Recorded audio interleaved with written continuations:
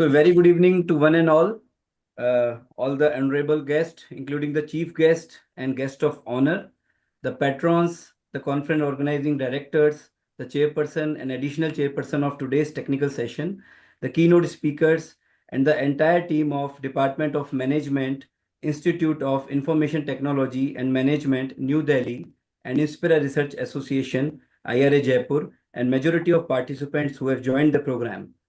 I myself, Professor Ravikant Modi, General Secretary of Inspira Research Association, founder and CEO, MGM Publishing House, and Professor and Dean, Nirvan University, Jaipur. Heartily welcome you all in the International Conference on Research and Innovations in Artificial Intelligence, Environment, Management, and Sustainability, which is going to be organized on January 24, 25, 2025. Now I request our today's moderator, Dr. Shruti Arora, Modi Institute of Management and Technology, Kota, and the guest faculty, University of Kota, to welcome and invite our today's guests and speakers. Dr. Shruti Arora. Thank you so much, sir. Am I audible? Yes, you are audible, but you are not visible, ma'am. I don't know. There is some issue with the camera. I'm just checking. Let's start first. No problem. Good evening and welcome to the International Conference on Research and Innovation in Artificial Intelligence, Environment, Management and Sustainability, organized by Department of Management, Institute of Information Technology and Management, IITM New Delhi, in collaboration with Inspira Research Association, Jaipur, Rajasthan. I, Dr. Shruti Arora, feels an absolute pleasure to see such a diverse group of professionals gathered here today, ready to explore the issues and challenges and various activities in research and innovation in artificial intelligence, environment, management, and sustainability. We are here to not only learn from renowned experts in this field, but also to engage in meaningful dialogue, share insights, and collectively push the boundaries of our knowledge. Now, let's start our international conference with an opening remark from Dr. Rachita Rana Ma'am, Director, IITM Delhi. Ma'am, please. A very good evening to each one of you present here, all our honorable guests, distinguished speakers, researchers, participations from all the corners of the world. In fact, it's a great pleasure for me to be here, part of this international conference. Giving the very aspect when we are talking on research and innovations in AI for environment, manage and sustainability. The very essence is first, we need to acknowledge that yes, artificial intelligence has emerged as a transformative force across various sectors, that is environment, conservation, its resource management, sustainability, medical, being change makers, because it is providing innovative solutions to the most pressing challenges that your society, the humanity is facing. If I talk about the AI and its intervention in environmental monitoring, yes, AI is there. All the algos in the cameras, they trap the images of the flora, fauna, and detect the various unwanted activities like poaching. There are acoustic sensors which help monitor the biodiversity. And if I talk about the resource management and role of AI in it, AI is, especially with reference to India being an agro-based economy, its irrigation systems use weather forecasts, the soil moisture data are all dependent on AI, the water usage. Not only this, if I talk about the renewable energy systems, such as wind, solar power, they are all now getting the benefit of AI. Even the drones are equipped with AI monitoring fields. In fact, the gamma knife surgery in the medicines, looking for the sustainability and the human mankind. As the urbanization is also accelerating, we need to have the interference of the innovations in AI and its evolving aspects, be it smart waste management or green buildings, the carbon storage and its capturing. There are challenges. We don't have any denial to it because One aspect is, yes, there are challenges, but the other aspect is the immense promise that it is giving us in its deployment, especially in areas like environment, talking about sustainability and the management. And it has a lot of future scope in climate resilience, biodiversity mappings, collaboration across the disciplines, AI systems. So when I conclude here with just a brief remark that yes, AI is going to revolutionize, bring in the revolution in the way we approach these areas. So once again, I, on this platform, welcome our guests for today. And there'll be a lot of deliberations going on where we will get the valuable insights and from all the experts, be it AI, its realm in science fictions, or other researchers who are going to present here. So thank you for all the commitment of the organizing team who have taken this wonderful topic, because that will definitely inspire our experience and look AI in a different perspective. Thank you so much. Thank you. Thank you so much, ma'am.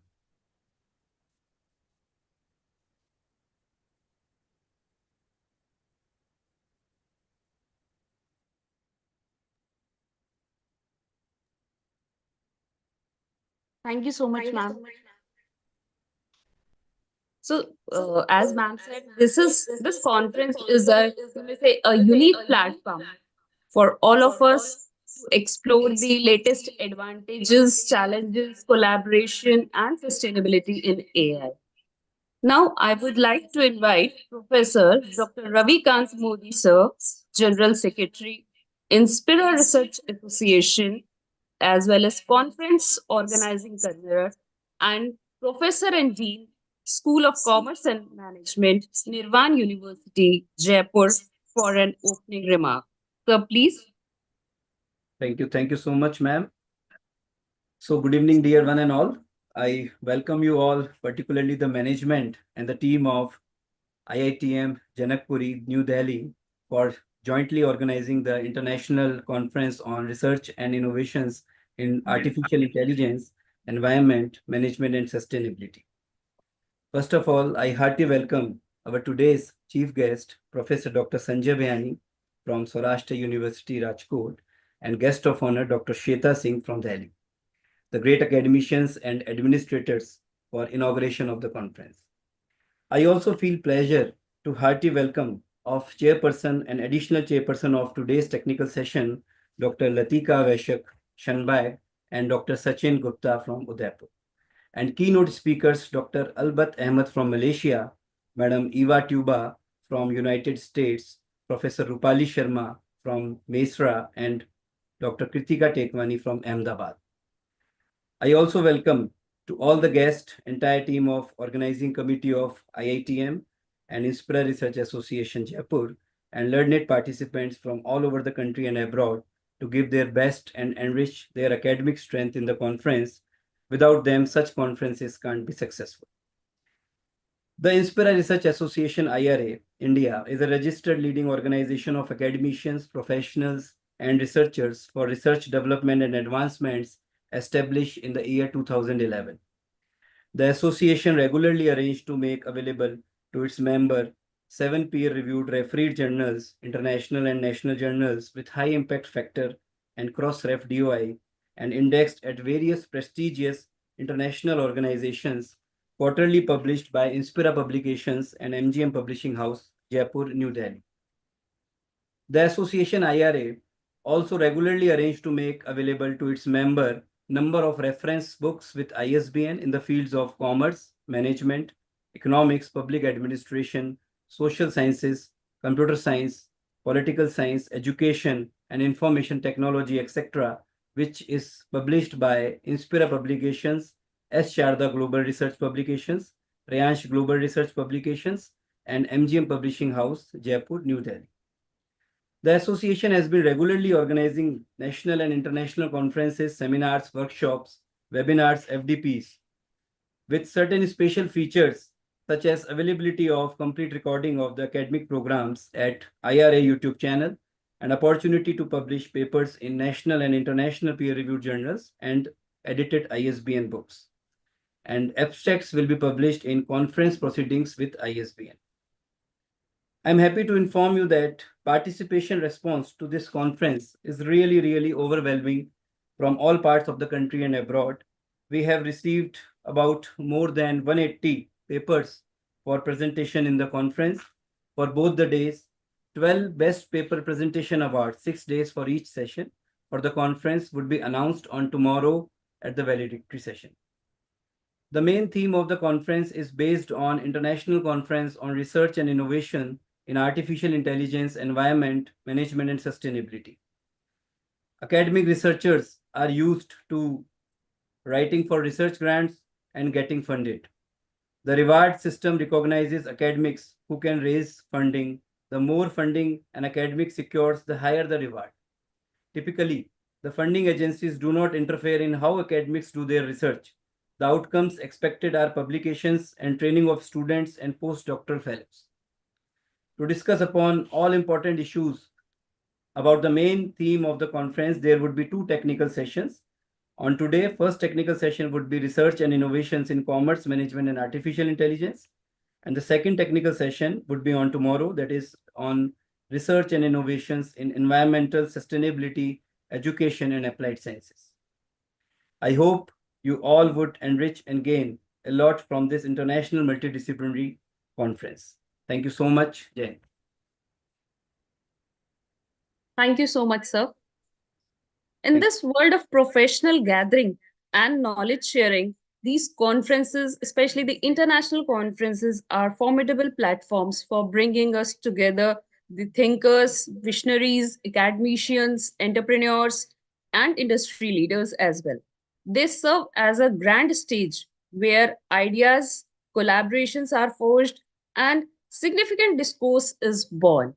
So let's make this international conference a resounding success by actively participating, sharing our experiences, and living with actionable knowledge to drive a positive change in our respective field. Moving forward, for the inaugural address, we have with us our chief guest, Professor Dr. Sanjay Bayani, Dean, Professor, and Head at the Department of Business Management, Saurashtra University, Rajkot. He has worked as officiating Vice Chancellor of Saurashtra University, Rajkot, and also a member of Vice Chancellor Committee.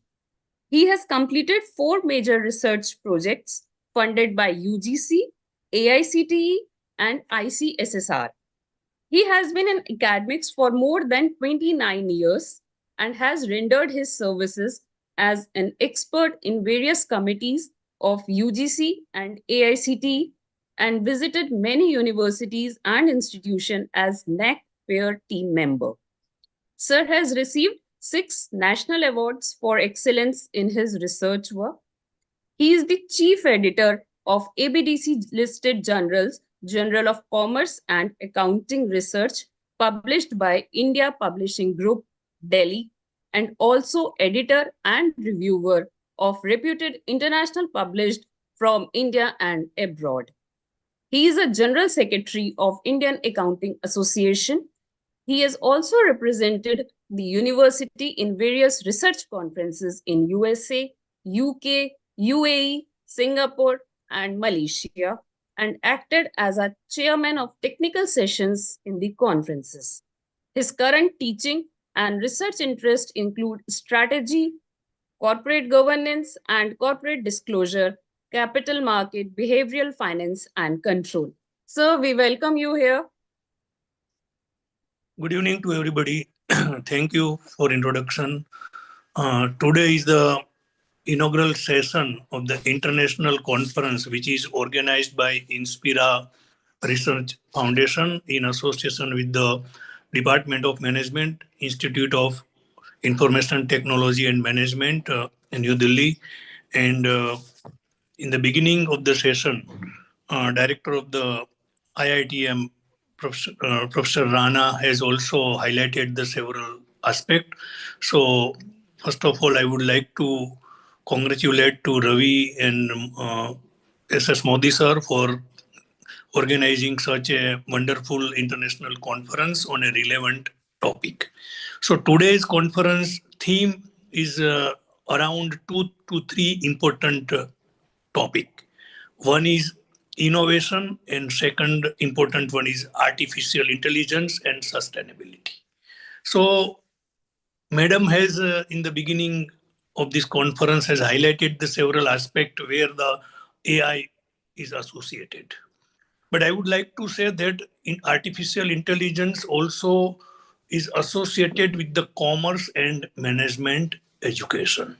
And presently there are many debate is going on whether AI will be helpful or not, whether it will be reduce the job opportunity or not. But as per my opinion, and I have also gone through the various reports and other study that has been published in India and abroad also. Okay, but now it's a time to incorporate AI in our management and commerce curriculum also. So as per the data suggested that the AI will increase the efficiency of the working efficiency of the employee, and it will also increase the various types of the job also. Nowadays, whenever we are talking about of the there is a time to analyze everything. So analytical field is also developed. So how to integrate the artificial intelligence with the various analytical aspect, and on the basis of how to develop the different strategy for different types of the organization. So AI will be definitely useful to the commerce and management student also. So being a academician, even my university and where I am associated, we have also started to thinking the incorporate in curricula of commerce and management. Whereas the innovation is also important. Nowadays, each and every customers want every day new things in each and every product as well as the services. So how to do innovation? There are the several ideas are there. There is a one books I always mention, that is 3 box solution for strategy for leading innovations. So in that way, that is a very good book on the innovation that is written by the uh, uh, IIM ex-professor, and then it has been presently working in the uh, USA also. So for innovation, there are the 3 box: present, past, and future. So being a industry or organization, we have to think about of uh, present, what is going on our organization. We have to manage our business in a peak profitability, and we have to forget the past. That is second box. And third box is we have to think for the future. When we will think for the future, then and then it is possible to make the innovation um, in any organization. So these are the 2 important topic today's sessions, and as well as the sustainability. So 3 important aspect will be discussed by the different researcher, and many papers has been received for this conference. So I would like to congratulate to entire team of Inspira and IITM Delhi also for organizing a wonderful conference, and also thanks for organizer to inviting me on this inaugural session of this conference. Thank you very much, and wish you all the best to all participants for this conference. Thank you. Thank you so much, sir. Thank you. Thank you. Thank you so much, sir. Sir just highlighted that the use of AI in commerce and management. Yes, we used to see in the curriculum that these days in commerce and management, AI still is not implemented. So, as sir said, it is, you may say, it is mandate to implement AI in commerce and management, as it increases the work efficiency also. So today we have a privilege of being in the presence of a true visionary and most inspiring women leader 2023-24. That is our guest of honor and speaker, Dr. Shweta Singh, ma'am. She is an entrepreneur, speaker, and author. She is the founder and CEO of Ennoble IP, a global professional services provider offering IP research, analytics, legal, and prosecution services. Ma'am, we welcome you here. Welcome, Dr. Thank, Shweta. Welcome. thank you so much, Dr. Ravi, to invite me here. And thank you, Dr. Shruti, for such a lovely introduction. I'm very grateful for this opportunity to speak on this forum with so much great academician and visionaries on this platform. And I really said yes because I like the topic, because I myself is working on a few of the blockchain product, which is actually related to somewhere with the AI. And I support many of the universities as a research advisor for their patents and research innovation activities. So it was mandatory for me to say yes to Raviji because this topic is very close to my heart. So I would like to thanks first of all the organizers, and then all the honorable dignitaries, esteemed faculty members, students, researchers, everyone who are in this platform. And I'll say that it is an honor to address such a distinguished gathering today Thank you. with on this international conference with the topic of research and innovation in artificial intelligence, environment management, and sustainability. These fields actually represent the pillar of progress that are transforming how we live, work, and thrive in today's world. Universities and colleges, the academia as whole, should become as a center for knowledge, research, and innovation, and it plays a critical role in driving complete advancement in these areas. My talk I have divided in few parts because we have 3 4 topics which actually define this international conference. So I'll throw some light on artificial intelligence first, which is shaping our future. So AI is no longer, I believe, is just a technological innovation. It has actually become a force that is revolutionizing industries from healthcare to education to agriculture and the climate sciences. In higher education, the role of artificial intelligence is personalized learning, predictive analytics for students' performance, faculty's performance, and smart campus management, which has already, I would say, shown transformative potential. However, the real opportunities lies in how universities and colleges can drive AI research to solve real world problems. By encouraging interdisciplinary research, I believe we can see breakthroughs like AI models for environment conservation, efficient energy use, and then even artificial intelligence-based solution for sustainable business practices also.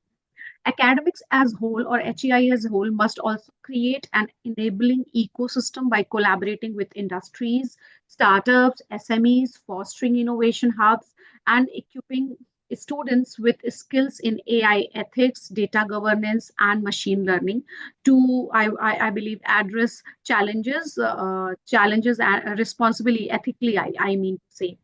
The second thing which I want to touch base here is environment and sustainability. How this we can relate it to a global imperative.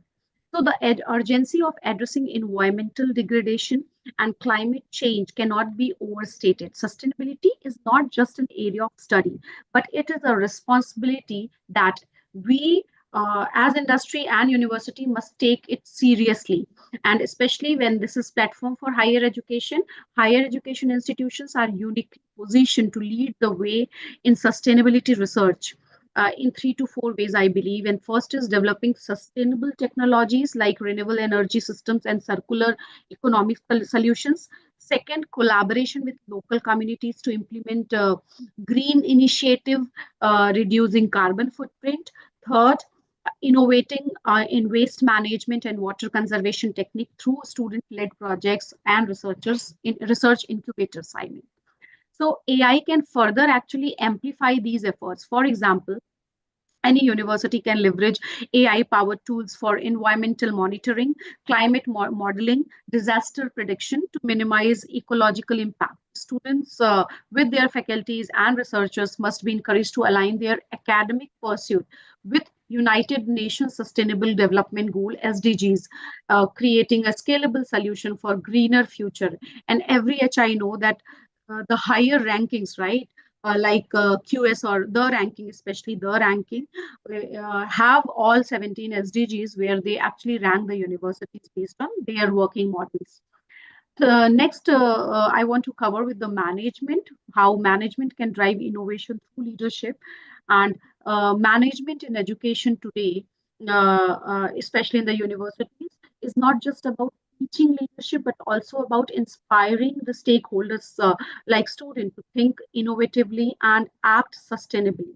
The intersection of management with technology, environment, and sustainability creates an opportunity for future leaders to redefine best practices or business practices. I mean, institutions should integrate, I believe, management studies with sustainable framework such as environmental, social, and governance. In short, we call ESG principles, and encourage collaborative research projects with businesses to tackle pressing global issues.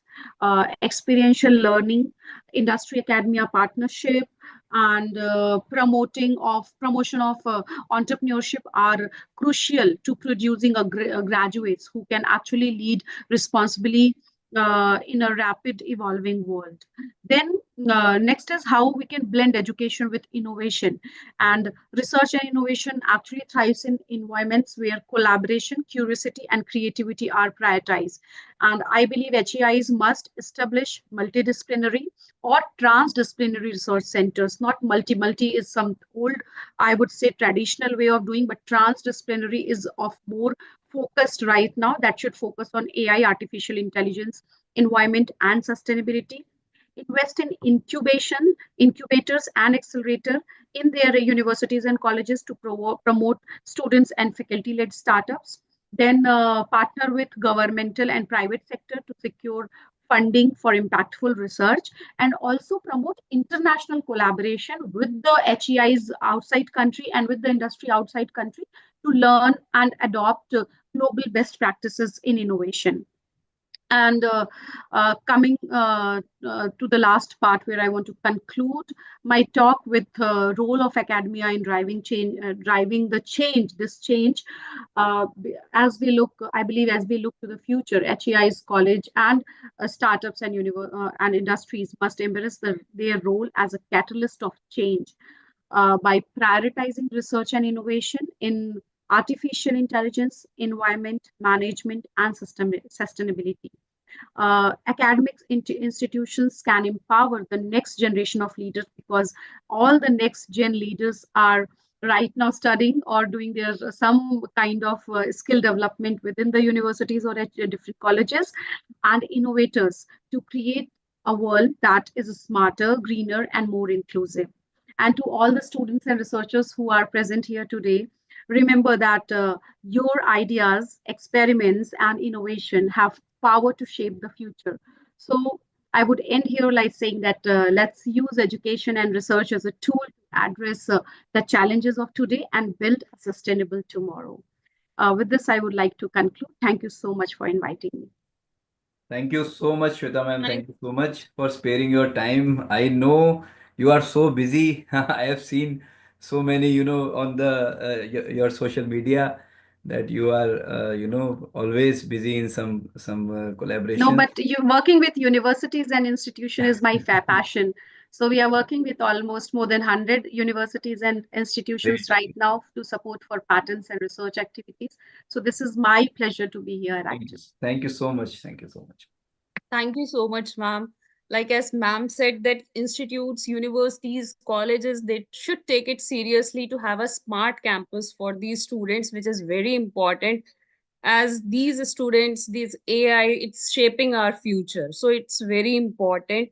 And with this, the institutes or the universities, they should work on various projects like green initiatives, the climate change, so that students should also learn something new. Thank you so much, ma'am. Now, let's extend a warm invitation to our guiding force for this conference, our chairperson, Dr. Latika Vaishnak Shanbag ma'am, who is a distinguished academic leader with over 22 years of experience in education. She currently holds the position of Joint Academic Dean for DBA and MBA programs and serve as a research guide. With a PhD in financial management and a master's in education, ma'am possesses a rich academic background that has fueled her successful career. She has served in various leadership roles, contributing to the growth and success of multiple academic organizations. Her exceptional efforts have earned her the Seva Ratna Award, recognizing her outstanding contribution to the field. Ma'am is also a published author, including her notable book, How to Write a Dissertation, along with numerous research papers on management showcasing her academic expert. Ma'am, we welcome you in the conference. Thank you, Welcome, Shruti Dr. ma'am. Latika. Welcome. Thank you, Dr. Ravi sir, for having me here. I will make a very short and sweet speech because I want the research paper presenters to have more time. Right. I would like to take a moment to express a heartfelt gratitude to each and every one of you for joining us today. See, your participation and engagement has made this session a very resounding success. Your input is valuable to us, and we are grateful for the chance to learn from your experience and perspectives. Thank you. With this, I end my speech because I want the presenters to get more time. Thank you. Thank you so much, Thank you. ma'am. Thank you.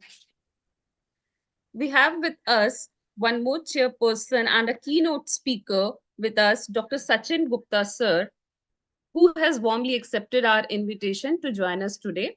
He is presently serving in the University MLSU, that is Mohanlal Sukhadia University, Udaipur, a state government university, as an assistant professor in the Department of Business Administration.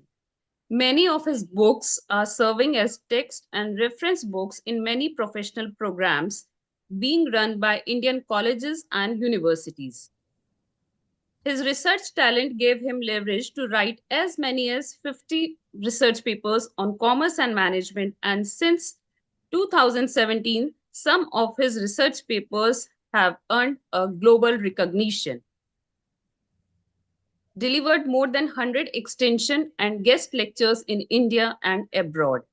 One major research project funded by Mahatma Gandhi National Council of Rural Education, Department of Higher Education, Ministry of Education, Government of India. He is presently working on various advisory body of editors in national and international reputed journals. Dr. Gupta has been conferred with various national and international awards in recognition of his contribution to academic research and administrative achievements, with 15 national and international patents and 1 copyright to his credit. We welcome you here, sir. Welcome, Dr. Sachin Gupta ji. Welcome. Thank you, Ravi Ravi sir. sir, and thank you, Shruti In ma'am. previous conference, we missed you, sir.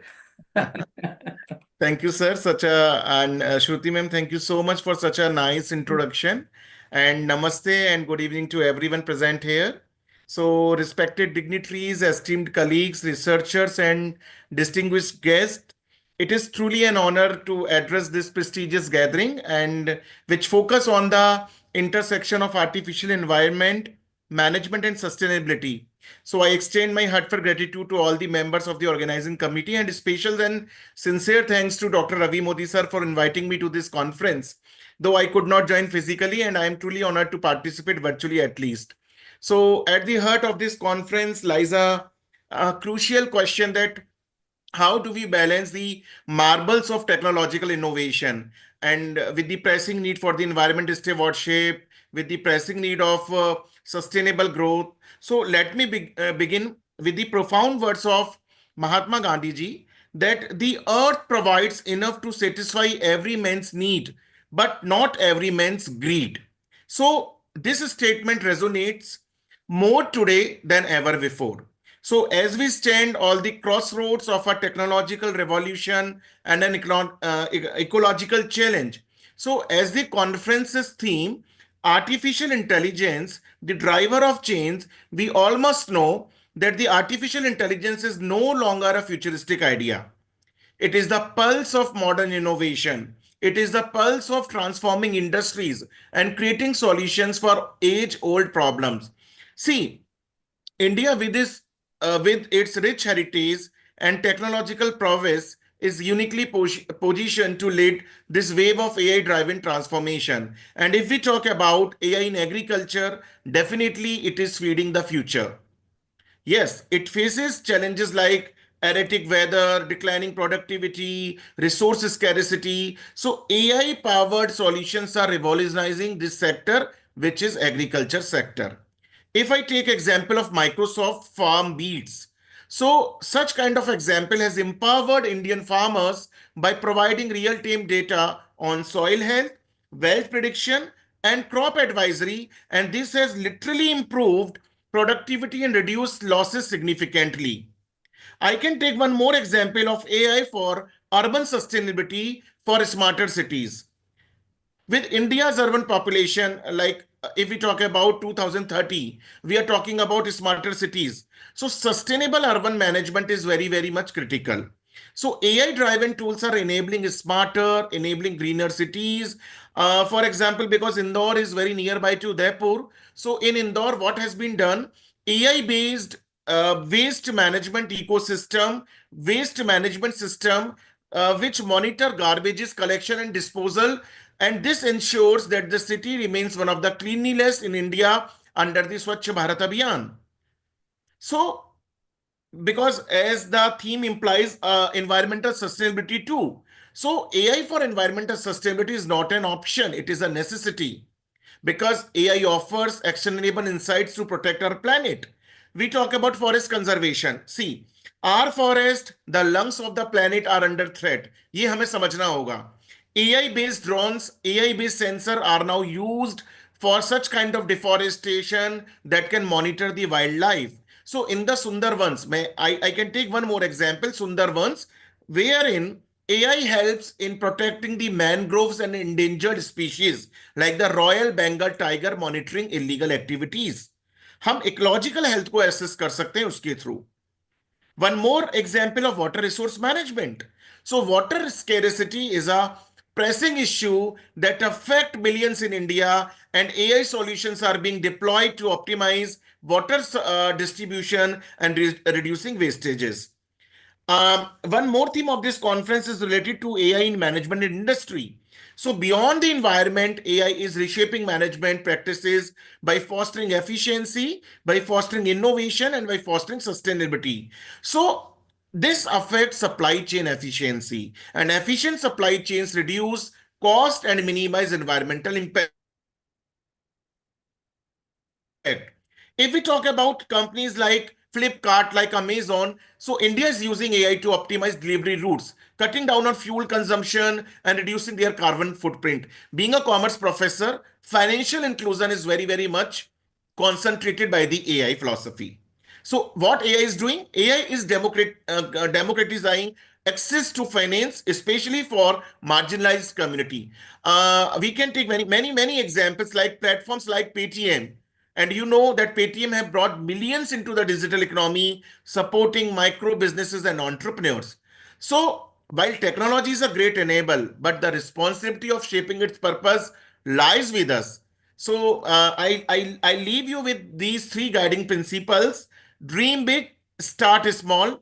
As Dr. APJ Abdul Kalam said, you have to dream before your dreams can come true. So start with a small and impactful idea and let it grow into a transformative solution. Second one is collaboration for impact. And no doubt, the synergy of government, academia, and industry is vital. So true innovation happens when diverse minds come together to solve such kind of shared challenges. And the third one is embrace technology with a purpose. Definitely, technology must not replace human values, but amplify them. So AI should empower communities, AI should protect our environment and ensure a sustainable future. So as we gather here, let us remember that yes, of course, every action we take today will shape the world we live for future generation. So let's channel our creativity, knowledge, passion toward creating a world where innovation, where sustainability coexist harmoniously. And I conclude with a Sanskrit shloka, Dharmo Rakshati Rakshitaha. Yani, Dharma protects those who protect it. So let us protect our planet, foster innovation, and uphold our shared responsibility for a better tomorrow. So thank you once again, and I wish to organizers that this conference immense success. Jai Hind, Jai Bharat. Thank you once again. Thank you so much, Dr. Sachin. Thank you so much. Wonderful, Thank sir. you. Thank you, sir. So much. Thank Thank you. you so much, sir, that we extend our heartful gratitude to you for such an inspiring and insightful keynote address. Thank you so much. Moving forward in this wonderful and knowledgeable session, I would like to welcome our esteemed keynote speaker, Dr. Ahmed Sir, an associate professor at Postgraduate Center Management and Science University, Malaysia. He has worked as an assistant professor in Jordan and as a senior lecturer and research coordinator in the School of Hospitality and Creative Arts, Management and Science University, Malaysia, and also a researcher at Sustainable Tourism Research Cluster, Malaysia. He was working for Jordan hospitality industry for 17 years. He has participated and presented research paper in number of academic conferences held in Malaysia, Taiwan, Thailand, Indonesia, Sri Lanka, and Jordan. He is an active member of the Scientific and Editorial Review Board on hospitality management, hotels, tourism, events, emergency planning, disaster and crisis management. Current issues in tourism, Asia Pacific Journal of Innovation in Hospitality and Tourism. So we welcome you here. Welcome, Professor Ahmed. Welcome. Thank you so much. Welcome. Thank you so much for having me today. Thank you, Prof. Ravi, for your kind invitation. And I do apologize for the first meeting. It was some emergency No case. problem. No problem. Thank you, Dr. Shruti, Prof. Latika, Prof. Sachin, for your very much insightful and great talk about the code or the themes of the conference. So I will be just like trying to highlight some of the issues about the research innovation and the metaverse for our researchers. Like I'm trying to talk to the researchers who will be presenting, as the Prof just now mentioned, will be presenting their speech just now and papers in the conference, and how they can highlight the role of the innovation and the metaverse in the post-pandemic. And because I am also coming from the hospitality and tourism industry, and it will be very much important to understand about the research innovation. I just want to highlight, I just moved to Asia Pacific University in Malaysia just this January, and it's a very much technology-driven university, and it will be our pleasure also to collaborate with you into such kind of innovation and technology-driven university. So as we know, for the pre and the post-pandemic research, the issues have been changed and had a lot of differences between the pre and the post-pandemic research, where we had a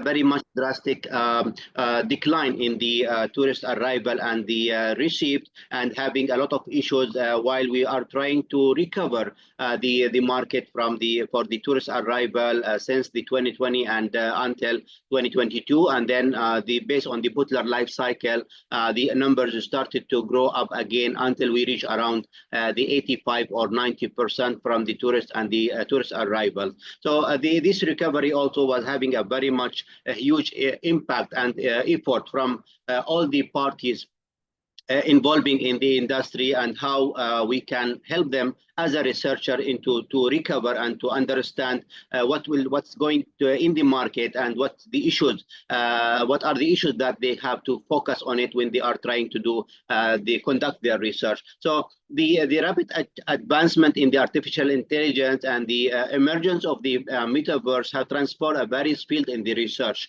and of course offering very much good opportunities for the innovation and the collaboration and exploration. So our researchers, they must understand that the AI continue to evolve, the metaverse become the accessible tools into having to push those boundaries from the traditional research into the well-advanced research driven by the technology. This paradigm shift also introduced a very much new challenges, and including the ethical concern, of course, and the data security, and the need for the interdisciplinary research, as my good colleague just now highlighted.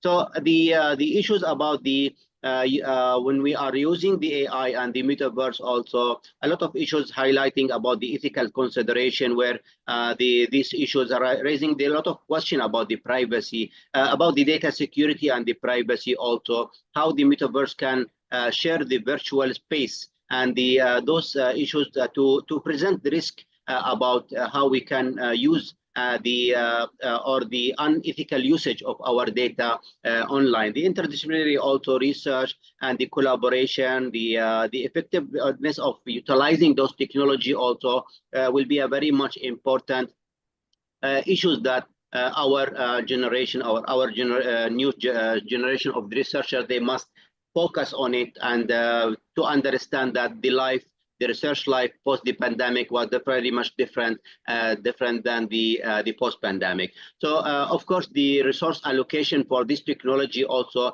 comparatively high, and then associated with a lot of advancement tools, and every day we are having information about a lot of new tools. A lot of companies, they are entering the market with a different type of technology, and how we can use it, how we can bridge this, also the gap in the skills, where the researcher, they are ready to work with it or not. Also, what will be about the training we are giving the new generation, how they can use the AI and the metaverse technologies, and how they can use it with the maximum benefit, and to be available for them, and of course with a minimum cost, because as we know that the cost of those technologies and the program will be a very much high, and a lot of our researchers, they are not able to pay for it and to use it.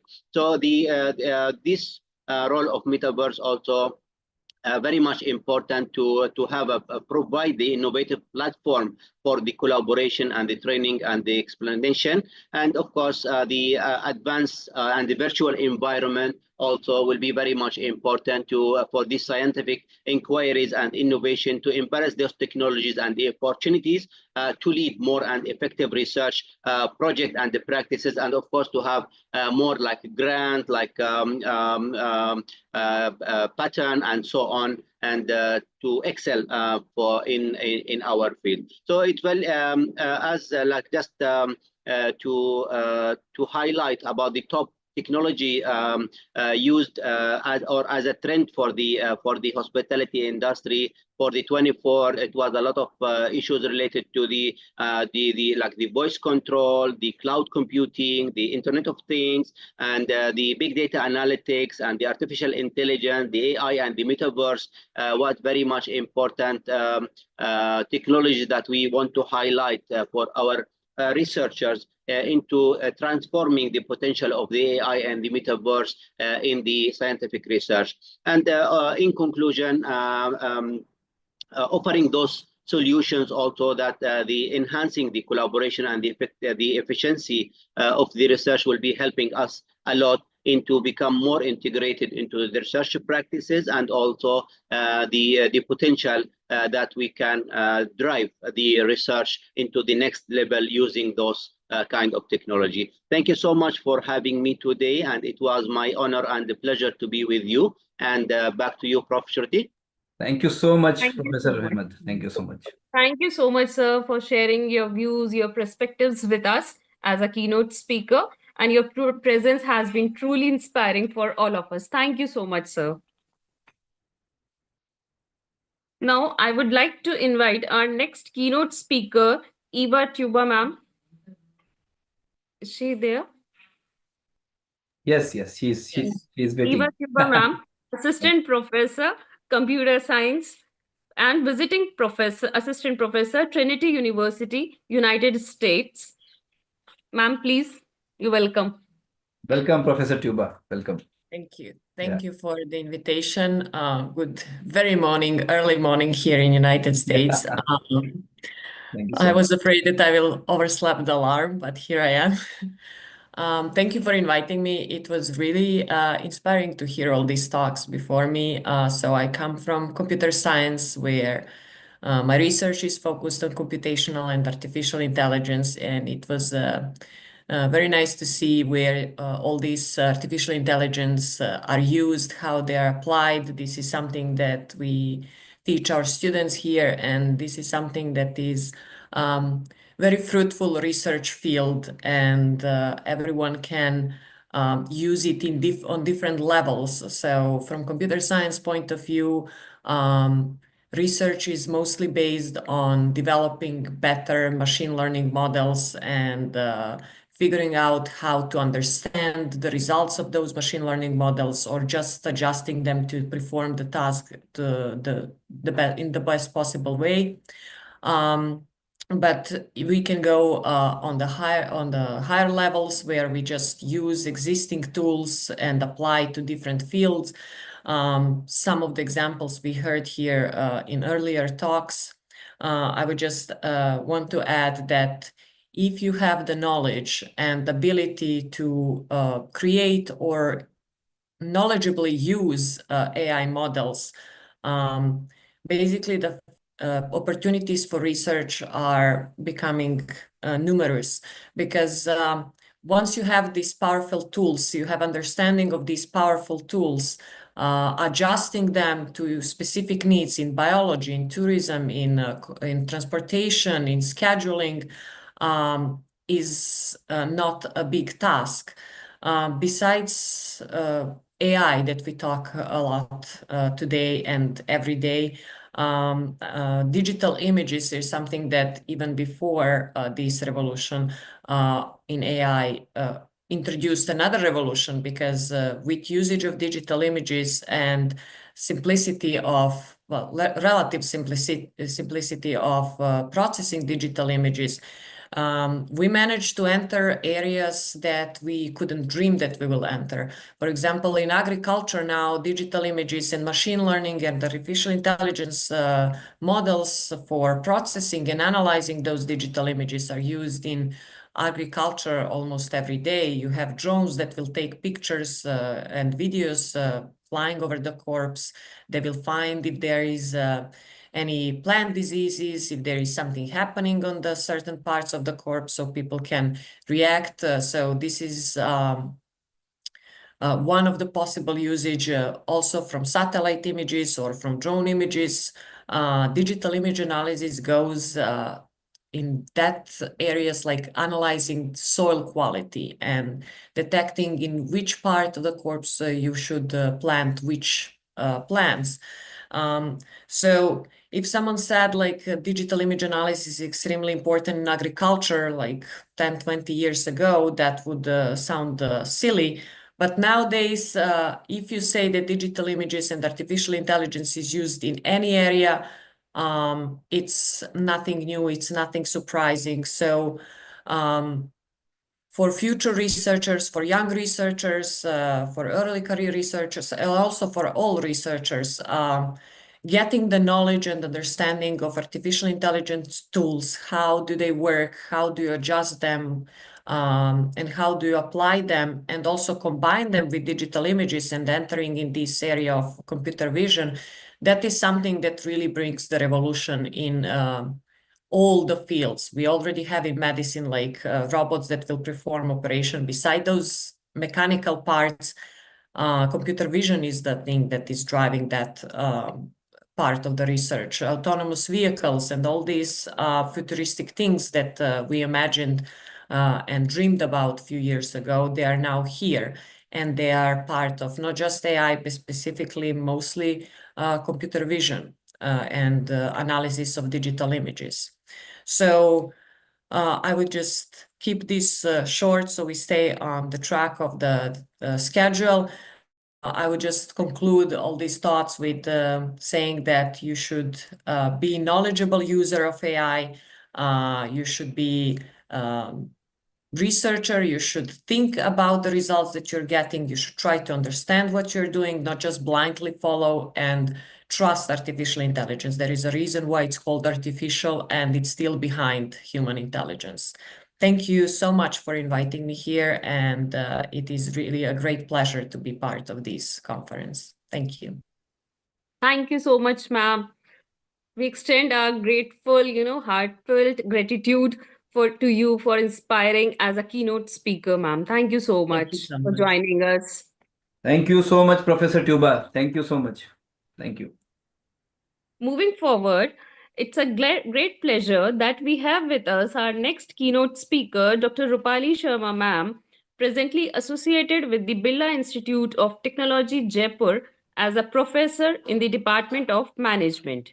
Her teaching and research interest comprises interdisciplinary areas of economics, international business, finance, socio-economic development, and sustainability.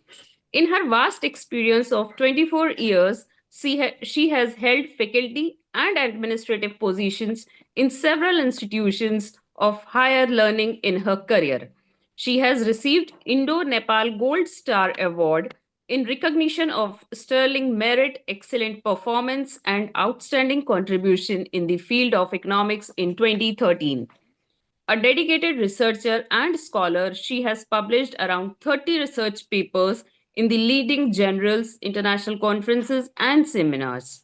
She has to her credit 3 books on international trade and sustainability and 1 monograph on banking.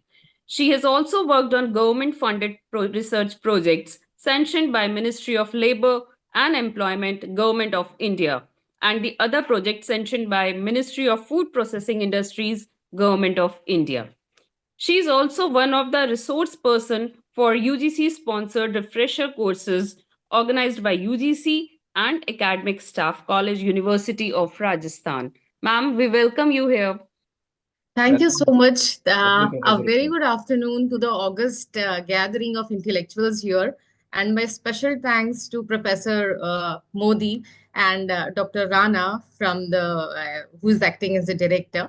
It is actually an honor to be associated with the conference here. And for the keynote speakers, I congratulate all the earlier sessions and the eminent speakers. And to keep it very short, I'll just share one presentation with all of you, which will see how these important area domain of commerce, you can say AI and the management and the research and innovation is associated, and how they are going to give linkages to the sustainability in the later stages. So I'm just sharing the file with you all, guys. Yes.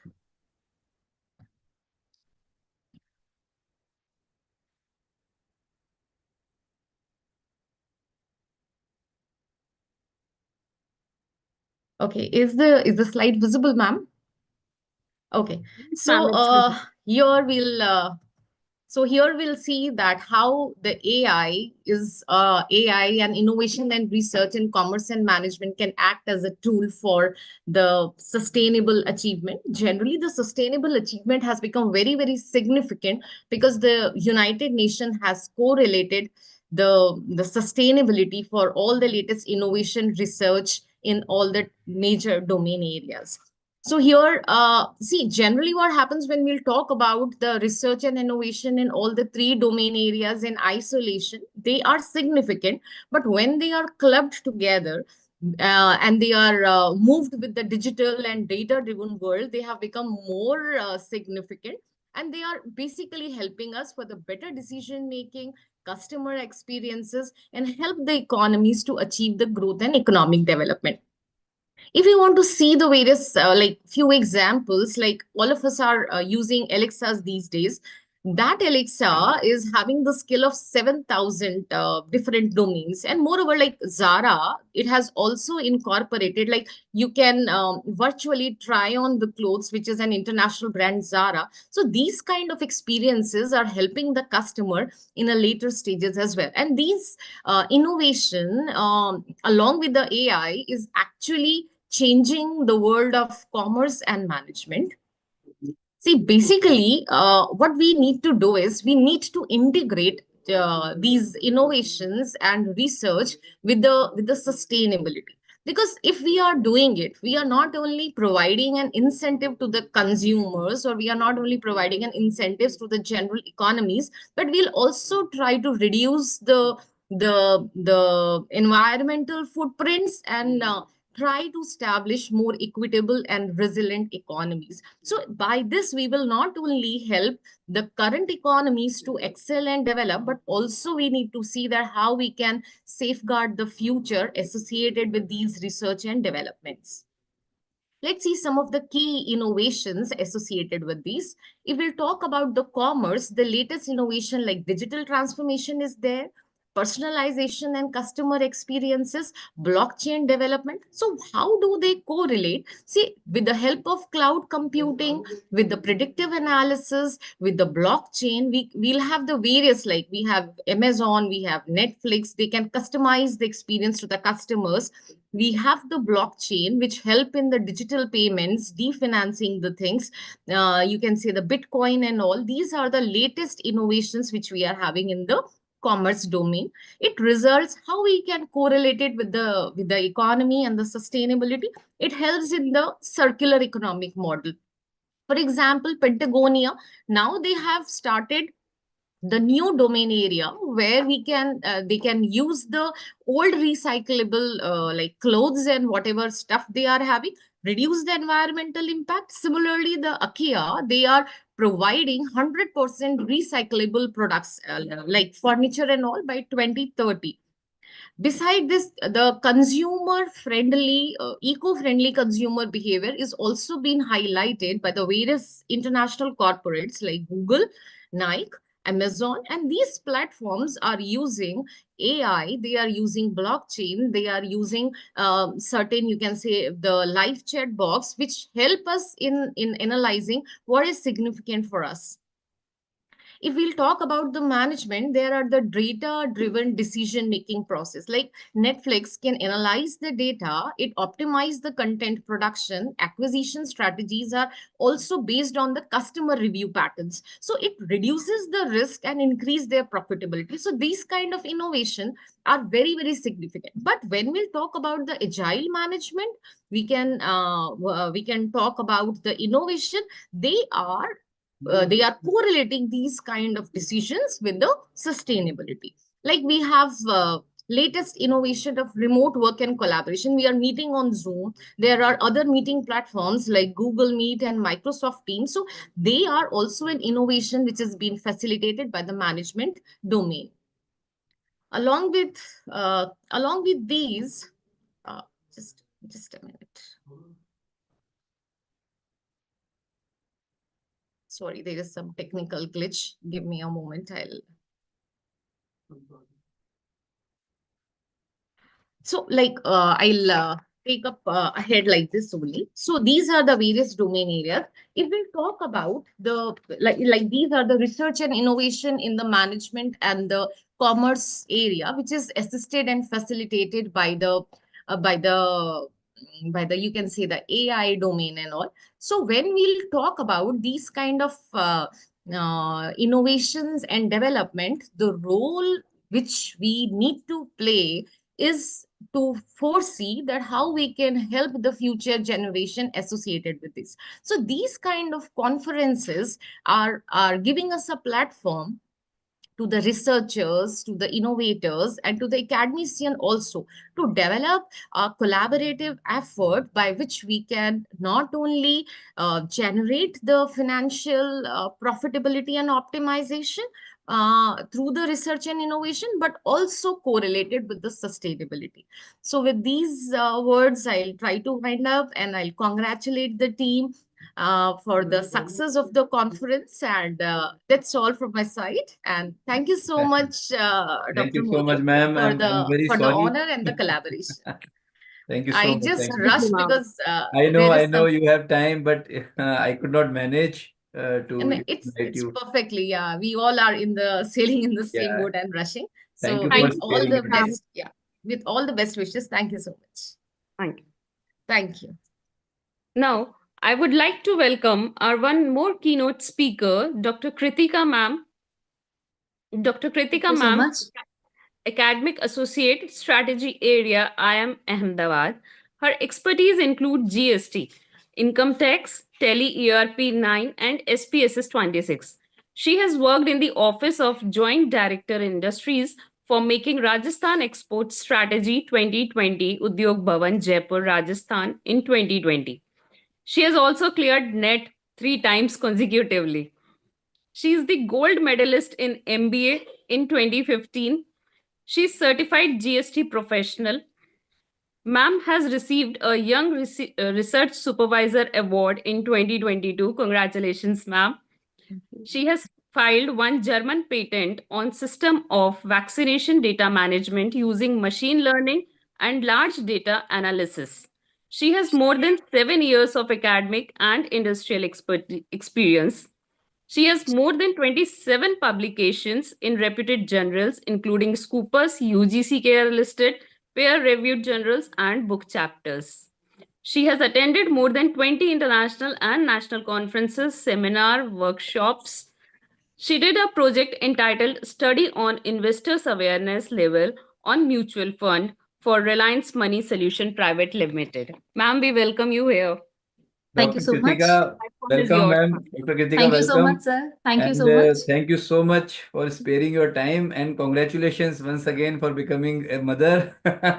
Thank you so much, sir. Really, thank you. Thank you so much, ma'am. So, it's really an honor to speak at this conference, and I sincerely thank you, Dr. Ravikant, sir, for making me the part of this conference. So, as the number of eminent speaker talks about the AI, yes, AI is very important in the current domain, but we have to use it wisely. Yeah. So today I'll highlight some ways how AI is driving innovation in the commerce and management.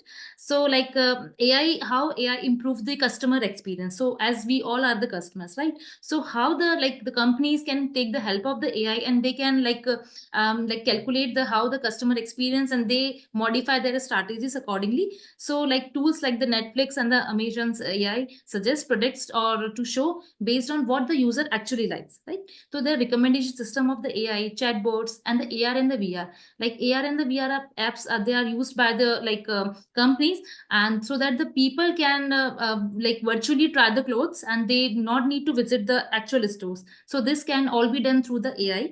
And how the AI can makes the SCM, supply chain management, is smarter. So the predictive analysis of the AI, robotics, automation, delivery route optimization, see, all the things will include in the SCM. So this makes the business very faster and very smartly. So, but again and again, I'm saying we have to use it very carefully, because all the data, and because now the Zoom, we can see that there's a AI pilot is there. So it's recording all the, summarizing all the notes. And so in management, how it uses, so business intelligence tool like the Tableau, Stata. So all these will help us make our work very smoothly. And currently very important, as we all are the researcher, so very important sentimental analysis is very much used by the researcher. Though I am working in the IMA, so we do the sentimental analysis of the people, what they like, what they don't like. So accordingly we plan our strategies, so how we sell our product. So in the class only, when when our students go to the placements, so they do the company sentimental analysis. So what was the placement ratio earlier, what they are currently expecting from us. So sentiment analysis is very important. So one software is also there, as you all know, Orange software is there. So we can use that software to know the positive sentiment, neutral sentiment, or the negative sentiment. So we can get the sentimental score through this software.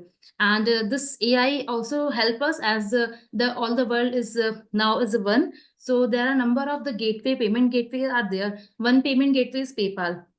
So how we can secure our money? So now the PayPal is trusted with the AI. So all the fraud detection can be done through this, because our payment come in the dollar. Right, Eva ma'am joined with us. So she also told us that how we have to use the AI very wisely.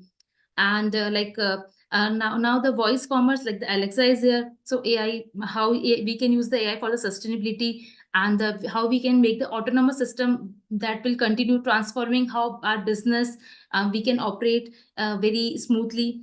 So while AI offers many benefits, so we must use it very responsibly, ensuring the data privacy and fairness for everyone. So in conclusion, I can say AI is not just a tool, it is a partner that helps business grow smarter. And so as we are all our researchers and academicians, so let us work together to use it very wisely and create a better future.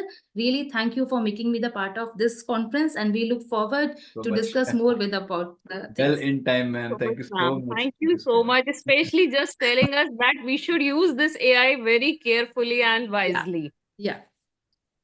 Thank you so much, ma'am. Thank you so much, ma'am. Kritika Thank you. ma'am. Thank you so much, sir. Thank you so much. Thank you. Now it's the time for paper presenters. We warmly invite our scholars, researchers to share their cutting edge research and share their findings and engage with a diverse audience at this platform. Well, over to you, Ravi sir. Thank you so much, Dr. Shruti. Thank you so much. And now it's time for paper presentations. So we may start the paper presentation by the participants with the permission of our chairperson, Dr. Latika. Sir, eagerly waiting. Dr. Ravi, thank you so much. Thank you, ma'am, and the co-chairperson, Dr. Sachin. Yes, sir. Yes, sir. So, first of all, I just want to convey a message to all the presenters who are ready with their presentations. It will be very helpful for me to please, if you can write your serial number in the chat box, those who are going to present their papers.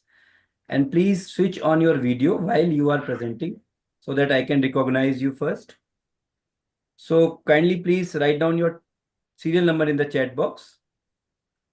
And I request once again, with the permission of chairperson and co-chairperson, that please sum up your presentation in 3 to 4 minutes, because we have limitations. You can see the list of presenters. There are around 80 presenters.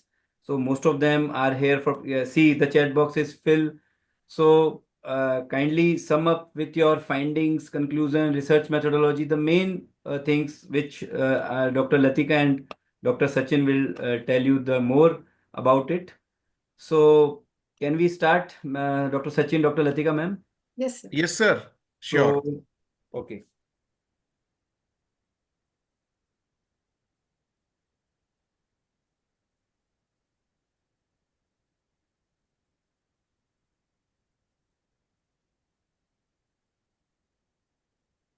So it's serial number 5, Anil Kumar. Are you there?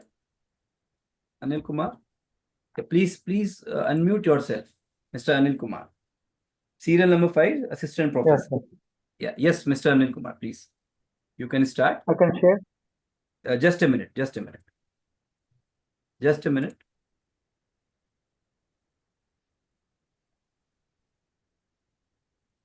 Now you can share. Serial number 5, Anil Kumar, assistant professor from Faculty of Commerce, KRPG College, Mathura. Is my PPT sharing with you? Yes, Anil, your PPT is visible. Yes. I am Anil Kumar, assistant professor from KRPG College, Mathura, affiliated Dr. Bhimrao Ambedkar University, Agra, Uttar Pradesh.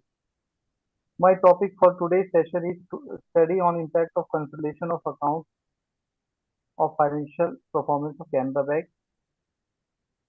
And today I will discuss during my presentation on this point.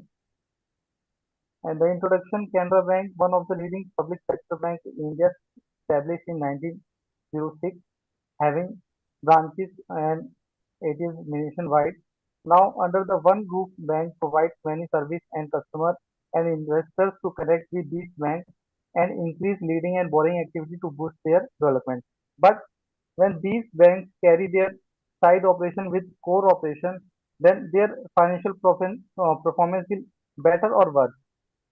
The financial statements are employed to evaluate the performance. The next slide is about the statement of problem. The research problem is to find out whether there is a significant impact of such consolidation of Canara Bank with its subsidiaries. These are the subsidiaries of Canara Bank, like in life insurance, computer service, Robeco mutual fund, securities, financial service, and Canara Capital Limited. This slide shows the objective of the study to determine the impact of account consolidation with subsidiaries on Canara Bank standalone financial position.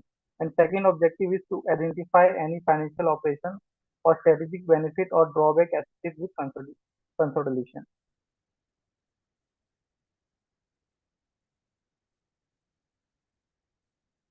Source of data. Secondary source of information are utilized for the study. RBI bulletins and master circulars are used Annual reports of bank are used for the analysis purpose. Various ratios which include ROA, return on asset, return on equity, net interest margin, cost to income ratio, asset quality, capital adequacy ratio, liquidity ratio, and net stable funding ratio. Books and periodic journals are also used for examination of the various literature.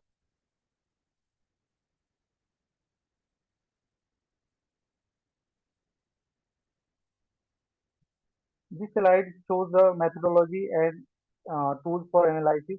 This paper is descriptive in nature and data gathered with various secondary sources are analyzed using with the various ratios ROA, ROE, NIM, cost to income ratio, asset quality, capital adequacy ratio, liquidity measures such as liquidity coverage ratio and net stability fund ratio.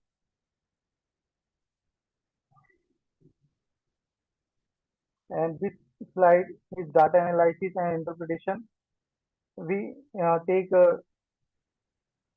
asset on asset return on asset ratio with consolidation ratio and standalone ratio. When we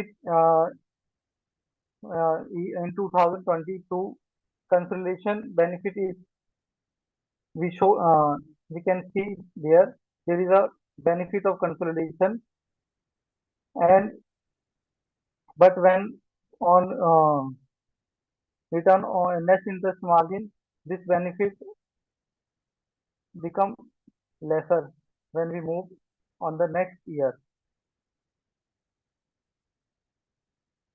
And these are the ratios like liquidity ratio, net stable ratio, show that there is no change in no benefit of consolidation of Canara Bank with its subsidiaries. And return on equity ratio shows that there is a decrease. Anil, can you come on the, if chair permits, can you come on the finding parts? Okay.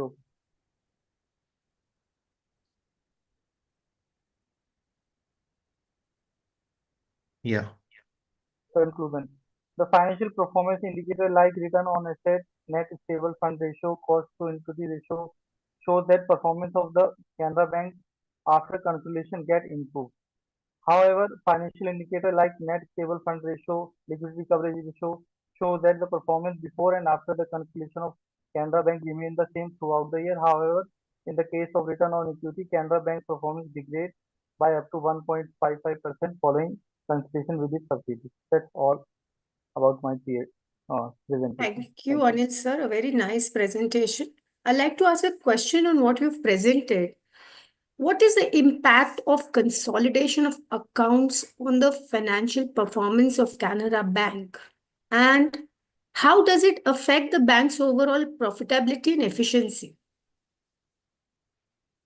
Ma'am, when we consolidate the accounts of Canara Bank with the subsidiary for the purpose of enhancing the performance of the Canara Bank, but we see that some of the ratios shows the increase in the performance of financial performance of Canara Bank, but some ratios like return on equity shows that there is a decrease in the performance of the Canara Bank with the subsidiary as a consolidated financial statement. So we can say that we use wisely the consolidation before implementing any decision. Thank you. Thank you, Anil sir. A lovely presentation. Thank you. Thank you. Dr. Ravi sir, we can take the next one. Thank you so much. Thank you. The next presenter is serial number 3, Ashima. She is a research scholar from Sharda University, Noida. Ashima Dhingra, please unmute. Ashima, you can start. Please unmute.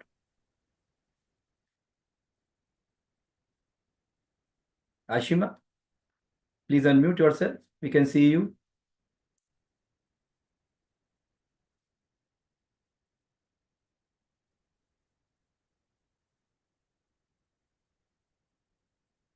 Okay.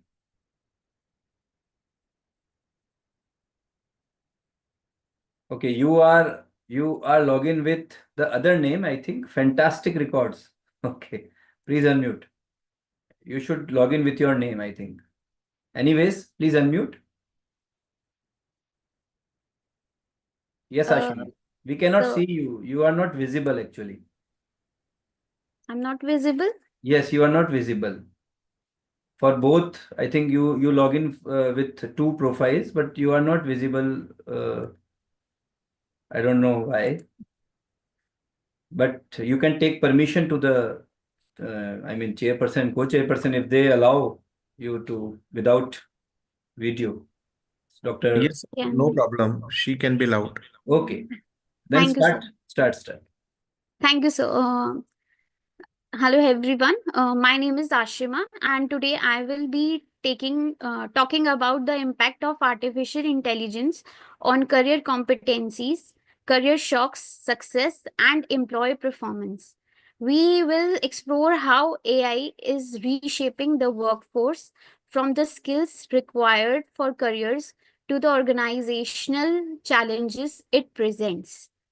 And this is the agenda we talk about. And the introduction in this presentation, our main objective is to understand AI's impact on the labor market, particularly in the terms of competencies, workforce, shocks, employee success, and performance. We will also discuss how automation is distributing traditional roles and how workers can adapt to these new realities. And I'm also mention the references from where I write up these focuses.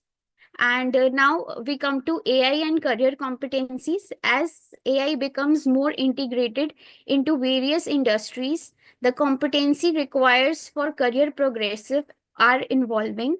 There is an increased demand for skills like data analytics, machine learning, and programming.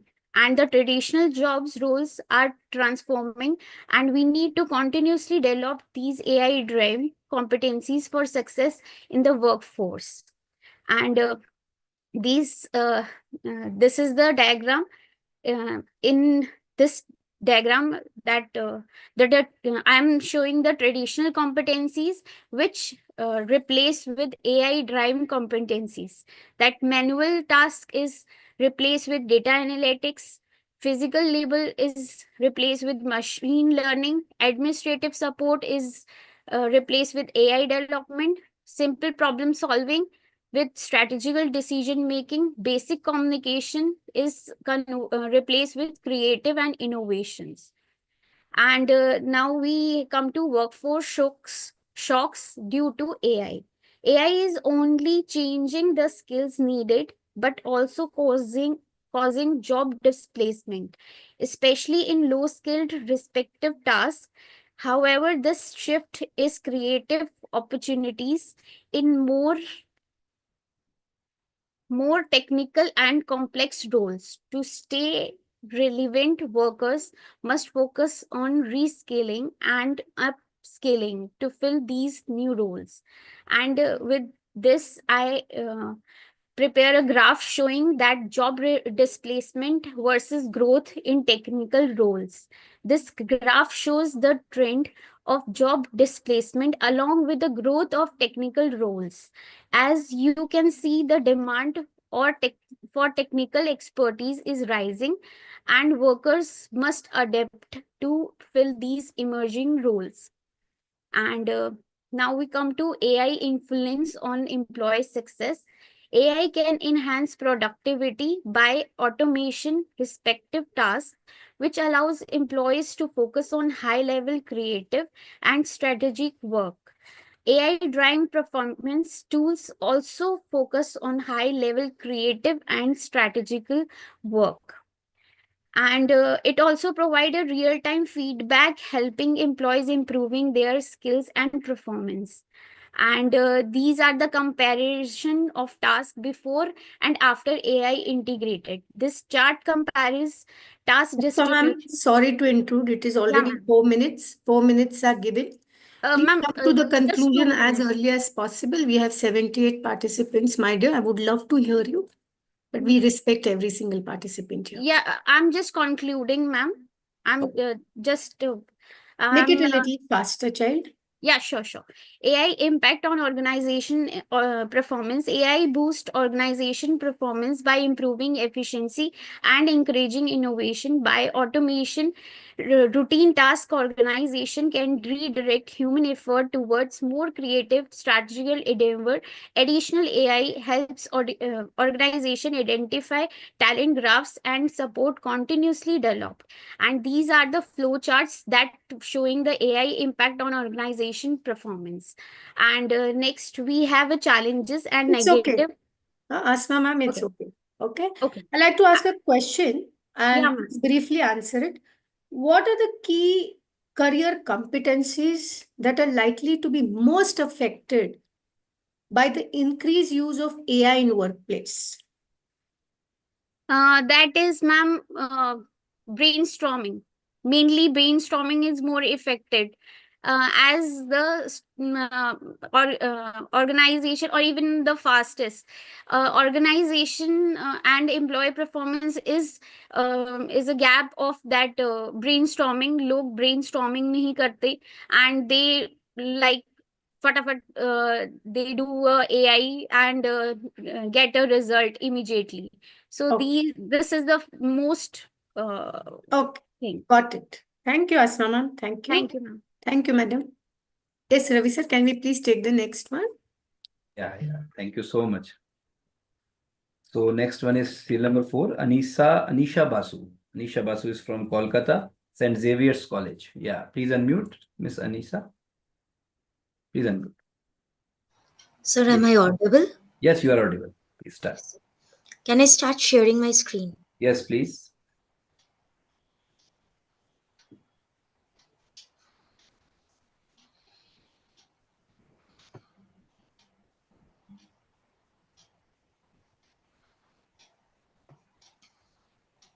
So is my screen visible? It is visible. You can make it a slideshow if you want. Is it visible Yeah, now, now sir? it is very visible. Yeah, right.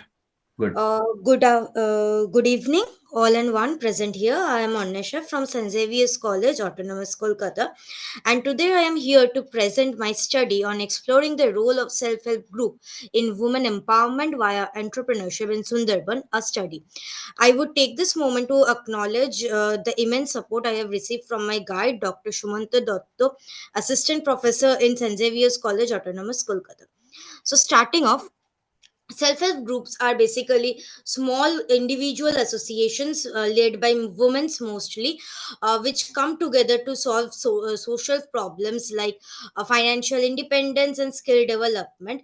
Sundarbans, a UNESCO heritage site, is not only home to natural resources but also home to several rural communities who depend on self-help group a lot for their social and economical sustainability and development. Here, self-help group plays a very crucial role in the sustainability of women in this area through women entrepreneurship and empowerment by providing loans and access to resources which they use for business activities, managing household expenses, and further enhance their socio-economic conditions. So according to a recent data published by Anandodhara website of West Bengal government, about 1.2 crore households across 22 states have been affected by this self-help group policy of West Bengal. Coming to my research objectives, my objective is to examine the role of SHEs in enhancing women empowerment and self-worth in Canning area of Sundarban with a focus on Nikari Ghata village to identify and analyze the challenges rural women faces in assessing and benefiting from this SHEs. So many studies have been done previously which have focused on the benefits of SHE, but not specific studies have been done on the role of SHEs in Sundarbans and also the challenges women face in assessing the assessing the benefits provided by these SHEs.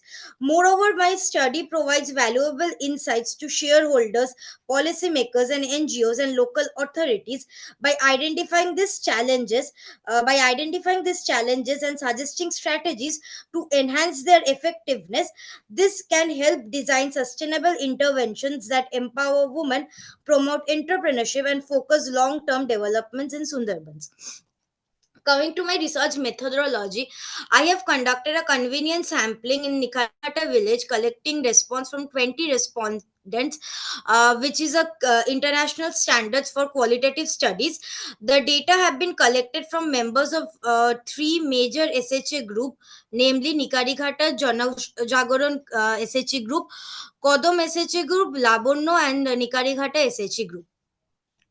Findings from the first group, I have interviewed around five individuals, and the findings have been more or less the same. There are 11 members in this group, and the group was established in 2017. The group has received a total of 6 lakhs in 3 phases. Firstly, rupees 1.5 lakh, then 2 lakhs, and then 3 lakhs. This money has been utilized by various women in this group to establish ventures and help their families. A member has used this money to purchase an auto rickshaw for her husband, at the same time running a BD business, which is a hand roll cigarette business, to support her family. Another person has utilized around 40,000 rupees for poultry and husking business. This money has helped in their socio-economic development and financial independence of this woman. At the same time, they have taken major financial decisions in their family, including sending their daughters and sons to government colleges in Kolkata for higher educations. Another significant impact of SHE is by the Kordom SHE group, which was also established in 2017, and it has pooled around rupees 4.5 lakhs.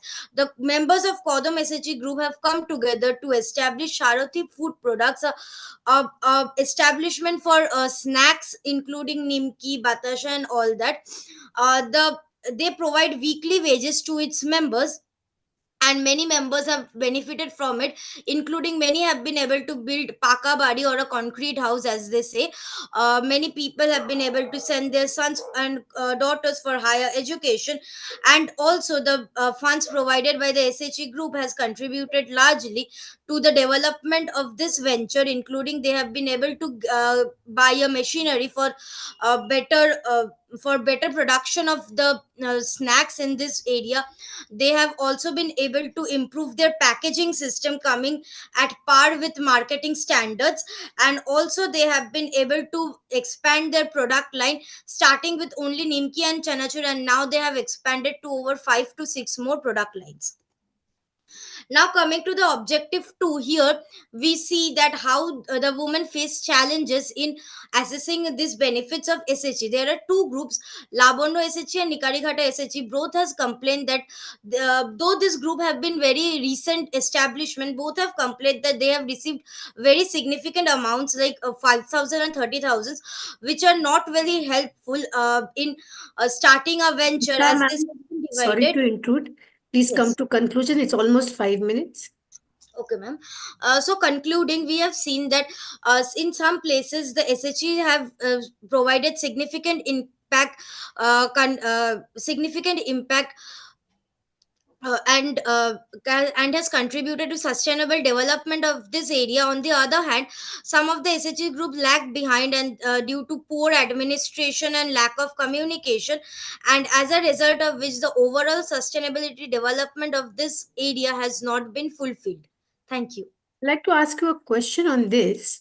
Yes, See, ma'am. how do these SHGs contribute to women empowerment through entrepreneurship in Sundarban region? And what are the key outcomes of these empowerments? So, ma'am, firstly, this SHEs pool savings and distribute it among their members, and these members use them for personal ventures, or as I said that they have created a Sarathi fruit products venture including a lot of women, so it has contributed to women empowerment and entrepreneurship. And also the challenges, as I talked about, that many wish to pursue entrepreneurial activities but haven't been able to do those because of lack of support from all these SHEs and government as a whole. So a better governments can a better sustainable governance in this area can help in boosting this entrepreneurship and empowerment of this woman through framed policies and better decision taking power. Very well explained. Thank you, Thank Anisa ma'am. Thank you so much. Nicely you. explained. Ravi sir, can we take the next? Yeah, thank you so much, Anisa. It was really wonderful presentation from your side. Thank you, sir. Yeah. So the next presenter is Amruta Nagesh Chitri, serial number 6. She is research scholar from Ajinkya D.Y. Patil University, Pune. Amruta Chitari, please unmute and please switch on your video also. Please make it a slideshow. Yes, Amruta? sir. 1 second. Yes, sir. Yeah. I'm audible there? Yes, you are audible, and please make it a big screen. I mean, maximize. Yeah, yeah. Right. Yes, sir. 1 second. Or click F5, I think. Okay.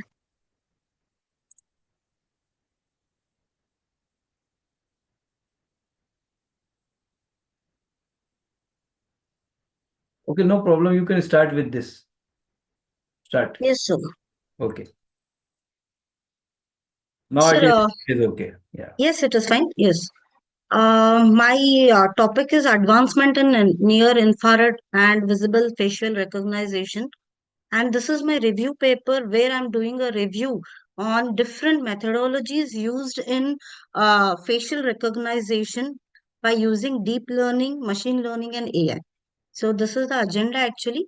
So I'll go ahead.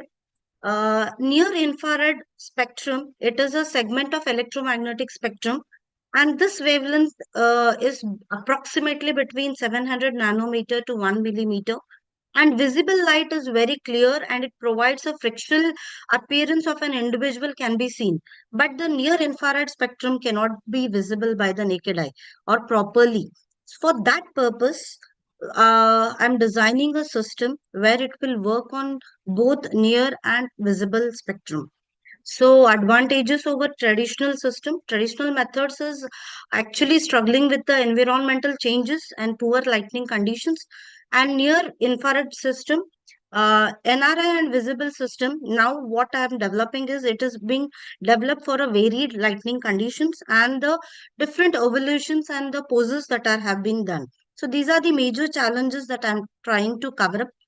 And the fusion that I'm creating on this NRI and visible images is that the fusion is that making initially, as I've done with the literature survey, where only they've taken the data set with the visible light images and they have trained the data set and they've tested only the near infrared images. Now I'm training and testing both with the fusion images.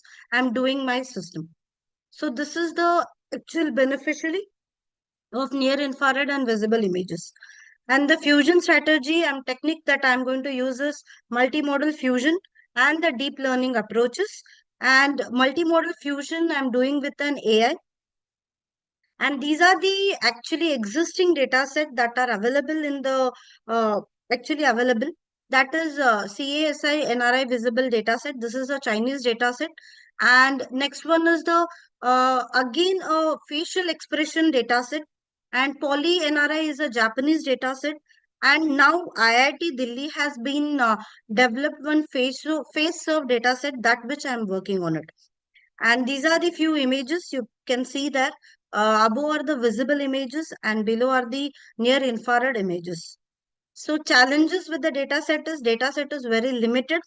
And the real world condition, the data set lack the dynamic scenario, such as we have extreme poses. We might have distance between the camera and the person might be different.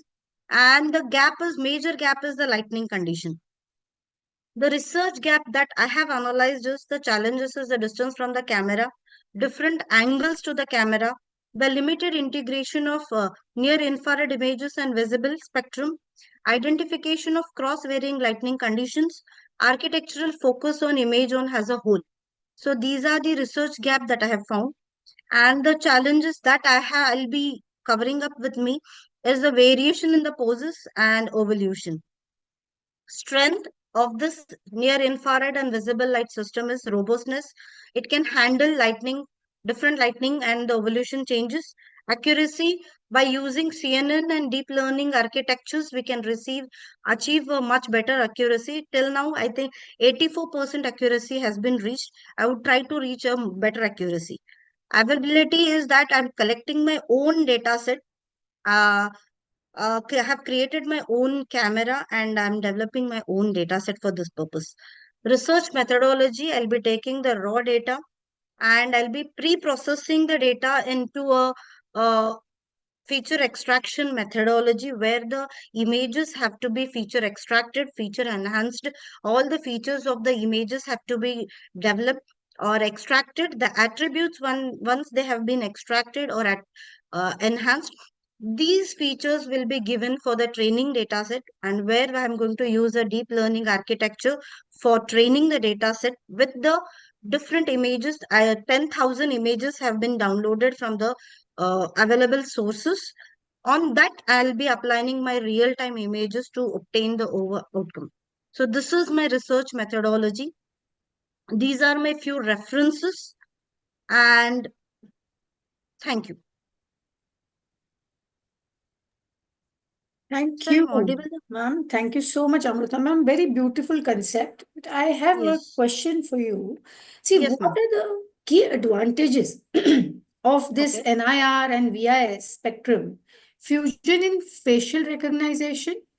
And Yes. how do they improve the accuracy and the robustness of the facial recognition system? Ma'am, actually, I would like to highlight that this application is majorly used in our borders where we have army people who are working daily on the borders and they cannot see the images very clearly. So to capture those images, IIT Delhi with the DRDO, they are working on these images actually. I have got the images from them. Okay, and they are working on this images for developing a system which can recognize a human is there properly and the human activities can be recognized at a very accurate level and very faster level. That's what is my system going to do. Very beautifully put up, Amrita ma'am. Amrita, Thank you one so question much. is from my side. Yes, Amrita. sir. So Yes, sir. we are talking about the theme of the conference like AI. So Yes.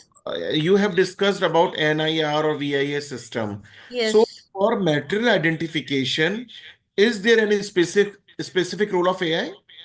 Yes, sir. Generative AI I'm going to use to develop a model where I can capture a photos and I can upload it. Means my camera which has been developed that will be compatible with the generative AI. So that's why my paper is related to artificial intelligence. So will there be any challenges in real-time monitoring system? Yes, sir. Since I have to take a image which is having a very thermal image and it is having a near infrared camera Okay, and the lightning conditions I have to vary. So I'm okay, taking distance as well as all the lightning conditions.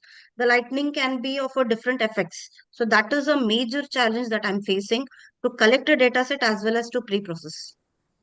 okay. Thank you. Yeah. Thank you.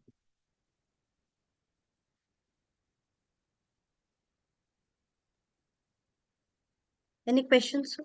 No, thank Thank you. you. Thank you so much. Thank you so much. Yeah. Thank you so much, Dr. Sachin, Dr. Latika, ma'am. So the next presenter is at serial number 7, Mr. Amit Kumar, research scholar. I think Mr. Amit Khatri. Amit Khatri, have you done or Amit Khatri? Amit Khatri, are you there? Amit Khatri, please switch on your video. Yes, Mr. Amit. Yes, He is sir. research Yes, sir. scholar from Jamia Millia Islamia University, New Delhi. Yes, Mr. Amit. Are you Yes, sharing sir. your PPT or oral presentation? Yes, sir. Exactly. Okay.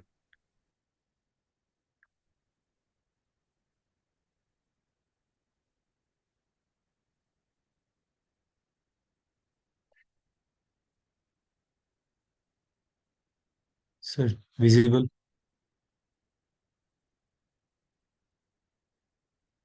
Excellent.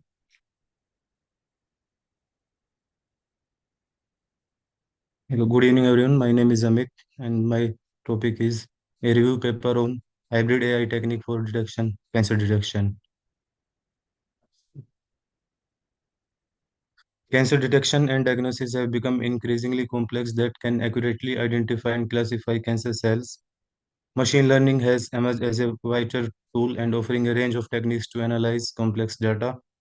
With the help of AI, we have hybrid AI technique framework combining several AI approaches like rule-based system, deep learning, machine learning models to improve cancer detection across several modalities, including genetic data, radiological scans, and histopathological images. Hybrid machine learning help in enhancing feature extraction and selection, improving classification accuracy, provide more comprehensive insight into cancer data. Hybrid machine learning technique offering a powerful tool for early detection and diagnosis, cancer subtype identification, personalized treatment planning, and prognosis prediction.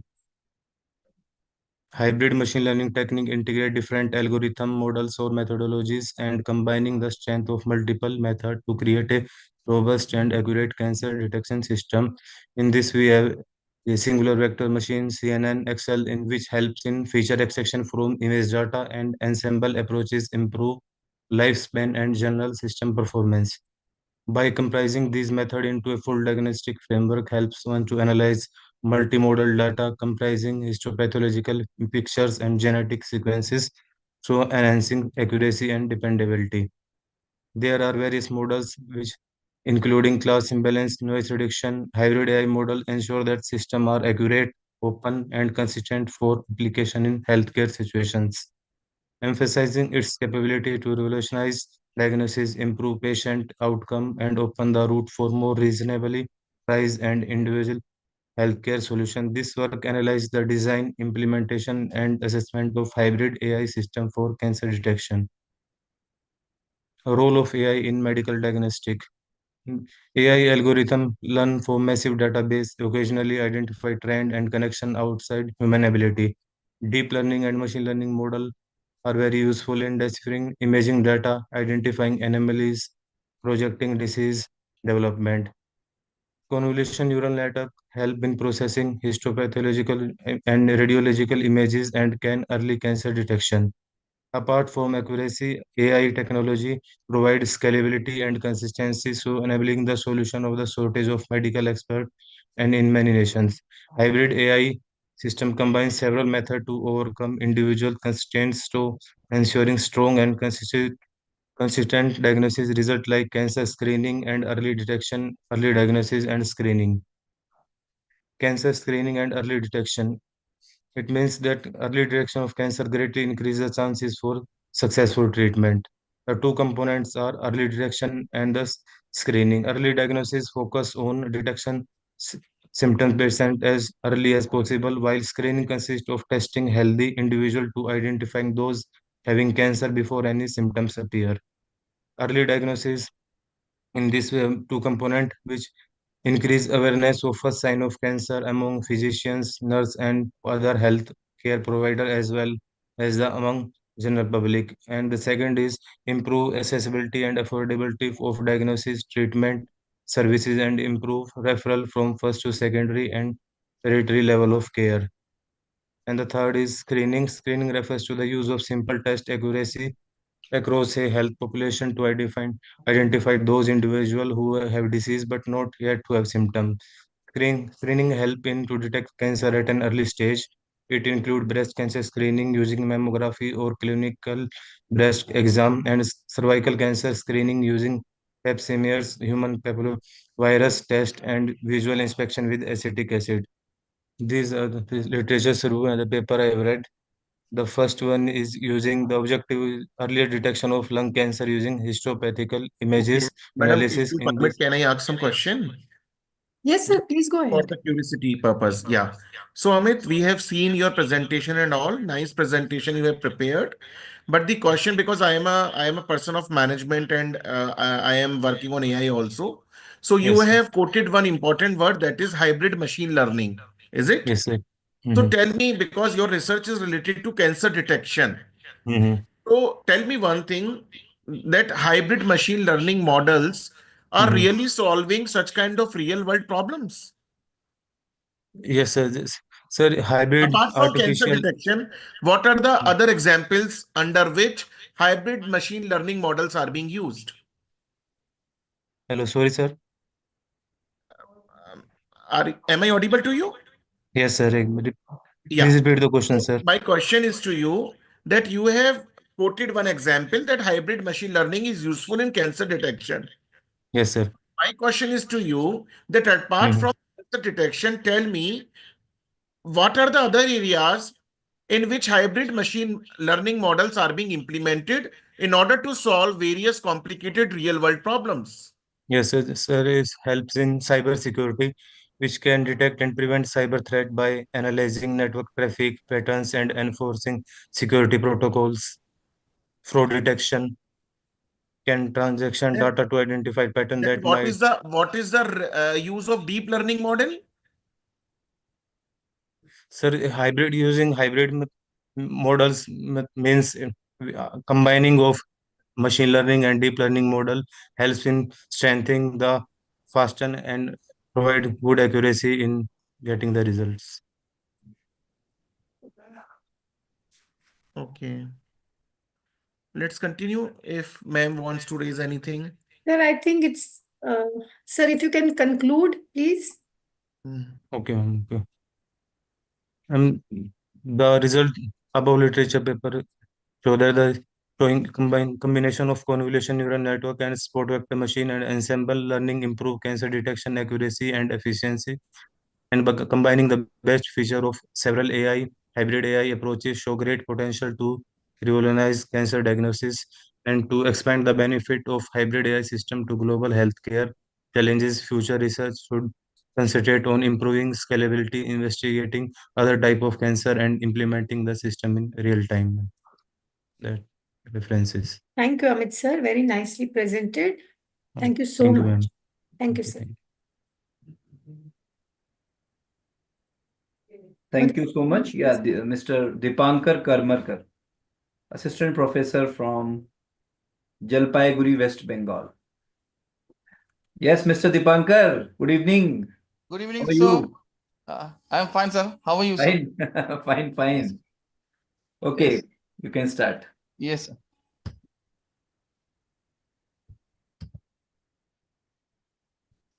So is PPT visible, sir?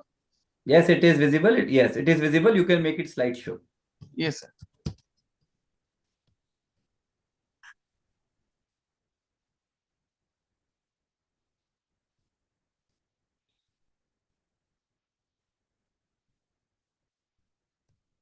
Your PPTs are very colorful.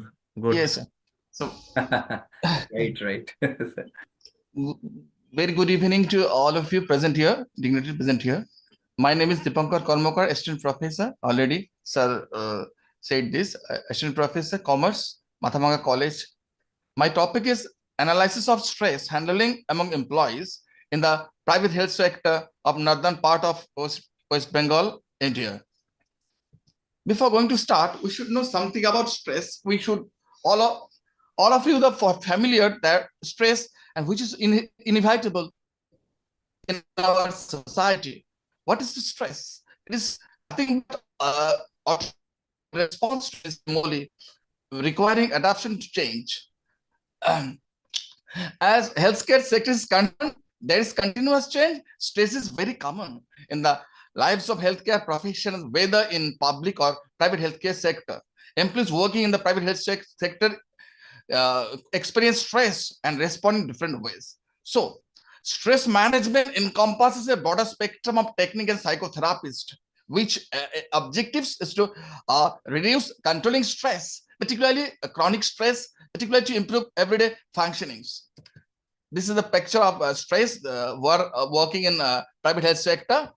And my objective of the study is first of all, to identify the factors, causes, which are the causes of job stress. Second, to recognize different methods and techniques through which we can reduce we can minimize our stress associated with the job. This research design, I have taken 10 respondents and from North Bengal, that is part of West Bengal. I have collected primary data as well as secondary data. Primary data I have collected through direct interviews using questionnaire, and secondary data I have collected from reputed journals, research publications, all these things. First up, from our study, I have observed that out of 100 respondents, 91 respondents, that is, 91% who felt stressed, and only 9% who felt not stressed. I have suggested, in our research, in our study, I have taken so many causes, that is the work overload, lack of acceptability or time management, work-life imbalance, like lack of support for management, job difficulty, job insecurity, lack of cooperation of patient, communication gap. And from this table, sorry,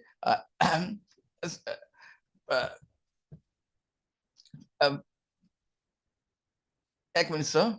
Just 1 minute, sir.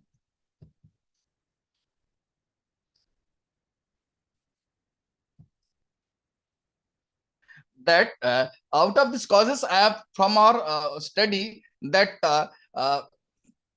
30 respondents, that is 30%, they have stress for the cause of overload, followed by work-life imbalance, followed by time management. After that, a lack of acceptability, job insecurity, lack of cooperation from patients, all these things. These are the relations and initiatives. I'm sorry to intrude. If you may allow me to ask you a question, I'm a little inquisitive to know. So you have told us the major sources of stress among the private sectors in northern West Bengal. But how do they cope up with this stress in their workplace? Yes, What was the evaluation on this? Yes. So I have for the cope up of the stress, I have taken some factors, that is the good work ambience, recognition, continuous trainings, stress management program, meditation and yoga. And from this study, I have observed that 41% responded. They have they said that with the help of meditation and yoga, they can minimize their stress. And if the work ambience is good, if the atmosphere is good, they can also minimize their stress. And the recognition, job recognition is another factor which causes stress. That's another factor of minimizing stress. That is the recognition, continuous trainings. If the employees are continuous trained, they can minimize their stress. And if the communication system is effective, they can also minimize their stress. So if the organization arrange a stress management program, they can also minimize their stress. Beautifully explained. Sir, if you could run us through a little analysis and conclusion. We're already done with around 5 minutes. Yes. I'm concluding. Okay, sir. I have concluding. I have already know that it is an inevitable concern for employees.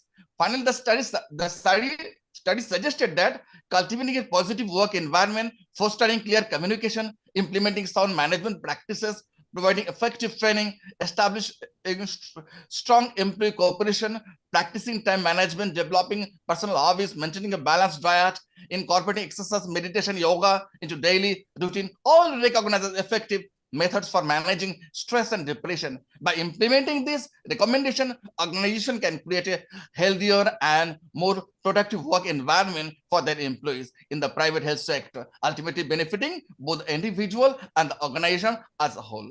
Thank you, ma'am. Thank you, sir. Beautifully. One question from my side. Yes, sir. Because you have taken so many stress management strategies yes, in your presentation, like yoga and all. So tell me one thing, that because this conference is quite related to modern technologies and AI. So how can technology like mobile apps, so how they can assist in managing stresses and all? Yes. Sir, further I will incorporate it.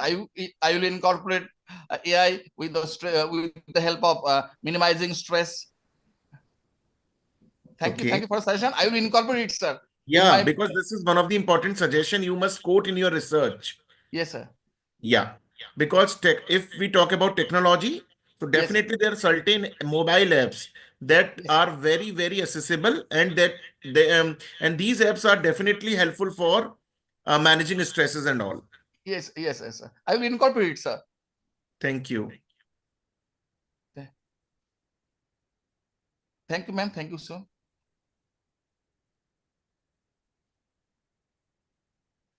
Thank you so much. Thank you so much. Serial number 17, Dr. Archana Agarwal, Associate Professor, Department of Commerce, Shri Aurobindo College, Evening, University of Delhi. Please unmute, Dr. Archana. Good evening, everyone.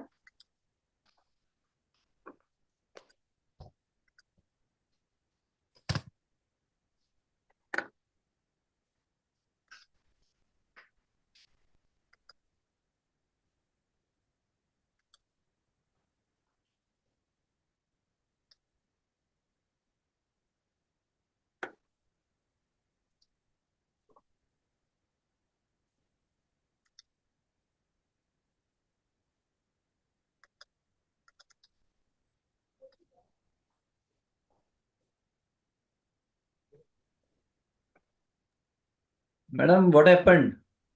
Sir, I don't know how to. So actually, do you want to share your PPT Yeah, or? I want to. Yeah, I want to So share then, my PPT. okay, you can try, or we can do one thing. I will invite you later on if you want.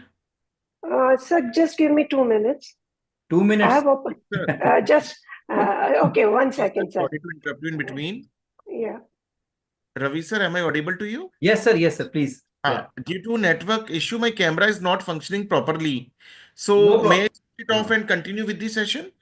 Yes, sir. No problem. No problem. And you can, I think you can come again if the camera. No, sir. I think there is some technical glitch in my laptop. So Sir, I'll no make it problem. rectify Not an tomorrow issue, sir. for Not an sure. issue. Not So an till issue. then, I'll switch it off and we'll be there in this session for till last. Thank you so much, sir. Thank you so much. Sir, you can call the next participant, then I will join again. Or you can do oral presentation also, ma'am, if you want. I wanted to show my results. Okay, then. Okay. I will call you later. Just next after Yeah, this. no problem. Not a problem. So, Shivali Rajput. Please unmute. Shivali Rajput.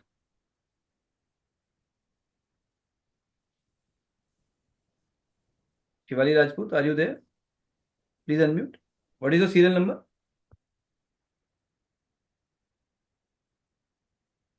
Please unmute. Shivali. Yes. Shivali, are you there? Okay. Okay, Carol, Mrs. Carol Cheryl Pereira. Please unmute. Mrs. Carol. Yes, I'm there. Yeah, serial number 35. 35. Is it my turn? Yes, please start. Yes. Give me a minute.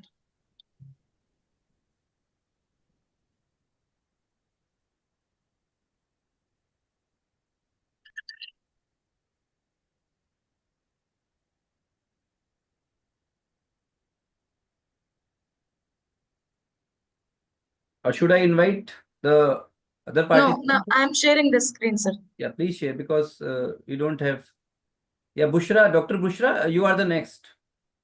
Serial number 1 is here. You were not present, but I will invite you next. So please be ready. Is my screen visible? Yes, Mrs. Carol. Yes, please start. Serial number 35, Mrs. Carol Cheryl Pereira. Sir, is it visible? Yes.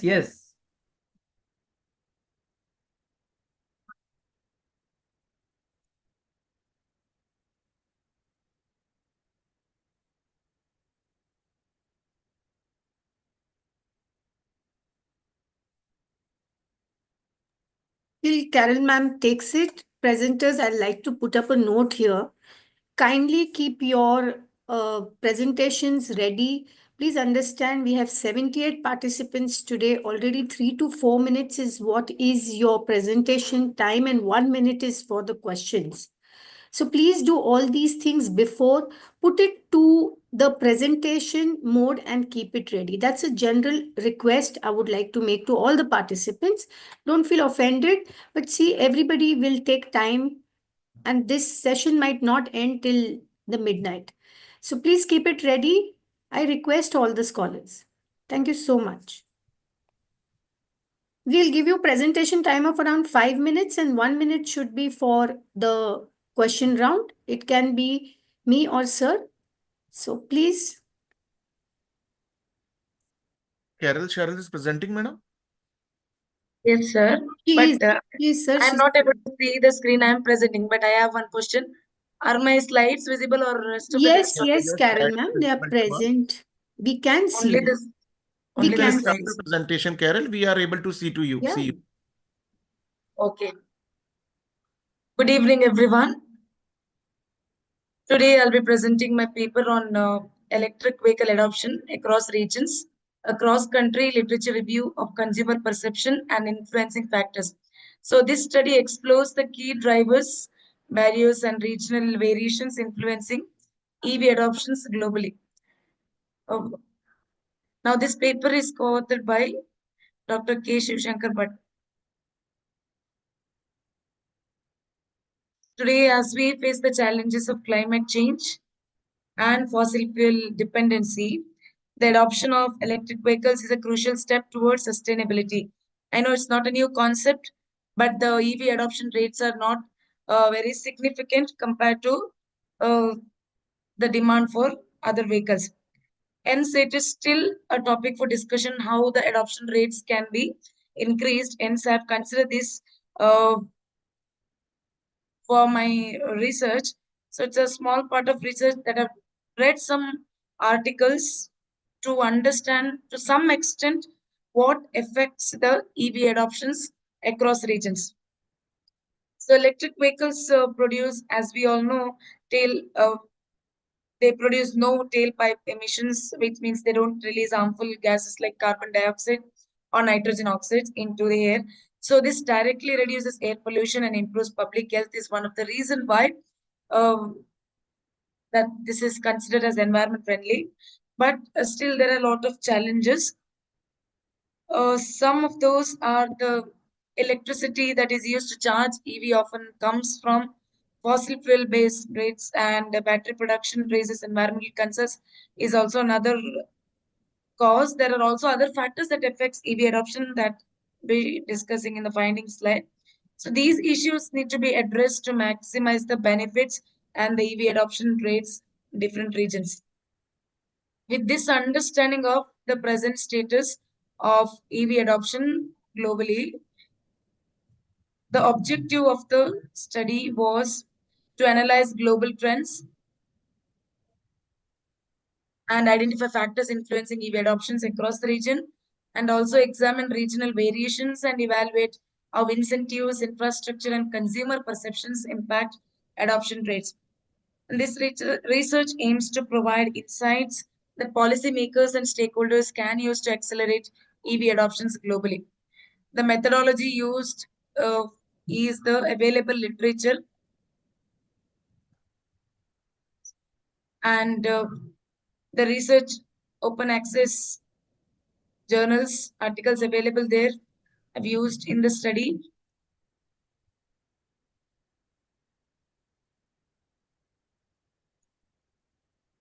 So, if Dr. Latika permits me, can I ask some question, ma'am?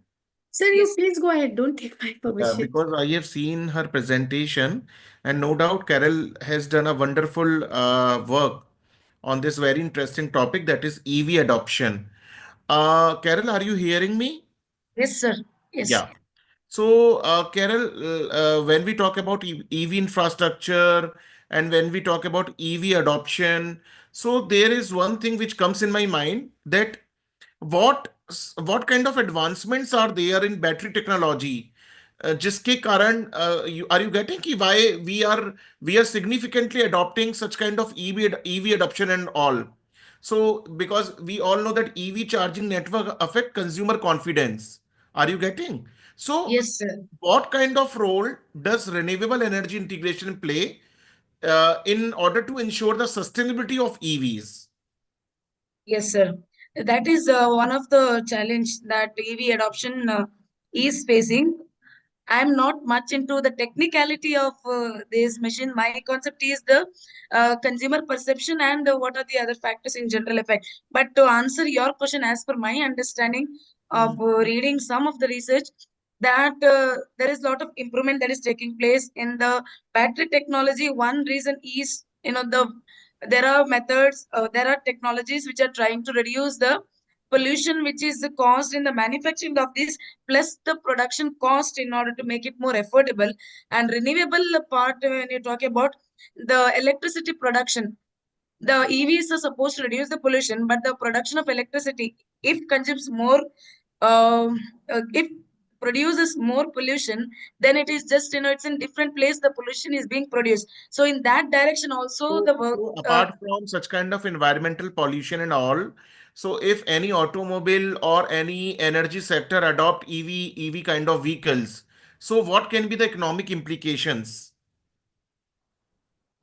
Right now, it is affordability is one of the reason, because the production cost is also high. Hence, there are a lot of governments, a lot of countries where there are a lot of examples you can see coming up with incentives. Like in India, also there are some states where there is road exemption taxes. So that to some extent makes it more affordable to the buyers, whereas the producers and they are not able to reduce the cost to that extent to make it more affordable. Okay. Now over to chair. Thank you, ma'am. Very beautifully presented. Thank you. Thank you. We can take the next one. Thank you, sir. Thank you. Thank you. Thank you so much. Yeah. Yes, Dr. Bushra Alam. Dr. Archana ma'am, just wait a minute. I will call you. I will call you. Yes, Dr. Bushra Alam, please. You can start. Sir, what is his number? Serial number 1. Thank you, sir. Sorry. Yeah, serial number 1. She is from Patna University. Good evening, ma'am. Very good evening, doctor. My topic of presentation is managing health and well-being in sustainable communities. The introduction of the study is good health and well-being are essential for sustainable development and communities. Healthy people are the foundation of healthy economies and peaceful societies. Only a healthy mind can think healthy, act healthy, and make the environment healthy. Ensuring a healthy life and promoting well-being for all at all ages is important to building a prosperous society. The objective of the study is to find the relationship between health and well-being and a sustainable community. The study is based on secondary sources. The key component of the study is to the clean air and water, healthy food options, physical activity, social connections, mental health support, healthcare access. The benefit of the study is improved physical health, enhanced mental health, well-being, increased social connections, reduced healthcare cost, improved quality of life, environmental sustainability. The strategies for implementation is community engagement, education and awareness, inclusive design. And also, according to the Indian Constitution, Article 47 states that the state is responsible for improving public health, raising the standard of living, and raising the level of nutrition. This includes prohibiting the consumption of drugs and intoxicating drink that are harmful to health. Article 38, 39, 42, 43, and 41 of the Indian Constitution place obligations on the state to ensure the right to health is effectively realized. Access to good health and well-being is a human right, and that is why the Sustainable Development Agenda offers a new chance to ensure that everyone can access the highest standards of health and healthcare services, not just the wealthiest person.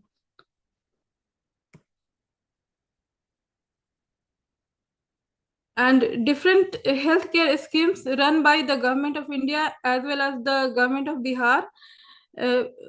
By government of India, there is a Ayushman Bharat, central government healthcare scheme, mobile medical unit and telecommunication, strengthening of tertiary care of for cancer scheme, Pradhan Mantri Matri Vandana Yojana. By government of there is also rural health facilities like community health centers, PHC, SC, facilities for women, that is Janani Suraksha Yojana, Janani Shishu Suraksha Karyakram, Bihar government's maternity benefit scheme.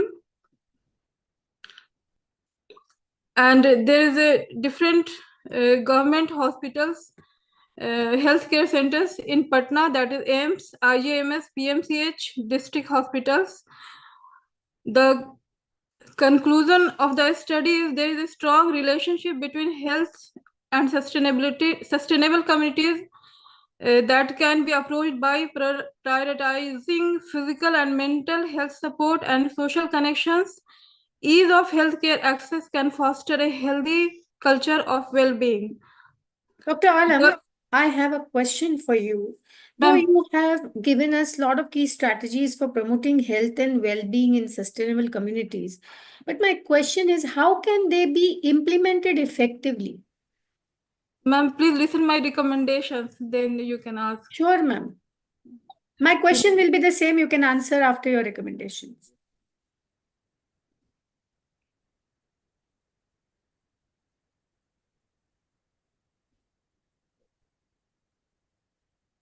Till you find your slide, you can answer us. Yes, yes. Ma'am, my recommendations is, as their different facilities are provided by the government to improve the health status of the communities, but still healthcare access is very difficult in government hospitals. Often a patient returns from the hospital without treatment, even from the emergency department, due to the unavailability of a free bed. Many patients lose their lives only because there is no vacant bed in ICUs. Private hospitals' conditions are also questionable. They treat the patients as money banks. Most private hospitals and doctors' clinics prescribe expensive treatments, scans, and operations that are often not needed by the patient. The patient in such situations suffer, and at times their condition becomes more critical. Therefore, recommendation is that prioritize self-care and well-being, share success strategies and best practices, and support local health initiatives. The convenience of accessing healthcare services, both the quantity and quality of doctors should be raised in government hospitals. More number of beds to be added in IPD, in the emergency department, as well as in ICU. The number and quality of diagnosis instrument and machine should be increased. The corruption and referral system for better treatment in the government as well as in the private hospitals need to be checked and banned. Thank you. Yes, ma'am. Bushra, ma'am asked a question, but I think you were not clear. It's okay, no problem. But my question is very simple to you. You quoted two words in your study. Number one is healthcare and number two is health well-being. Is it? Yes, sir. So tell me one thing. First of all, what do you mean by the basic meaning of healthcare? And if we talk about healthcare, so what is the role of healthcare in promoting health well-being? Are you getting my question? Sir, providing good health facilities to the people, access to the health care. So this will be healthcare, this will be health well-being. Okay, whenever we talk about health well-being, so there are three kinds of health, like physical health, like mental health, like overall well-being. So what kind of health you are talking about in your research? A healthy person, if is healthy, he should be I think it is my suggestion to you, whenever you are talking about health well-being, so it comprises all the aspect, whether it is related to physical health, mental health, or any type of health. Okay. You were not clear in your research that you are talking about mental health or physical health, or what kind of health you are talking about.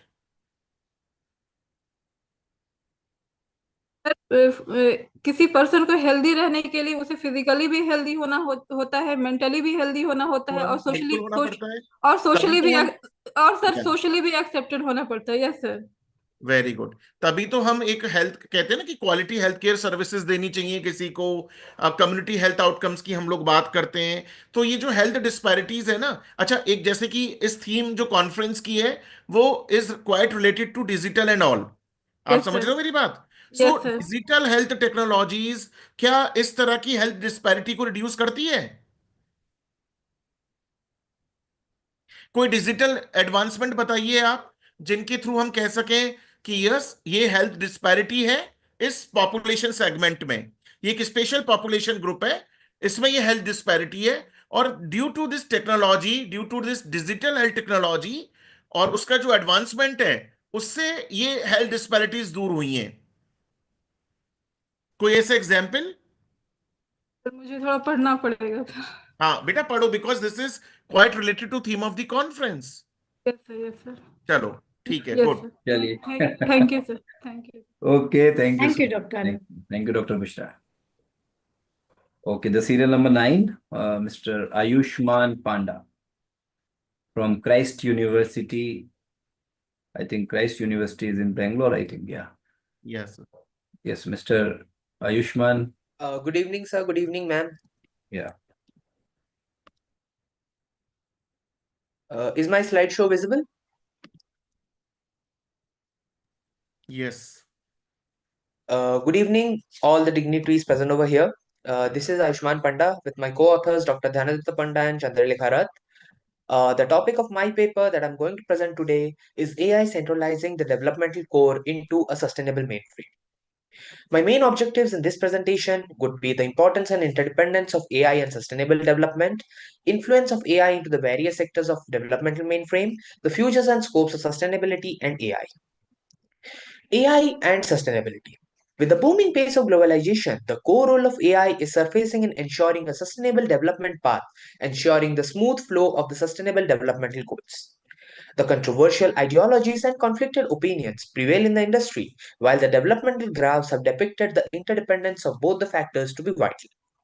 Based on the studies and surveys from the last 15 months, technological upgradations of AI have not only inaugurated new ideologies, but also moderated the prevailing techniques in a beneficial way. The developmental advantages I'm talking about. First of all, starting with analyzing and upgrading the financial sector. Starting from analyzing data and making prediction, I have divided the role of AI in the financial sector into three major components: trading, accounting, and personal finance. Starting from automated trading, personalized analysis, till creating a centralized process and a speed and reduced error-free mode of accounting. In the personal sector of finance, plans for debts, EMIs, personalized plans for each and every kind of person in the financial sector has not only helped in the banking sector to move further, but has all the fraud detection systems that have been installed in banks and banking sector all over the world.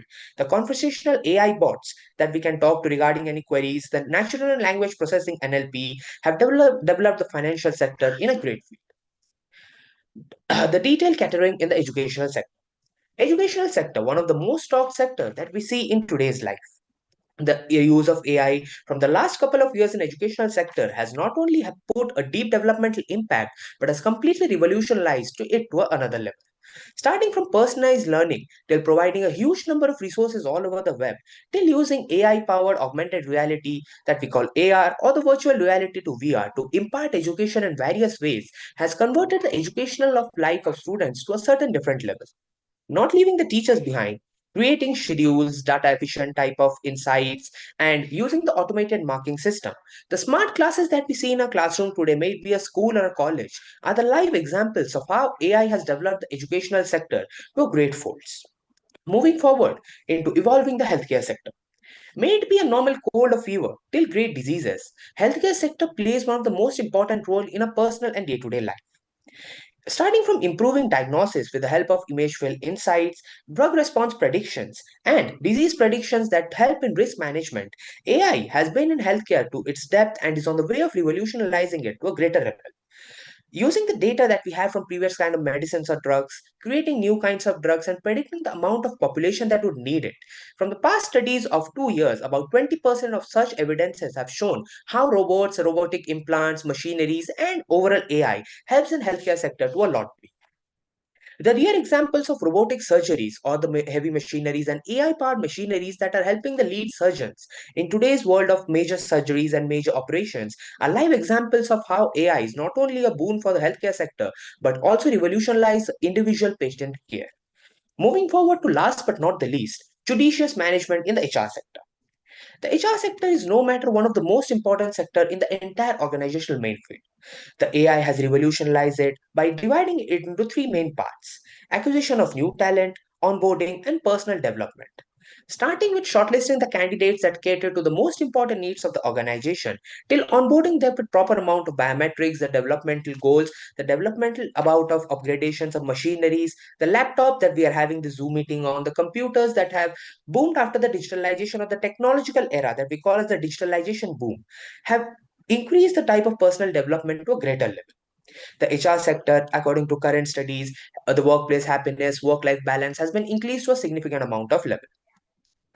Moving forward, at this pace, the scope of development only prevails if the goals for sustainable development are cordially managed and perfection.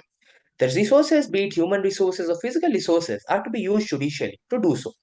Those guidelines should be accepted in every sector worldwide, many apart from the ones I mentioned.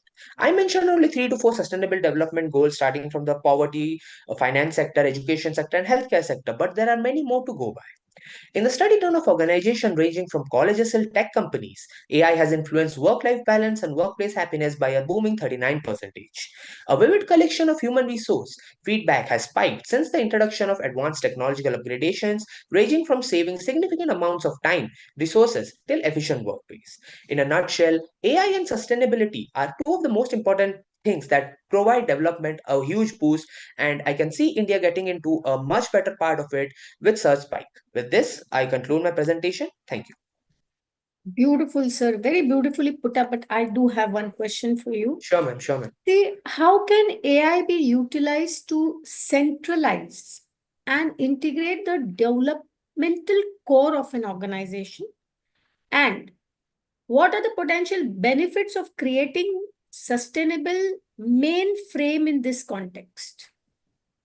Ma'am, AI, first of all, with the help of AI and the machineries, like by machineries, I mean the technological advantages we have nowadays, we can easily connect with one another. For example, this Zoom meeting, there are participants from many parts of India. I am sitting somewhere else, but I'm able to share my thoughts, my ideas with you. I'm able to get my feedbacks, my questions on it. This centralized system, there are many inventions like mail, WhatsApp, that we use regularly on a handy basis. But the development of search is centralized, is keeping the organization as a whole. Like each and every sector can cordially manage with the next. There is the amount of human resource that is being saved in this particular, like for hiring a single employee, there used to be 5 to 6 HR working on its needs, its background check, the amount of feedback it's needed. But like if we compare it in today's date, we are getting a shortlisted amount of candidates that get these are perfect for the needs of our organization. These have good educational qualities, but for certain reasons we have to reject them. The thing that took hours by the centralized system has been transformed to seconds. So it not only saves the amount of resources, maybe human resource which is very counted in the organization for human resource, still various kinds of resources and hard work is being used. So AI is acting as a sustainable kind of belt between all the sectors and is keeping the organization as a whole, man. Very beautifully Ayush, put up. because Very nice. Thank you, ma'am. one question Thank you, is from sir. my Thank you. side, Ayush. Yeah, sir. Yeah. So, first of all, I would like to say that the presentation is exceptionally creative, no doubt, very well crafted. Thank you, And sir. the ideas and the visuals that you took are very engaging, no doubt. So, great work. So, tell me one thing, because you took one important aspect, that yes, HR is quite related with AI and it Yeah, sir. creates a sustainability in the environment. So, Yeah, tell sir. me one thing, as we talk about AI, so AI system, don't you think can be prone to biasness? For example, if I am in the HR department, so how can HR department ensure fairness and avoid discrimination when using AI for hiring decision? Are you getting my question? Yeah, sir. Yeah, sir. Yeah. So suppose this is one thing, and another thing is, suppose I have to analyze employee performance.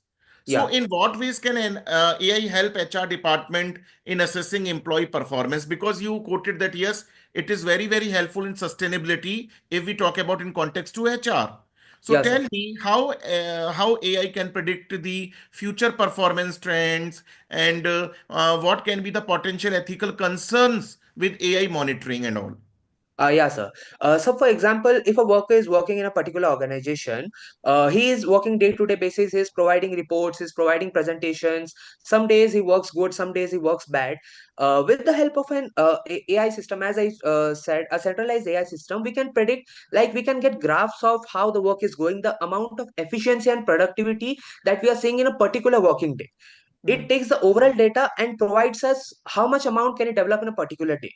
Like for comprehending these type of situations, some days there were certain presentations and I heard from certain keynote speakers about stress management also. The workplace happiness or the work life balance that we're going on, it also helps to provide a graph on the same. So if a person is happy at its workplace and is treating to devote 6 to 8 hours there, so that comes into a category of how the efficiency and productivity develops. We can get clear out graphs on a particular employee, maybe a group, maybe a particular, that yeah, he is developing at such a pace. This employee can develop in this pace due to such factors, that he is not only efficient in a particular sector but is also efficient in doing the work simultaneously. So it helps in providing a quick and a, not, I would not say perfect, but a great analysis on how a work does, how an employee is performing his or her work on a daily basis. And regarding the ethical concerns, sir, machinery is obviously an ethical concern. Like I'm using a laptop right now. I may have my resources downloaded from anywhere. I may have anything down. Chat GPT, for example, I can have anything. May it be students, may it be the HR sector. Ethical concerns are everywhere. But sir, machinery cannot reach the perfection that humans can. So Good. my thought lies that it is the best to use them as an aid, not completely depend on them 100%. Yeah. Because there's a reason that humans created AI first. So Okay, that's all. Ayushman, we got your Now, point. Dr. Sachin, I think is very clear with his. Is very clear. It is the expert of the subject. Yeah. Yeah, and thank you, he's sir. the, I must, say that Thank you, he's sir. a student of BTech student of Christ University. Okay. Yeah, sir. Good. So, yeah, I mean, you are doing very well, Mr. Thank you, Ayush. sir. Ayushman, sky is the limit. So you Thank you, can do sir. Sure, wonders. sir. Yeah. So, can we invite the next participant? Yeah, Yes, thank sir. you so much. Thank you, sir. Thank you. Thank you, Ayushman. Thank you. Yes, ma'am. Dr. Archana Agarwal, serial number 17 from Aurobindo College. Please unmute, ma'am. Yes, now your screen is visible, ma'am. Very clear. Good evening, everyone. The topic of my presentation is re-evaluating export-led growth for India, a bivariate co-integration analysis. And this is a brief introduction about India. India has the largest area, seventh largest area in the world, which is about 3.2 million square kilometers. It is a diverse and secular country with a population of 1.46 billion people. And now shifting my focus towards GDP of India, it has been consistently growing at the rate of 7%. In the year 1991, it was $270 billion US dollars. Now it has become around 3.7 trillion USD. India ranks amongst the fifth largest country in the world after US, China, Germany, Japan, and then comes in the number of India. In the year 2023, it has a GDP of 3.69 trillion as against US 25.89 trillion and China's 21.37 trillion. And we have forecasted India's GDP in the coming next 12 years. It will grow to 9.41 trillion USD dollars. India will take over Japan in the year 2026 and in the year 2032, Germany. So India, by the year 2032, India will become the third largest country in the world in terms of GDP. And as you can see, I've shown here the India's exports and imports from the world, and there is a trade deficit in the entire period. The basic factors which are driving India's growth, the first section is from the point of view of the India, and second section, the second column depicts India's image in the eyes of the world.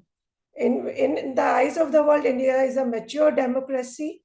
Then it has been able to handle COVID-19, and it has created its landmark image in the G20 presidency. Here, the objective of this particular paper is to analyze the export-led growth, as on the other hand, growth-led exports. Then another objective is to analyze import-led growth and vice versa, and likewise correlation between India's exports and imports. The data has been taken from World Bank for the period 1991 to 23. Natural logs are taken. ADF test has been applied, which is augmented Dickey-Fuller test, to check the stationarity, and ARDL model has been applied. And these are the hypotheses which has been said that, for example, export does not cause growth. On the contrary, we have growth does not cause exports. These are the 6 hypotheses in the light of which we are working. And here I have shown the results, empirical results of stationarity. The data is not stationary at level, but it is stationary at first difference. Hence, we can apply ARDL modeling. And ARDL model general equation is here given, where YT is a dependent variable and it is regressed on its own leg. That is why it is known as auto-regressive distributed leg model. And where X is an independent variable, when we are doing the analysis, it is a bivariate, growth versus export, or growth versus import, and export versus imports. Here I am showing the short-run causality. The results are significant.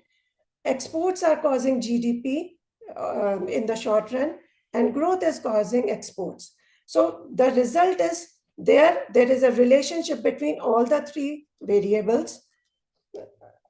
Then here you can see these results. Then we have long-run causality, which is shown or checked through long-run bound test, and error correction model has been shown here. The same relationship holds true for the rest of the data, except where import is not causing exports. So the short-run causality is similar to long-run causality. And we can summarize here. Yes, ma'am. I have a question. I'm a little inquisitive to know about this. Yes. What implications do they have for the country's export-led growth strategy? But so, ma'am, when India became independent, we initially started with export-led growth, where we started with whatever unskilled products, the handloom products we had, we started generating foreign exchange. This gave us a boost to the economy of the country. When economy grows, then it has more resources at its disposal. Like nowadays, we are exporting a lot of softwares, human skills. And this is because of the growth of the economy. The service sector is promoting the growth because now economy has come to a level where more is spent on the education for the skill enhancement. So we are, and as a result, able to export more because our economy is growing and we have more labor force. Especially we so call it as demographic dividend. And that we are reaping the benefit of it with a more qualified workforce and more younger population as opposed to Germany or Japan, where they have lesser younger population and the population is aging. They don't have so much young workforce. Thank you, Dr. Archana. Thank you. You may proceed. Okay, ma'am. So here I have shown the relationship which exists both in the short run and long run. And as a result, India is moving towards in that direction of becoming the third largest economy of the world. So this is my conclusion now. Nicely put up. Sachin sir, you have anything? No, ma'am. We can call next one. Thank you, Archana. Thank you, Archana. Thank you. Yeah, thank you so much, Dr. Archana. Thank you. Okay, the serial number 36, Mrs. Asmeet Kaur Sethi. I am calling from those who are presenting and those who are present. So, Mr. Nilim, please wait. Your serial number is, I think, 51. So, just after 3-4 presentations, your number will come. Get ready. Yes, Mrs. Asmeet, please unmute. Serial number 36. Research scholar from Tirthankar Mahavir University, Moradabad. Please unmute. Good evening. Good evening to all the respected dignitaries.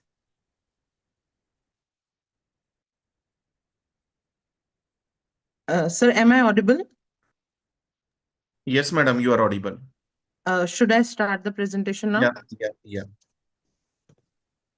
So I'm giving from my phone, so maybe I'm not visible. No problem. Good evening to all the respected dignitaries. I'm delighted to present my research titled Green Packaging and Brand Image, an analysis of consumer preferences and loyalty.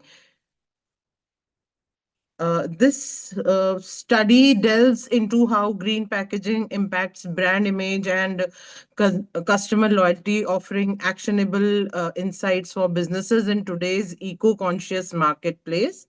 The study reveals how eco-friendly practices aligned with consumer values, enhancing brand loyalty and reputation. So this is the literature review, and need of the study. This research addresses 5 pressing areas like rising consumer demand for sustainability, the importance of green packaging in brand differentiation, its impact on brand image and reputation, how it fosters customer loyalty, strategic insights to help business adapt to eco-conscious market. So in my study, I have taken the 2 objectives.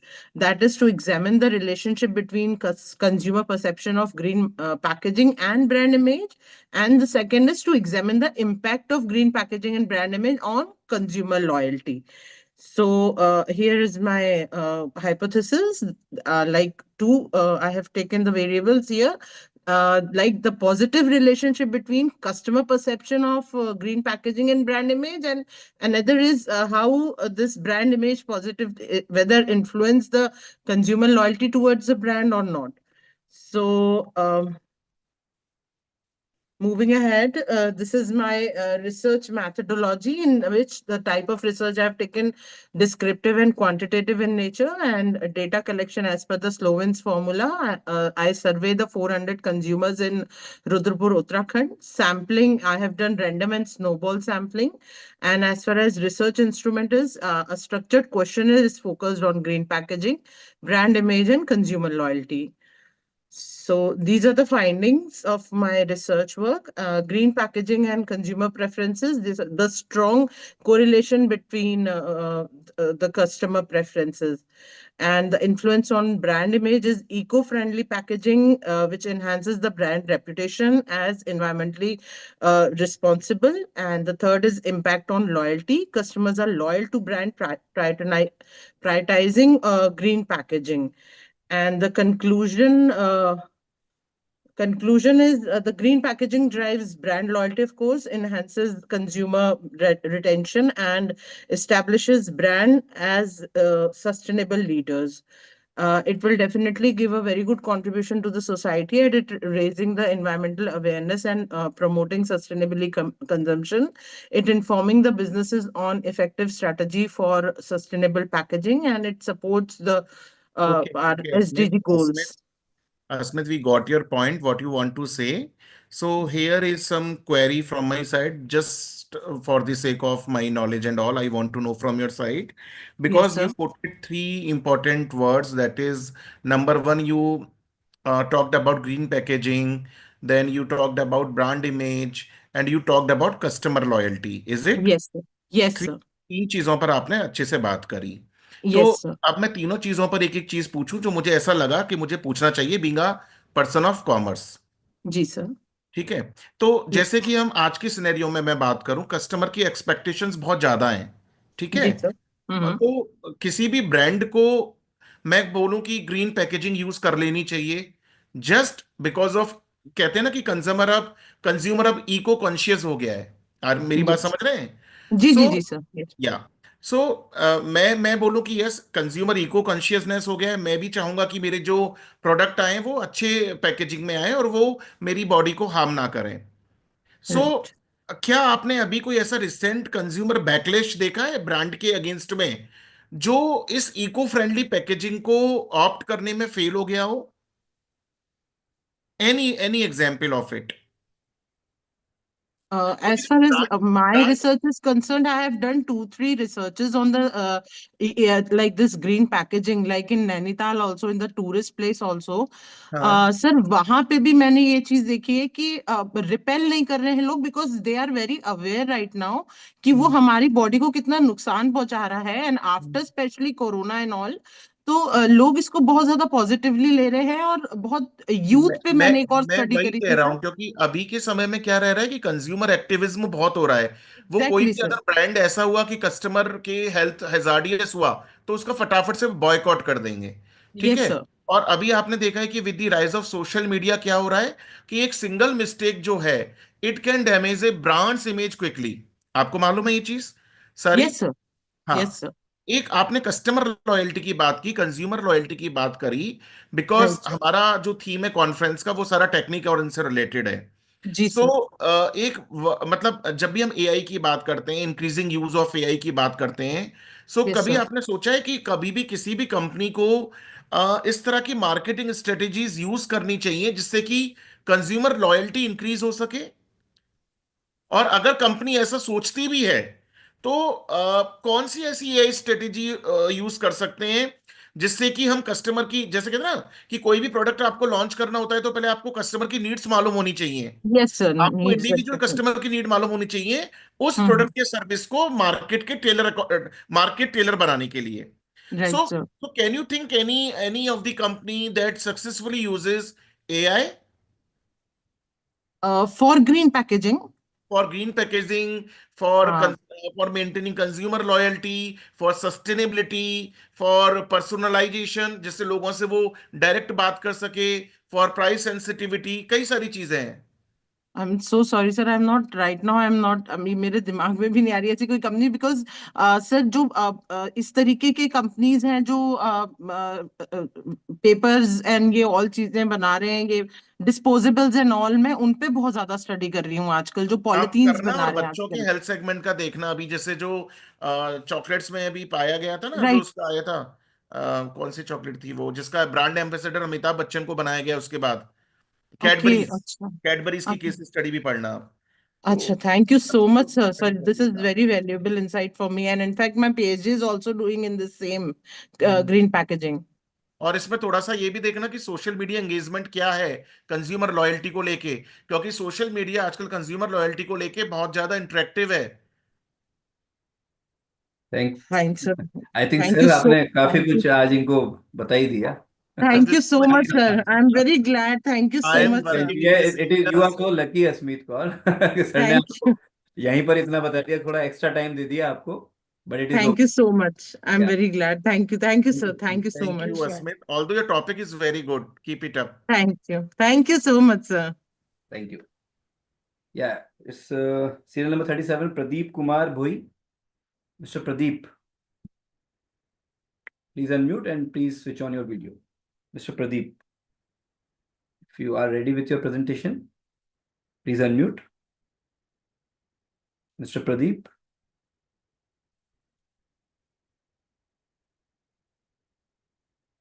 Mr. Mugush MU. Mr. Mugush, please unmute. Mr. Mugush, please unmute. Hello. Yes. Am I audible? Can you switch on your video? Sure, sir. Good evening, sir. We cannot see you. Yeah, it's okay. Shall I So proceed? are you going to present through PPT or oral presentation? PPT, sir. Oh, great. Ma'am, he is undergraduate, EEE Government College of Engineering. Yes, sir, is looking by his... Very nice. Nice to have the young blood Dr. doing Aarti research. ma'am, Very good. namaskar. Thank you, ma'am. Let me proceed. Our Joint Secretary. Good evening. Good evening, sir. Uh, Good evening, everyone. Good evening, ma'am. Aarti madam Good from evening, Mohanlal Dr. Sukharia Aarti. University. Pleased to have you, sir. I'm Thank so you. pleased to have Dr. Latika. Sachin, sir, really pleased to have you. Thank you so much, madam, and for inviting me. Thank you. Yeah. Thank you. Thank you for accepting the invitation, sir. Thank you, ma'am. Yes, Mr. Mukesh. Sir. Shall I proceed, sir? Yes. Just a minute. Is my PPT visible? Yes, it Hello, is sir. visible. It's my presentation. Okay, sir. Good evening, sir. Good evening, ma'am. Let me introduce myself. My name is Mukesh. I'm currently pursuing first year BE EEE in Government College of Engineering, Keynote from Tamil Nadu. I'm glad to present in front of many research scholars, doctorates, professors, and assistant professor. Let me make to my presentation. I'm going to present in the topic integrated approach to manage wastewater treatment plant. In current scenario, the need for water has increased rapidly. The wastewater produced by industries has changed the nature of groundwater.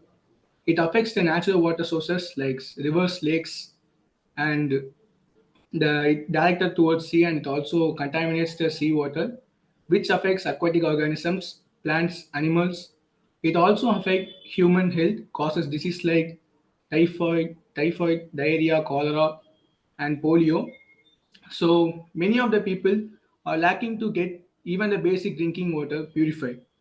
Every water and recent coming foods are contaminated with metals. So it is a critical environmental issue that need to be solved. My proposed solution is a smart IoT enabled system that detects and removes heavy metal from water sources, optimizing waste management, and also utilizes the resource. I'm going to keep it simple. For input, I'm using metal content detection sensors. It gives the input by detecting the contents, that amount of metal present in that contaminated water, and it passes to a decision-making system like AI.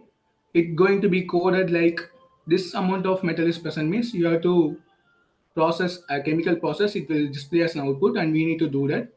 And here I'm using a smart waste management system that segregates and recycles the metal containing waste. This is the short of my proposed solution. For this, I'm using components like battery. For detecting the metal, I'm using inductive proximity sensor and pulse injection sensor. For monitoring water level, I'm using ultrasonic and float sensors. And since my topic is about integrated approach, I'm integrating pH, temperature, humidity, and TDS sensors for detecting the amount of pH in the water and temperature, and most importantly pressure. Sorry, I have not included in my slide. And I'm going to connect the sensors to the microcontroller ESP32. The advantage of using ESP32 instead of Arduino is it is wireless. We can communicate using Wi-Fi, Bluetooth. It's so easy, and we are placing the sensors inside the water. So for boosting the signal, weak signals, we are using signal amplifier, and to display the process or the contents of metals as an output, we are going to use LCD or OLED. But my prototype is about LCD. So how it works? We are going to fix the sensors in the intake and outtake of the pipelines. This sensors detects the concentration of metals and it analyzes the quality of water, and it updates or sent to the cloud via IoT. I'm using inductive proximity sensor and pulse induction sensor to detect the metals, and for monitoring the water level, I'm going to use ultrasonic and float sensors. This inductive proximity sensor transfers magnetic waves that detects the metals, and this pulse induction sensor is this water can be used deeper in water. This pulse induction sensor is sending current pulses that detects small metals and also deeper particles. It can detect almost all kinds of solids, and ultrasonic and float sensors are used that transfer sound waves to measure the amount of water level, and pH temperature that are basic sensors, and data analysis. We are going to do a code.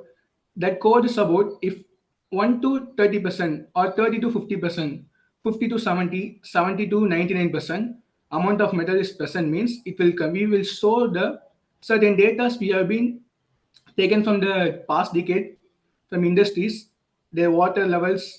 I mean, the metals present, that the amount of metals.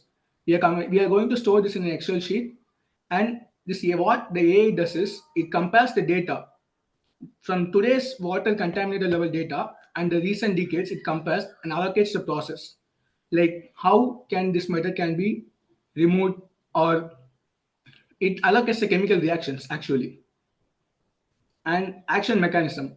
This output will be displayed in the screen using LCD or OLED. This action mechanism means based on the process. If based on algorithm, the process is about segregation or chemical precipitation, coagulation, filtration, ion exchange, whatever may be the process for removing the metal, this action mechanism does that. By this, we can, if the metal is there, we can convert it to an alloy, and we can recycle and use it for the industry also.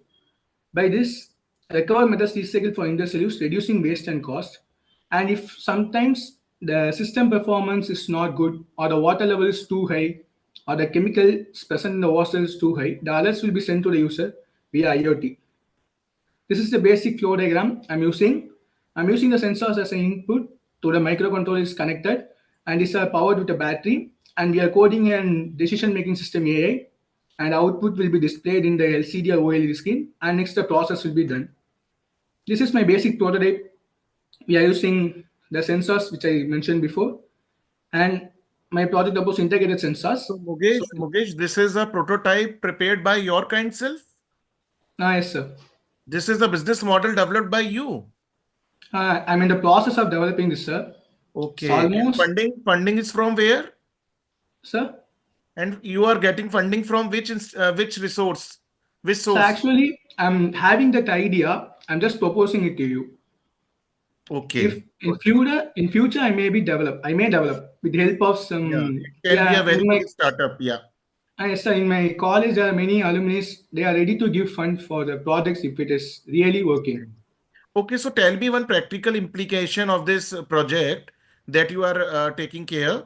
So you are hearing me, dear? Yes, sir. Yes, sir. Yeah.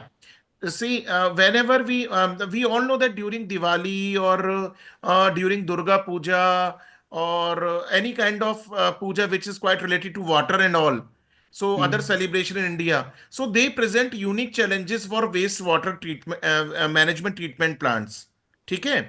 So what basically done in during these events, the volume and the type of waste जो भी generate होती है increasing significantly all over. So and that led to increased pressure on the waste management system.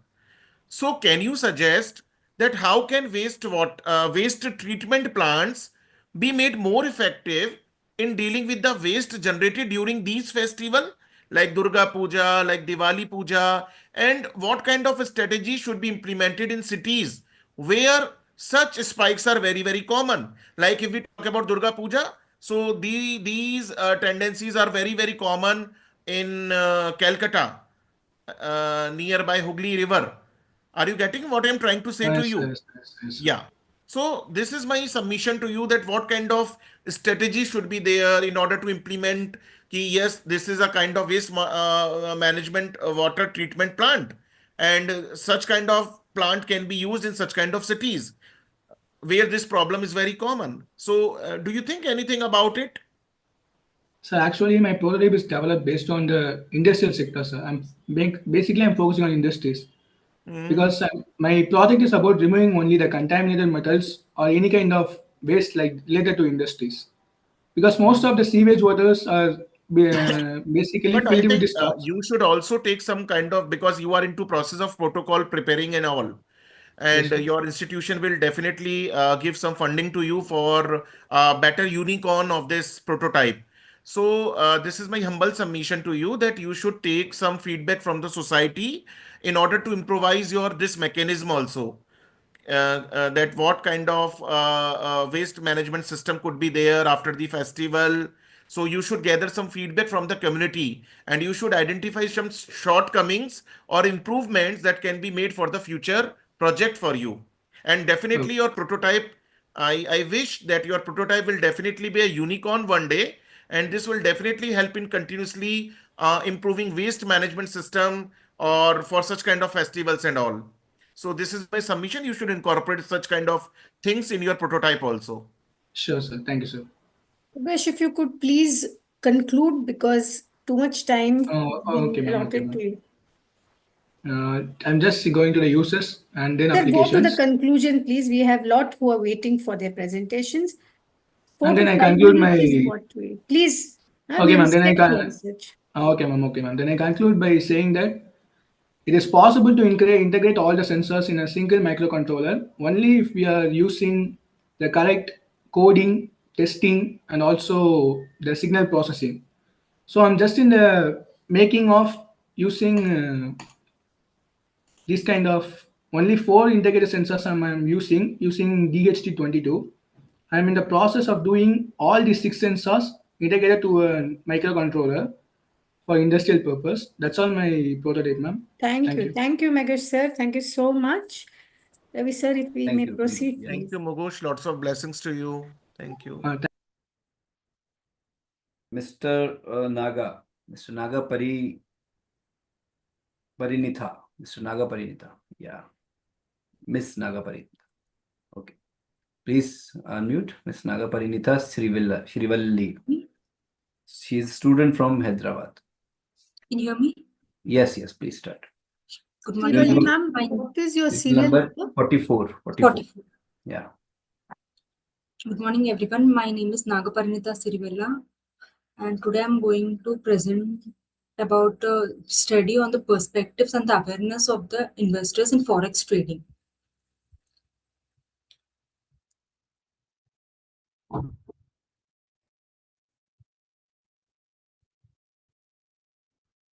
Can you repeat your topic? Your topic is not audible to me. Can you see my screen? Yeah. So today I'm talking about a study on investors' awareness and perception on forex trading. So first, I would like to introduce the topic. Forex trading is that involves the buying and selling of foreign currencies, mostly of international transactions. The dealing may be in a little amount or also in a large amount, and most of the people who are involved in forex trading, from my point of view, are mostly men, because they are either interested in it or they just want to try new fields of investing and earning money.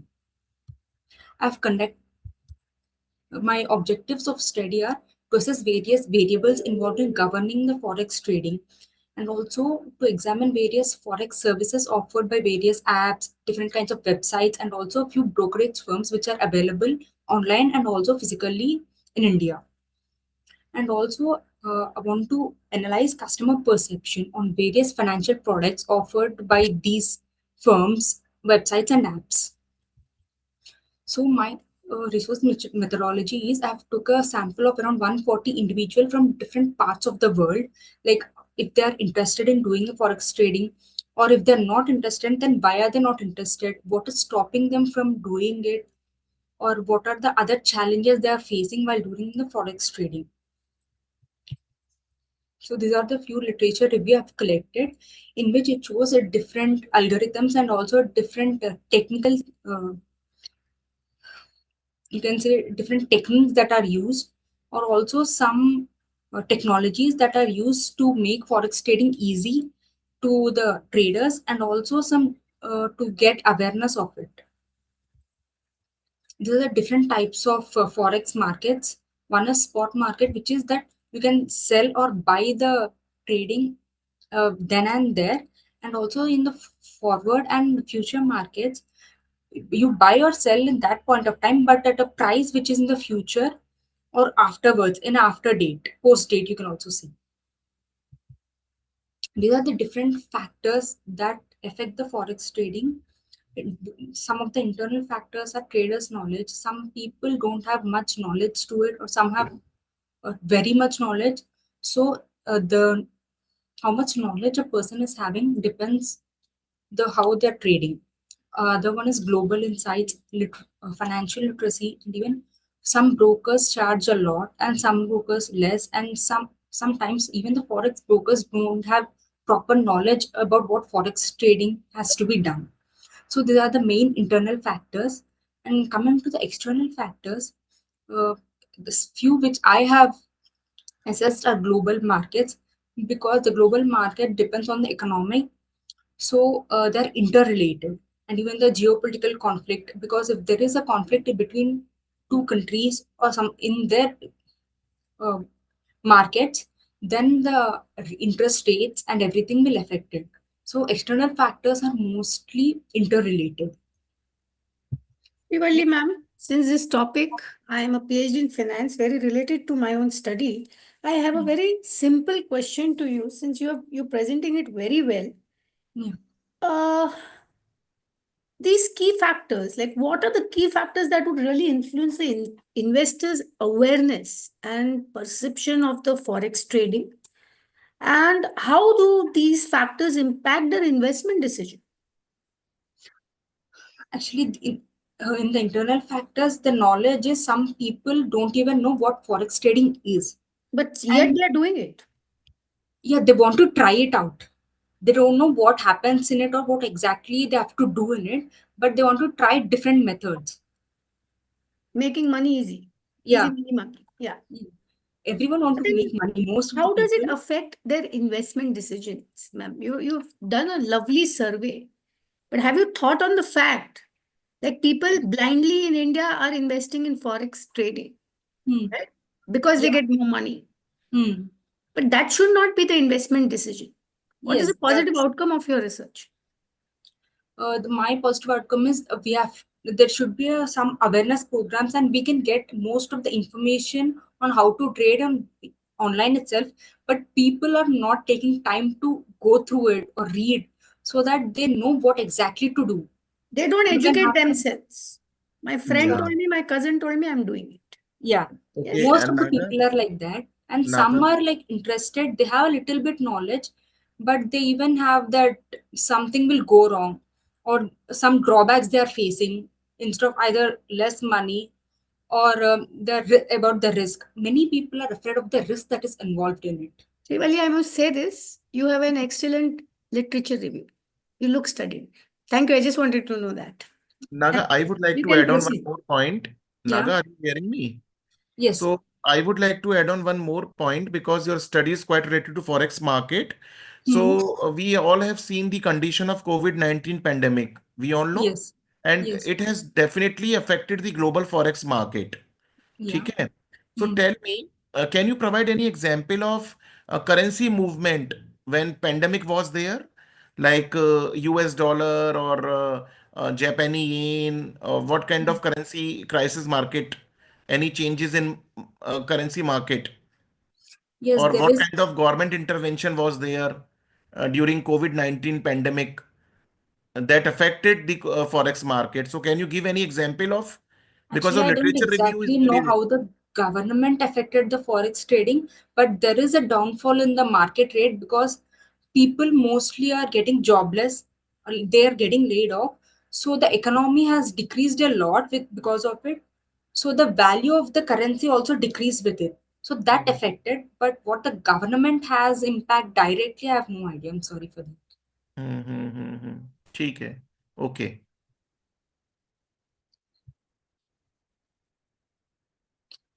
So these are the main currencies which I have listed. The top US dollar is the main because nowadays the rate of the dollar is really high and it's still increasing. Next come the European euro and then Japanese yen. And these are the some examples which I've taken for different apps, websites, and brokerage firms that are available in India and also online for even the global markets. For what purpose? For trading. For For trading. forex trading. Okay. So is there any online forum like social media platform that can influence the forex trading? There is no proper forex, social media platform, but there are different, you can say, influencers in Instagram and YouTube who talk about and give some knowledge about it. But there's no specific form, social media platform. Okay. Okay, now it is good. We can have second next presentation. Good work done, Naga. Very Thank good you. work. Yeah. These are a few tables which I've kept from my research which I've done, and this is the result of the survey which I've done. From the survey was 140. So your were the investors or were the which what kind of segment you took for your respondents?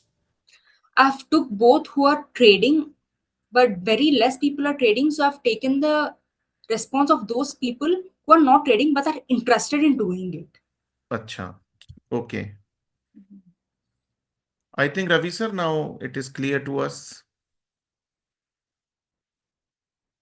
Yeah. Nice presentation, Naga. Nice presentation. Thank you so much. So the next participant, presenter Mukesh Kumar. Yeah, please unmute Mukesh Kumar, serial number 45. Mukesh Kumar from Indora. Yes, Mr. Mukesh. Yes, a very good evening to one and all present here. Yeah. So shall I start with my PPT sharing? Yes. Switch on your video also. Yes, sir. Yes, I would like to know you, sir. I faced some hardware issue in my laptop. No, that is why I'm joining through this mobile. No problem. Please start. Okay, sir.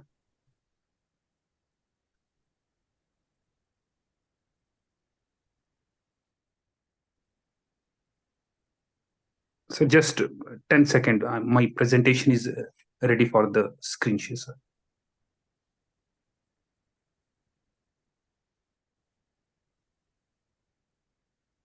Ravi sir, how many presentations are remain?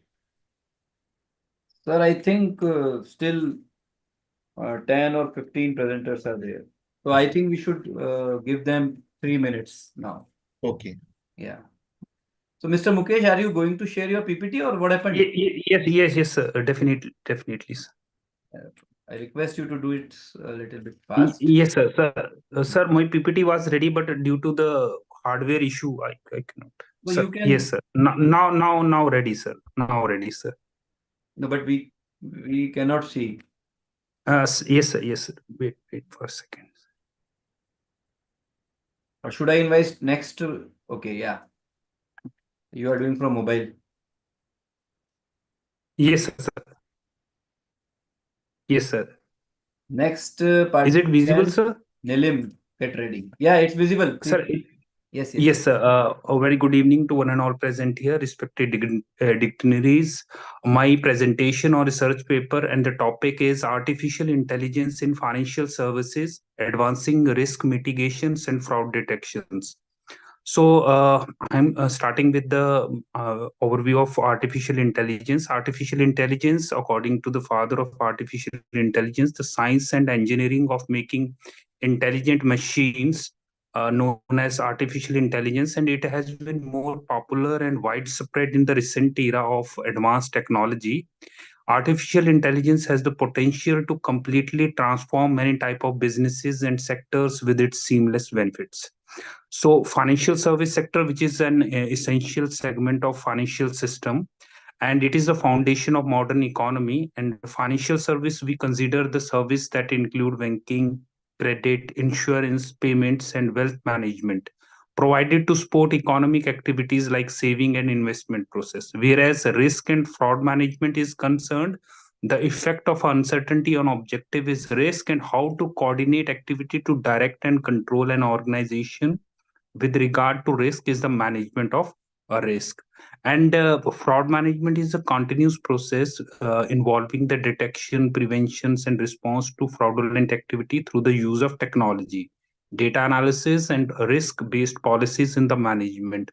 So the global financial service market reached a value of nearly $30.9 trillions in 2023, and it is expected to grow at a CAGR, compound and annual growth rate, of 7.22 from 2028 and reach with expected $62.6 trillion in 2033.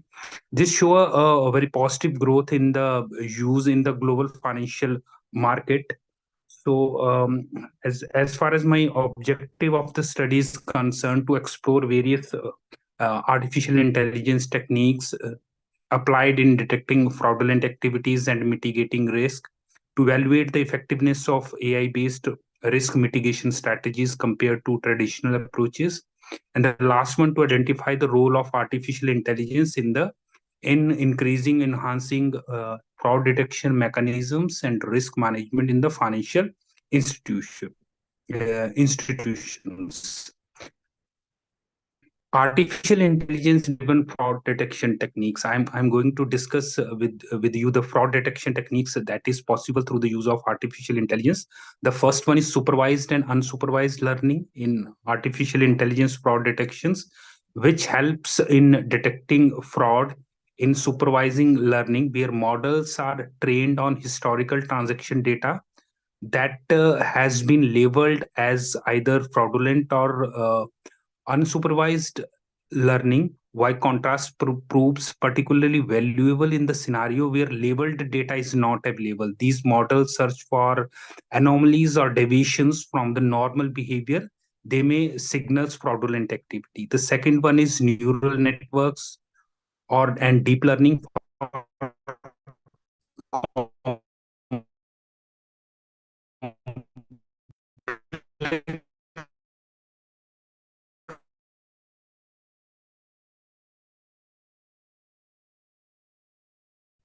Part of that particular system, which helps to maintain. Mr. Mukesh, there is a network problem from your side. We consider your presentation. Okay.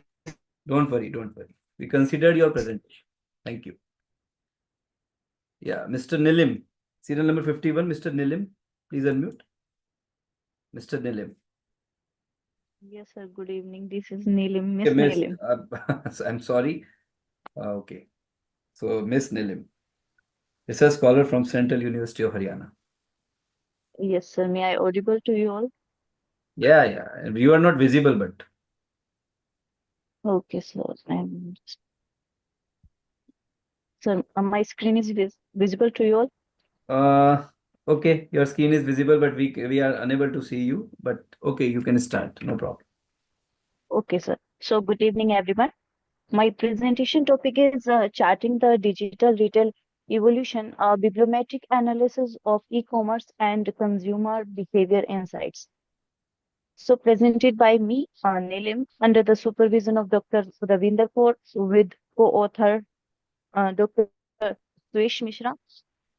So there are, if we are talking about the introduction, so exploratory and conceptual empirical studies have examined the e-commerce and consumer behavior across the business, economics, and management.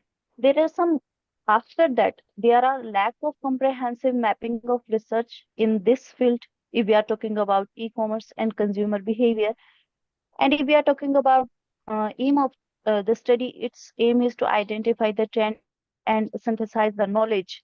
And the methodology is adopted in that is bibliometric analysis, which is from Scopus database from 2021 to 2025. So if I am talking about the objectives, the first is to identify by the prominent journals which influential authors cited articles, leading countries, e-commerce research, and the second is to highlight emerging themes, explore interdisciplinary connections within the domain of e-commerce and consumer behavior. The third is examine the social and intellectual structure in the field, and the last is to propose the potential area for the future investigation at advanced research lines. Next is methodology. If I am talking about my methodology I used in the paper, I taken the source from Scopus database. The tool is BiblioShiny from RStudio. The analysis performed with the cited and post-cited analysis, social networking analysis is done, and thematic evolution has done. This is I used RStudio from BiblioShiny. This is a search and filtration criteria. I use keywords, e-commerce, impulsive buying behavior, effective experience, and Amazon. I already told you that year limit is 2021 to 25. The subject area, business economics management. If I am talking about the results, so the evolution of theme from COVID-19, impact of COVID-19, impact in interdisciplinary topic like robotics, internet marketing, and its profitability. And some key influencer which are identified, that is prominent journals and authors, and domain themes are e-commerce, decision making, and retailing. And the third is intellectual and social structure, which is mapped. This is three-field plot, which is made up of 246 article out of 246 article, which I have used for this bibliometric analysis, because the minimum criteria for the bibliometric analysis, which I have read or heard from my supervisor, that is 200 minimum documents, and this is most relevant sources. And you have seen that the Journal of Retailing and Consumer Service is contributing more, and the next slide is most relevant authors. The most relevant author like Filri R or Kumar S are most relevant authors in the study. The next is most global cited documents. If we are talking about, that is application electronic commerce is there, and this is the country Lim, I production have a over the question time. for what you're putting Yeah, up ma'am. for us. See, what are the key trends and insights in e-commerce and consumer behavior that have emerged from digital retail evolution? And how can retailers leverage this insight to inform their strategies? You are asking about insights from e-commerce. Yes, like how are you going to connect your study to what you're explaining us? How would the retailers take it?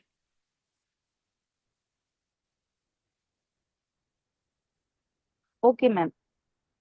So, if I'm talking about insights from e-commerce, which are, if I'm talking about applied in traditional, or I can say that in at present scenario, so it prioritize customer experience through personalization, through leveraging and data analytics, and it helps to understand the consumer behavior, and it also um, offer the wider product selection to the customers, like through omni-channel integration, through fast and efficient delivery options, which are available for the customers, and it also utilize the digital marketing strategy to reach the wider um, to reach the wider area at the to reach at the customers.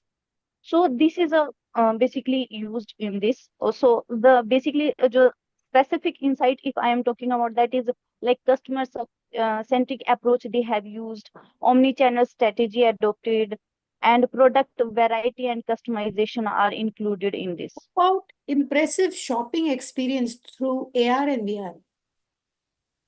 Yes. Okay, fine, dear. Please conclude. Nicely put up.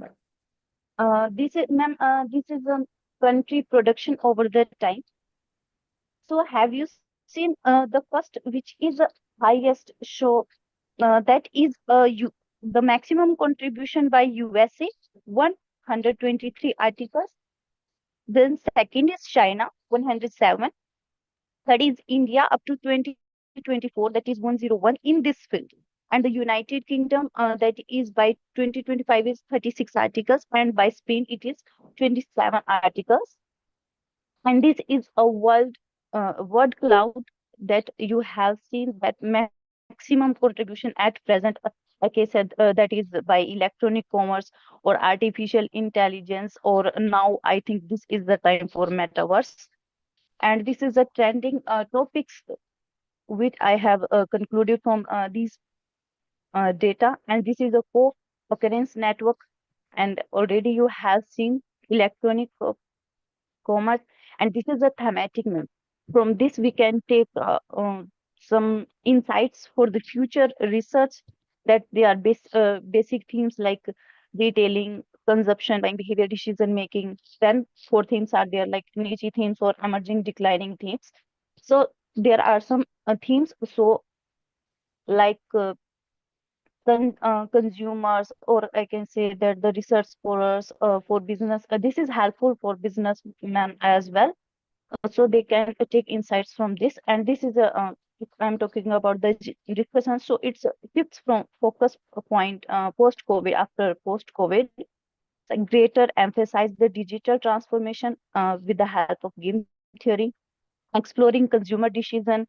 If I'm talking about future research, so it's on incorporate systematic review and address the theme of digital Thank inequality you, and Nilin. data privacy. We can see the slide. I like the way that you have put the future research gap also for the next researcher. Very ethically made. Thank you, my dear. Thank you. Thank you so much. Yes. So it's Ratnesh Kumar Ratan, research scholar from Muzaffarnagar. Mr. Ratnesh, please unmute.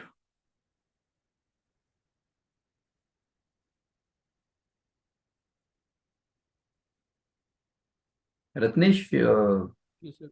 Am I audible, sir? Hello. Yes, sir. This is. No, just a minute. Mr. Ratnesh, yeah. Yes, sir. Can you start? Can you switch on your video? Yes, sir. Mr. Ratnesh is research scholar Yes, sir. from B.R. Ambedkar, Bihar University. So, Mr. Ratnesh, please start your presentation. Yes, sir.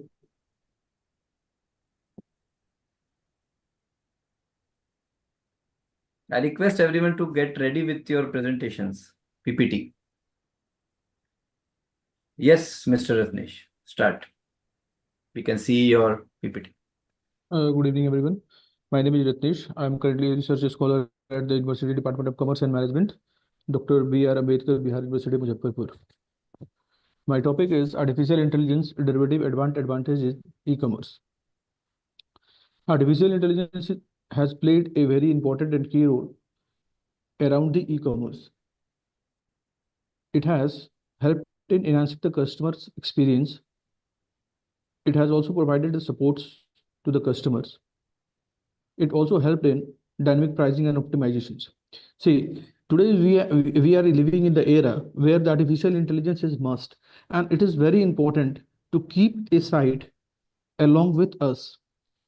When we are moving a step upward in taking the leads in e-commerce sectors, then we have to consider this artificial intelligence, because without artificial intelligence, you can't be able to enhance the customers' insights, or you can't experience of the customers.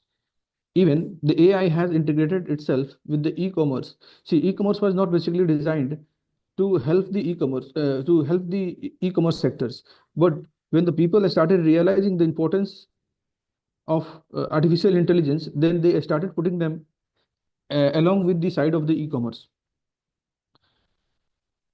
We have also seen that e-commerce has the ability of continuous learning and improvising the things. So in e-commerce sector, the AI-driven recommendation engines analyze the browser history and provide the suggestions to the tailored to the individual customers and increase the conversion rate, and also see that the customers are satisfied. Enhance customer experience, AI help the business personalize shopping experience by analyzing the customer data and offering a tailored product recommendations, leading to the higher conversion rates. The data-driven decisions, AI enable fast and through the data collection, allowing the business to gain a valuable insight into the customer preferences, market trends, and purchasing behaviors. Operational efficiency. AI streams the process like inventory management, logistic planning, and order fulfillment in reducing the error and optimizing the resource allocations throughout the process. It also gives the competitive advantage. In e-commerce sectors, the business with the advanced tools for automations, target marketing, and predictive analysis help them to stay ahead of their competitors. Cost and time saving. By automating the repetitive task, AI minimize the human interventions, saving the business times and reduce the operational cost while increasing the overall efficiency of the businesses. There, in this, we have seen some research gap. The research gap laid down by like this: the importance of the natural language processing on the chatbot in e-commerce. In nowadays, we have seen that the IRCTC had introduced its DISA and AI-based chatbots that help us in booking the tickets. So not only that one, in Amazon also they have introduced a chatbot. In the Flipkart also they have introduced a chatbot. So these chatbots are helping the people to shop down every kind of things. You have to just go and ask them what is the price, or you want to buy the things. So you have to place that, or any kind of queries that you have associated with the e-commerce market, you can place it about the product. It's not about only the product, it's about the ratings of the products, which company is offering the best, which is the price is good. They are telling it every kind of things. They are telling it, yes, this is the product, this is the good, you can take it from here itself. So this is the power of AI. Utilizing AI power personalized to target marketing strategies. AI has used by the e-commerce sector in target marketing strategies also. They have personalized the things, and they have analyzed the people like and dislikes about the things. By analyzing this kind of such kind of things, they are giving a personalized view of the product which is required by the persons. Understanding the machine learning algorithms and their roles on online shopping. The machine learning algorithm has made itself as very advantageous tools. The machine learning has the ability to learn about the customers, their likes, dislikes, their wants, and about the Ritesh, if you product allow me to intrude. Yes, ma'am. I like the way you've been explaining, but what have you concluded? What's your finding on this? Ma'am, yes, ma'am. I have. If you can please conclude, as we said, we are giving now 2 to 3 minutes. 3 minutes. These are the findings, ma'am. Because yes, ma'am. Your findings, yes, and what's your take objective on and this? findings, I will conclude, ma'am. Yes, ma'am. Ma'am, see, artificial intelligence has significantly revolutionized the e-commerce industries in India. We have done this research. We have gone to the many industries. We have asked the peoples that how the Amazon is working. We have gone to the persons. We have met the managers of the Amazon. We have met with the manager of the Flipkarts, and we have did a analysis and inside research about how the artificial intelligence is helping them. We have also learned that artificial intelligence is helping them to enhance the performance in supply chain mechanism, in enhancing the customer experience mechanism, and the artificial intelligence has significantly revolutionized the e-commerce industries throughout the Indian sectors. The AI-powered chatbots have greatly improved the customer services and experience in online serving of the websites. Whatever the customer is seeing on the website, it is being especially designed. It is being especially designed for the customer. Each and every customer is different from one another. So they are designing the website like that.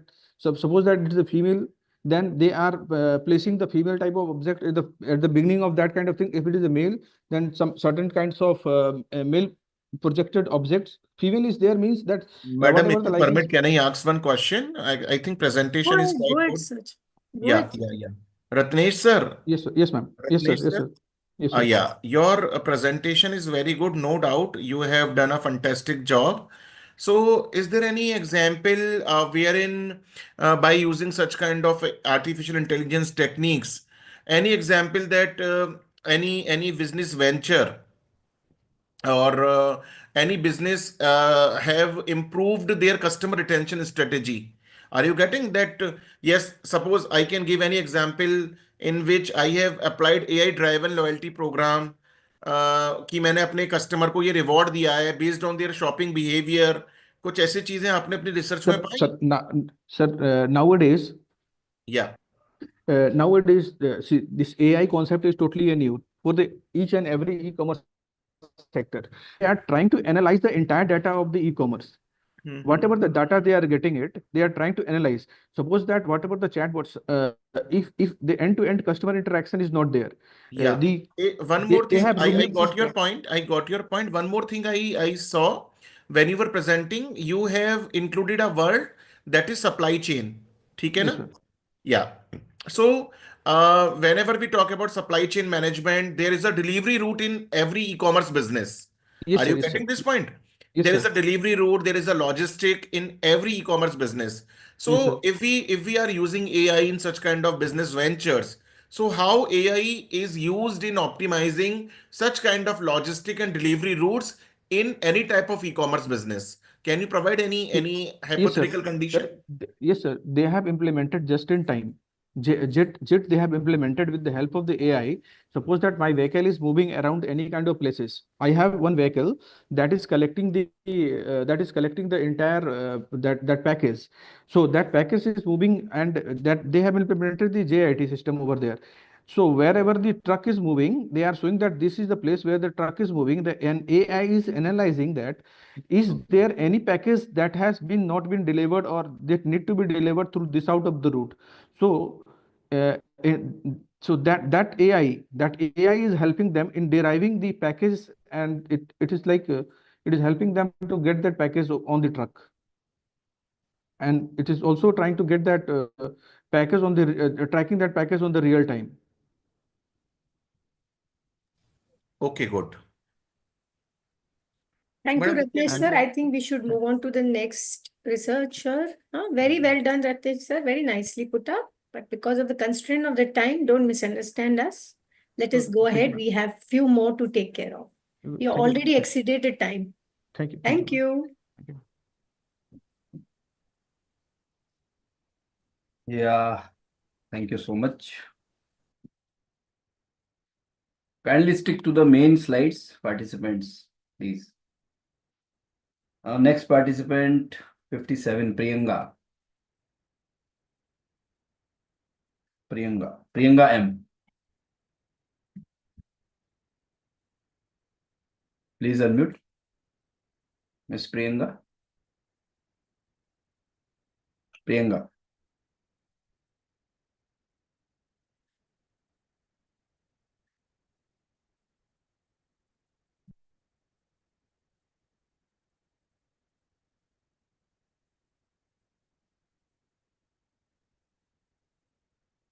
Okay, Pratmesh mostly, please unmute. Yes, 59. sir. Yes, sir. You can start. 59. Pratmesh Ramesh Bhosle.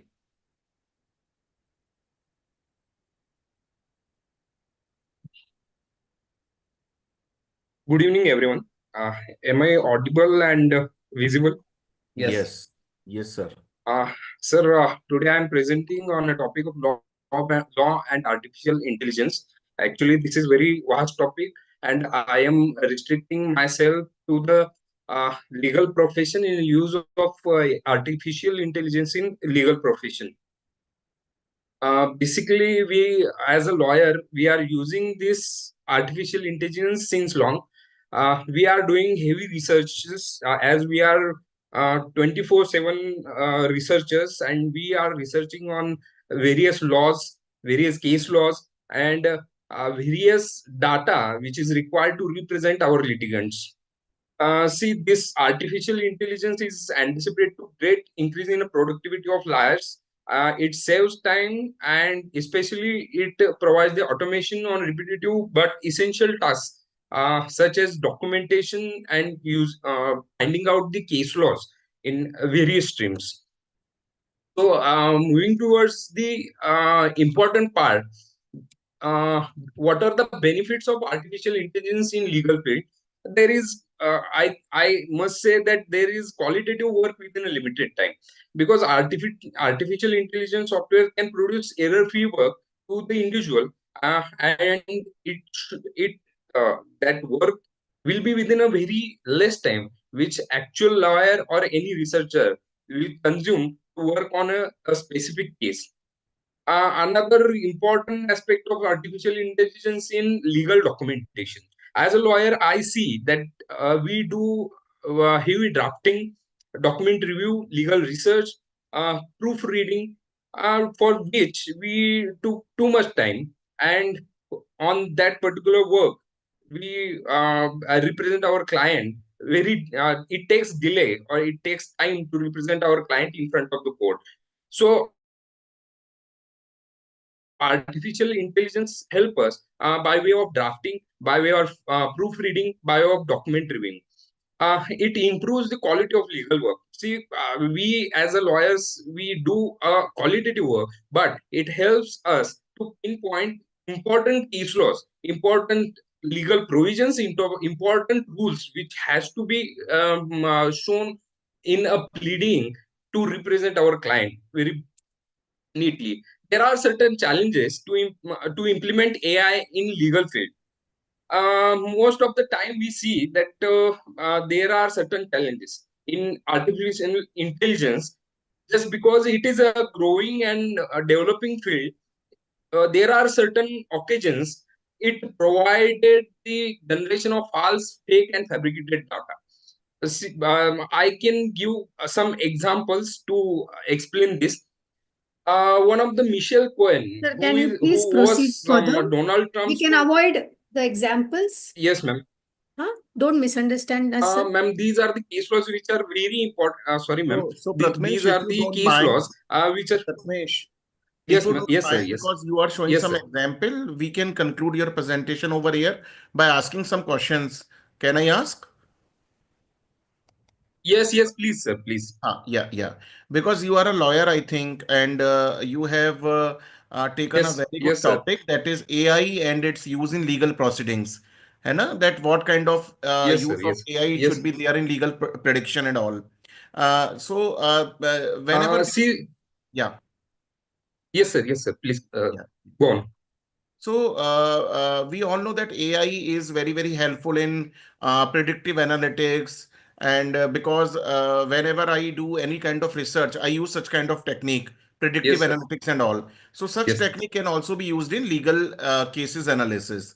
Sure, So, sir. Sure, sir. and definitely, if I use predictive analytics with the help of AI, I can analyze past legal cases and past ruling in order to forecast that what can be the potential outcome for Yes, new sir. cases. Are you Yes. getting this point? Yes, sir. So Yes, sir. tell me, if I use AI in legal precedents, if I use, because you have already shown in your slide that AI is being used in the documentation and all.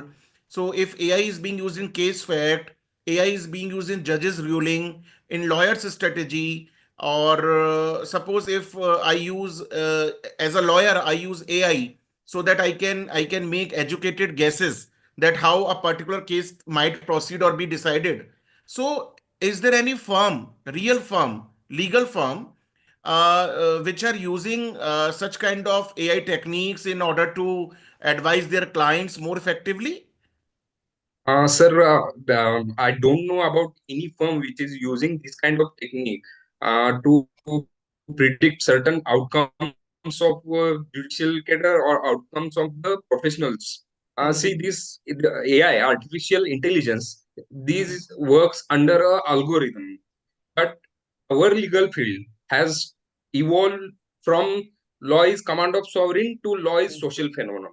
We as a lawyer, we as a judge, we as a legal participant or profession, we have to apply our mind in each and every aspect. We need to understand what is social requirement and what is the social status of individual in legal system. The social status of individual has to be considered. This thing AI cannot do right now.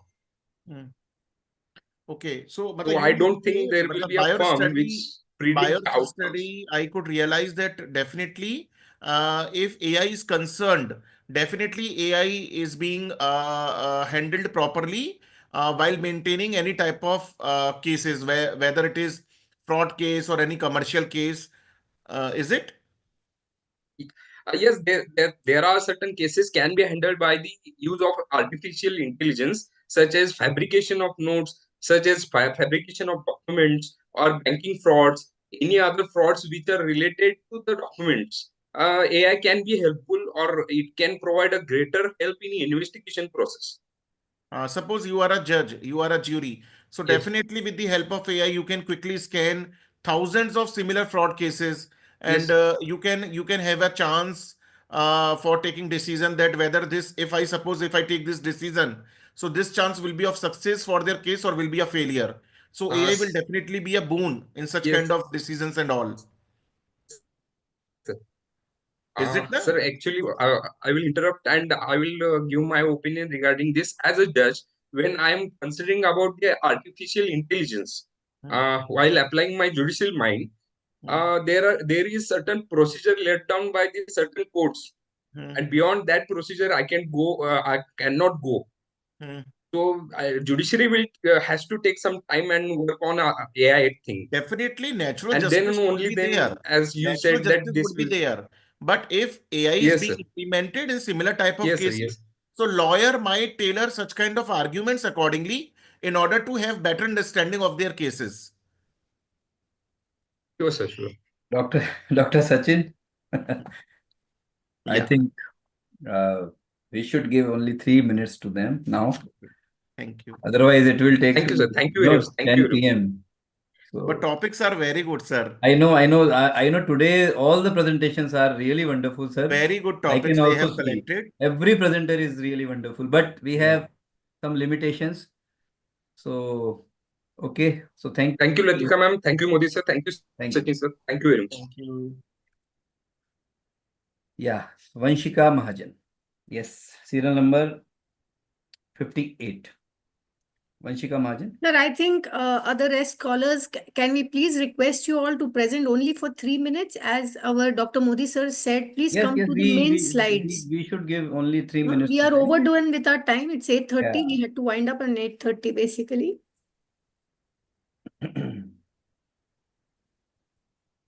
Yes, please unmute, Vanshika.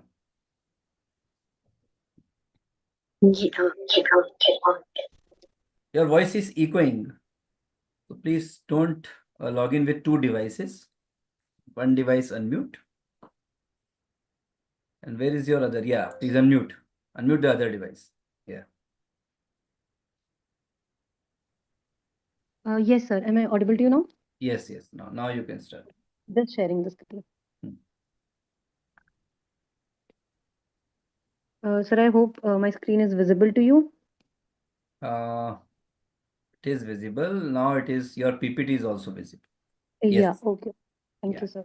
Start.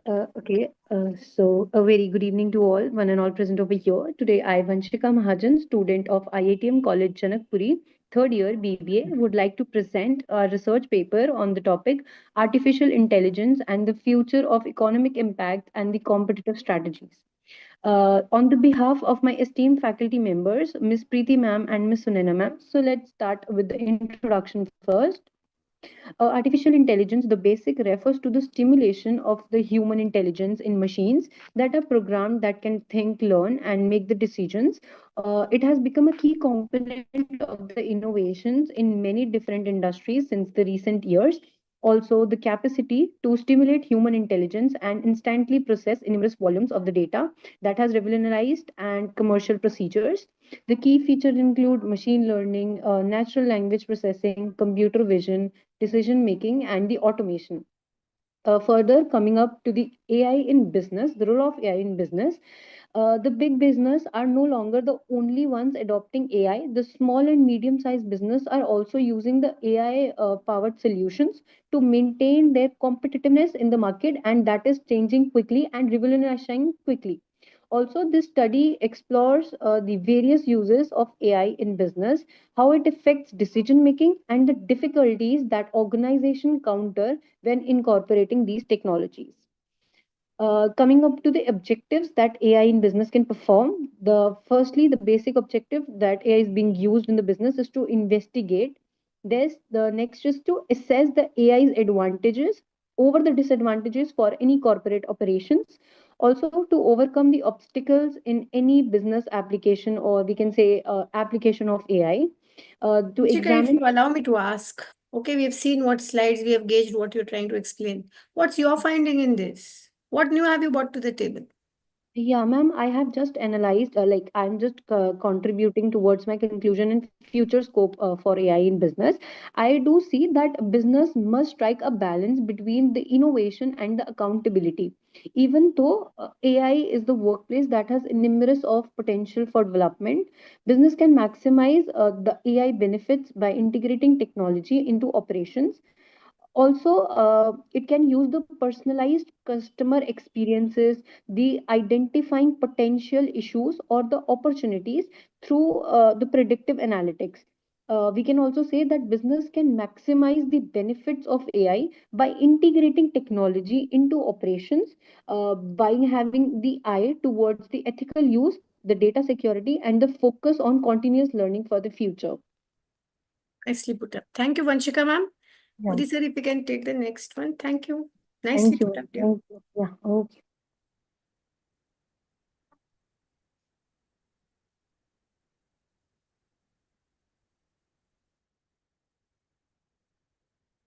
Yeah. So can I invite next presenter? Yes, sir. Let's take Yeah, it. yeah, Yes, sir. Okay. So I think Kritika Kumari, you were not there at that time. Okay, just wait. Shri Lakshmi Panda, are you there? Shri Lakshmi. Shriya Lakshmi. Yes, Shriya Lakshmi, please unmute. Yes, sir. Good Serial number evening. 62.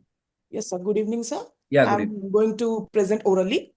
No problem. My topic is claim settlement process in LIC, efficiency, challenges, and customer satisfaction. So overview of LIC claim settlement process is that LIC helps in filing the claim in a very good way. It helps in proper documentation, the claim form like death certificate, proper claim form, death certificate, and the policy documents are submitted to LIC. Then the verification and processing. Verification and processing of claim documents are done by LIC with the help of AI and automation.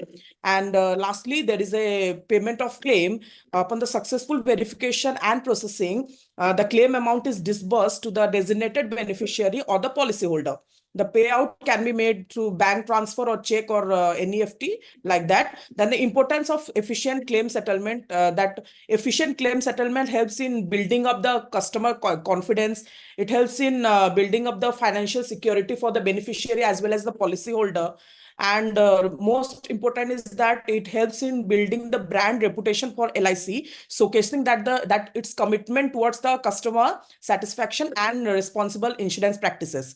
The key factors of claim settlement is that documentation, proper documentation should be there, verification, communication, and technology. Technology should be there for efficient and faster claim settlement process.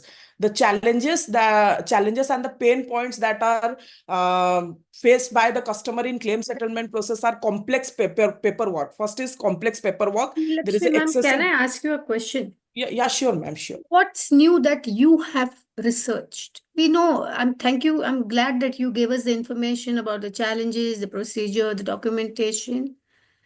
What's new? What's your research? Ma'am, the claim settlement and the satisfaction regarding on the behalf of customer. How do you do regarding the it? claim. Ma'am, I have done a specific survey of Odisha, Okay. Western Odisha, the claim settlement pattern of Western Odisha and the customer satisfaction. And I have surveyed that maximum people is satisfied with the giant public sector life insurance, that is Life Insurance Corporation of India. And due It's a to government-based digitalization. company, so people have to be satisfied with them. So Yes, what's yes. new on the table with this? Are you an agent with them? No, Are I'm you a not. licensed agent or anything? No, ma'am, I'm not licensed. Okay, I'm just doing a survey, ma'am. That's it. So what have you researched? I understood what you're trying to put up, but Yes. what is your addition to the knowledge of literature that you've read? Just a claim settlement pattern of LIC, that how faster LIC is doing work in. Actually, Odisha is not that much developed, western part of Odisha. So I'm continuing my research in the claim settlement pattern, particularly in western part of Odisha. And how do you expect to implement it if you're not one of them? Yes, ma'am. How do you expect your recommendation to get implemented by the government? Yes, ma'am, definitely, because LIC is a giant public sector. So I expect that it will work for public only, public building the public confidence. Okay, fine. Thank you. Thank you, Shri Lakshmi ji. Thank you so much. Sirji, we can take the next Yes, one, ma'am. please. Yes, ma'am. Yeah, Mr. Sarvjit, please unmute. Mr. Sarvjit. Serial number 60. So, namaste and good evening, everyone. Myself, Sarvjit Ranjan, a PhD scholar of Dr. Aman Dua sir and Dr. Neeraj Konvi. So, today I am going to present my topic, Tech-Driven Hospitality Examination, the intersection of automation and personalization in service and guest satisfaction.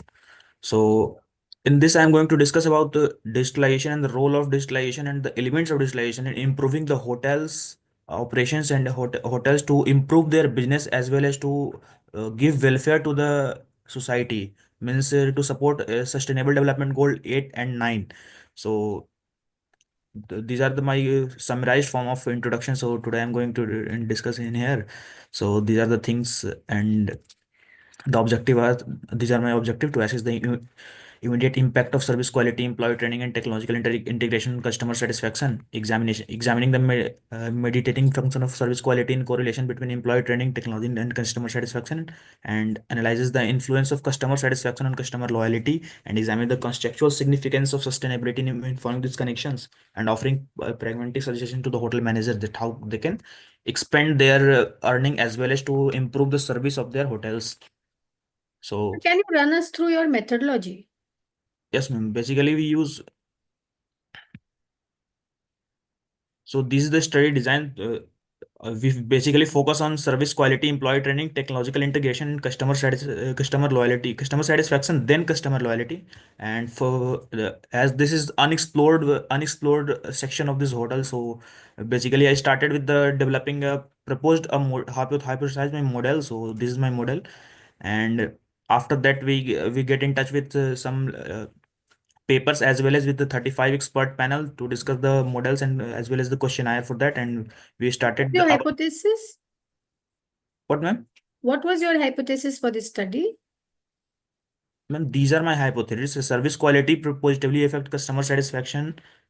Employee training positively impacts customer satisfaction. Means my main theme is to analyze that how these factors like service quality, employee training, and technological integration uh, impacts the customer satisfaction, and it leads to customer loyalty, means to gain loyal customer for the hotels, and to make a customer their own business means they help in business expansion as well as to be same as a customer as well as their business manager also, like So when the word customer of mouth. becomes loyal, your profitability increases. That is what Yes. you have come to a conclusion. Yes, So ma'am. what services have they provided to do this?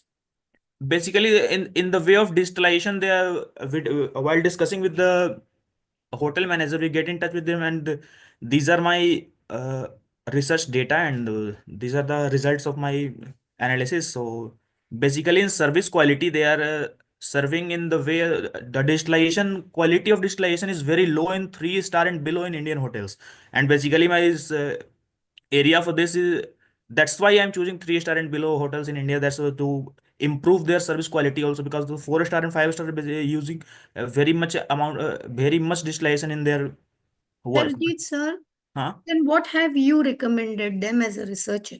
Basically, to use digitalization factors to improve service quality, to train their employee to improve digitalization, the use of digital tools like using personalized servings, like if someone is coming from South India and Delhi, so basically to serve the quality of foods, the quantity of foods, as well as the way to treat them in the way that it could manage their customer as well as. It would And please the customer. yes, ma'am. So Thank these you, are sir. the theoretical implications, and as No, well it's as. okay. We understood what the research paper is. We basically wanted to know, see, we are here to understand what you have brought to the world. Sure, We sure, are sure. not asking any, opinion document. Yeah. Very nicely put up. You have told us what you wanted Yes, to ma'am. tell us. Okay. Thank you, Sarjeev sir. Very nicely put up. Nice Okay. presentation. Thank you. Nice presentation, Sarjeet. Yes, sir. Please. Thank you, sir.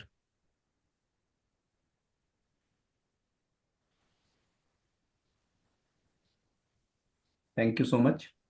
Mr. Sunil Kumar Saurabh, 61. Please unmute. Mr. Sunil Kumar Saurabh.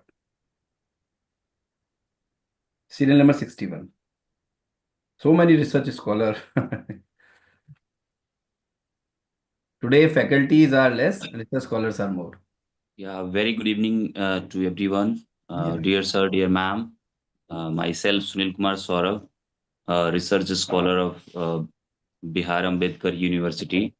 Today I'm going to present a paper on the topic of, I'll just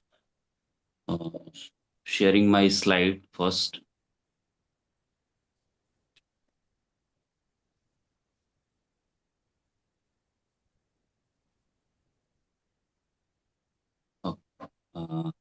Is it visible, dear sir?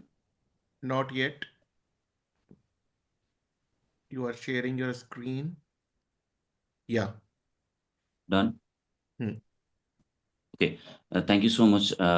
So today is my topic is the impact of sustainable e-commerce technologies on supply chain efficiency and sustainability goals. And about introduction, the e-commerce transformation, the e-commerce changed business transactions, leading to increased demand for sustainable practices in online operation.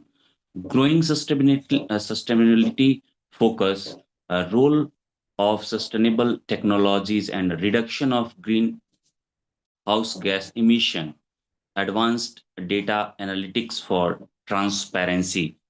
Uh, Related to the research gap, lack of research in India, despite e-commerce growth, studies on the sustainable e-commerce technologies in India are limited. So focus on developed countries existing research mainly examine developing nation, which may not address India's unique challenges.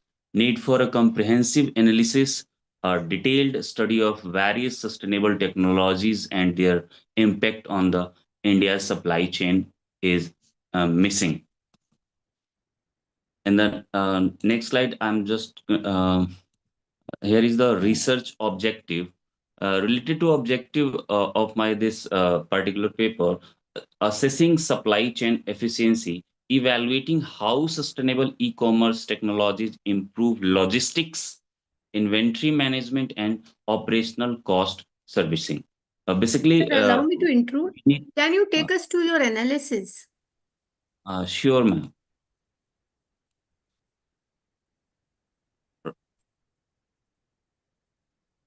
Related to ma'am analysis, or if we can Findings, say no that problem, sir. findings, Whatever right, you ma'am? can.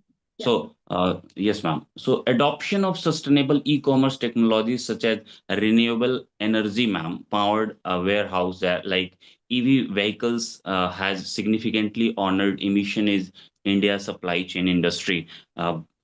E-commerce platform have enabled micro, small, and medium enterprises, that is the MSME, to expand the market reach beyond local boundaries, like in a local villages, we can say that related to villages, the shift to online retail has led to lower demand for commercial real estate, reducing overall energy consumption. Basically, transportation cost is very high in transporting product to one place to another. So we can take the like EV vehicles, or we can minimize the cost of transportation also. Sunil sir, this is your finding to the literature?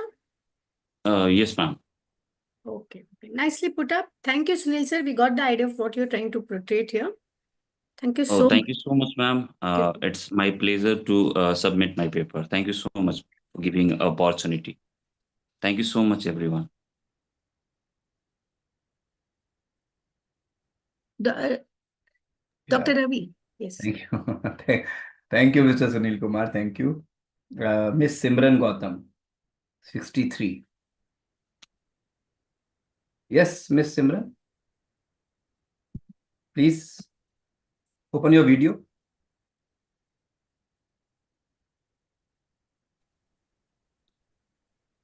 Yes, sir. Yes, yes. Sir, I'm going to orally present my presentation. But you know, there is a condition for oral presenters. You should open your video. Sir, Yeah. Because anybody can present without video. Okay. Good evening, everyone. Yeah. Thank you for giving me this opportunity to speak today.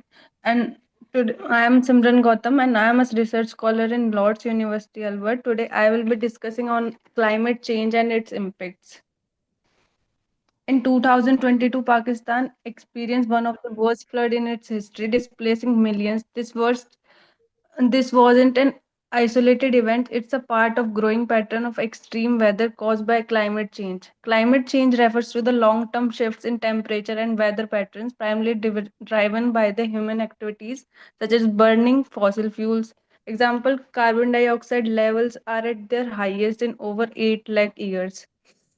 So causes, what are the main causes of climate change are burning fossil fuels, deforestation, industrial agriculture, like methane emission from the livestock farmings, waste mismanagement, less because landfills release methane gases, and impacts on environment through the climate change are rising temperature, extreme weather, rising sea levels, and loss of biodiversity.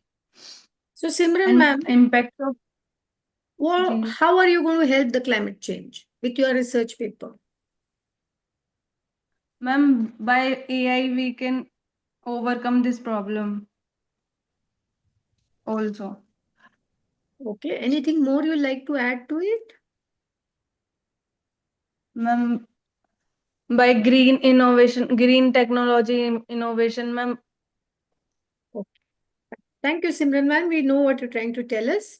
Great research paper. Thank you, Simranji. Thank you so much. Dr. Ravi sir, we can take the next one, please. Yes, ma'am. Yeah, Srishti Bhaumik, 65. Yes, please unmute. Miss Srishti Bhaumik. Yes, sir. Research scholar from Barkatullah University, Bhopal. Yes, yes, ma'am. Start. Yes, sir. Am I audible, sir? Yes, you are audible. Yes, sir.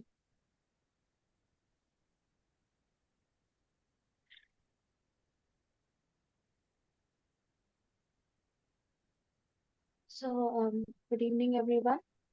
I am Srishti Bhaumik, research scholar from Barkatullah University, Bhopal, and the topic of my research is the role of AI in improving customer satisfaction towards internet banking services in Bhopal.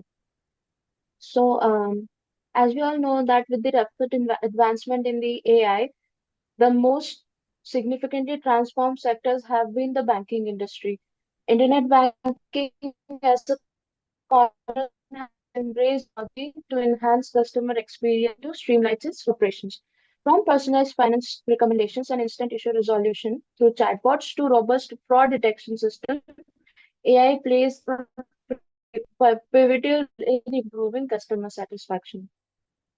The objectives of my research paper is to know the customer's level of awareness towards internet banking and AI, understand the factors influencing the non-usage of AI integrated banking services, and to know the level of satisfaction of customers toward AI-based services. My methodology includes descriptive analytical research, and it is based on primary data.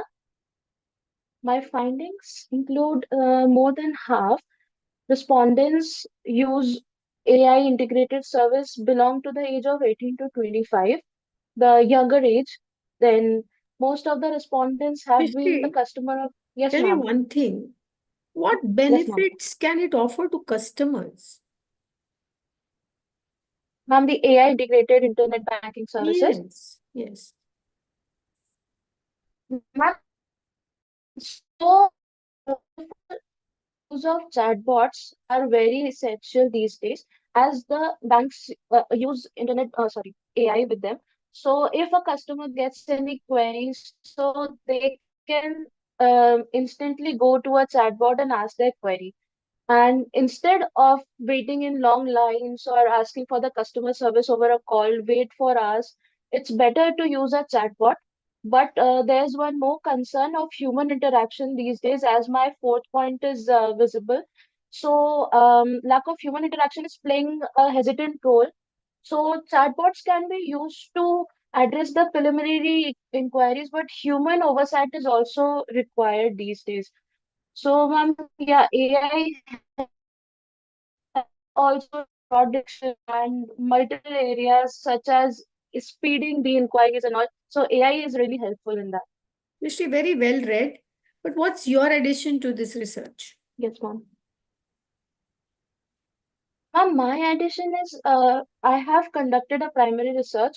So based on my findings, I have some suggestions so that banks can, make their services more efficient. And so, first of all, the security and trust analysis, the part is where consumers must know the algorithms or the thing like how AI actually works. They know that chatbots can help them, but how the actually work can be made aware to the customers. Also, a clear information regarding the ones who are not aware can be done through various platforms. Ma'am, these are of the suggestions, my Very good, Shrishti. findings. Nicely put up.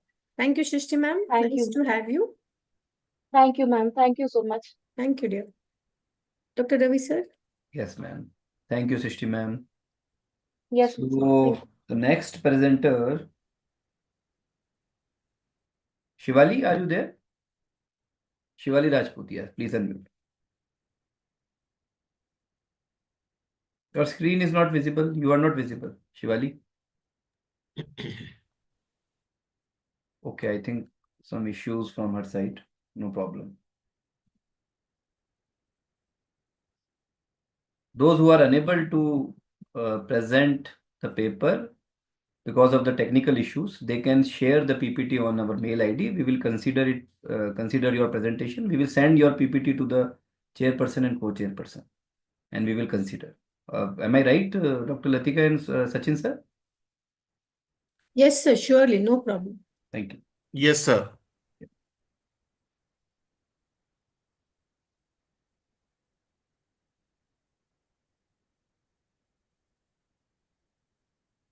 Those who are present for the presentation, still they can switch on the video. So I can directly invite you.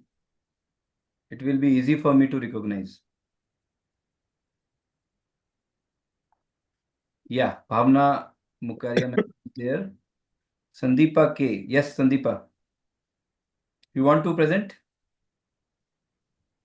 Mr. Sandeepa, how are you? Please unmute. Nice conference. How are you? So now you have become lieutenant or captain? Captain, sir. Captain. Oh, great. When Next going for June, I am going to refresher course, sir. great. So, congratulations in advance. Okay, thank you, sir. Yeah, Mr. Saurav Sandesh, please unmute. Mr. Saurav Sandesh. So what is Yes, your sir. serial number, Mr. Saurabh? Sir, 69. 69. Okay. Okay, you can start. Sir, are you able to see? No.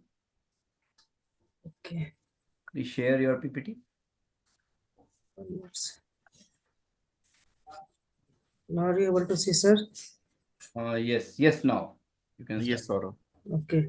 So good evening, everyone. So my topic for the research is corporate social responsibility and sustainability.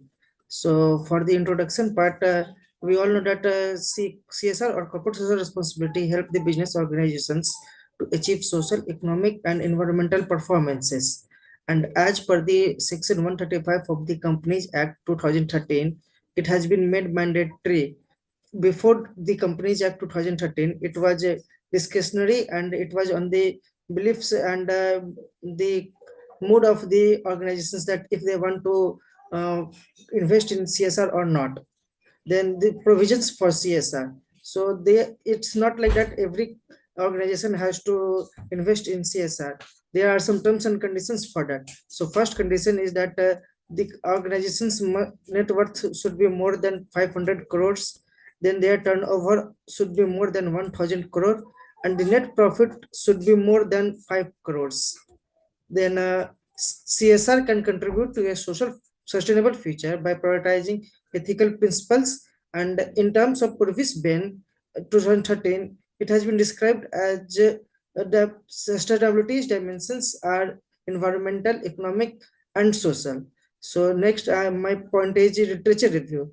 So Bowen in 1953, who is also called the father of the CSR, he thinks that businesses should consider the social implications of their decisions.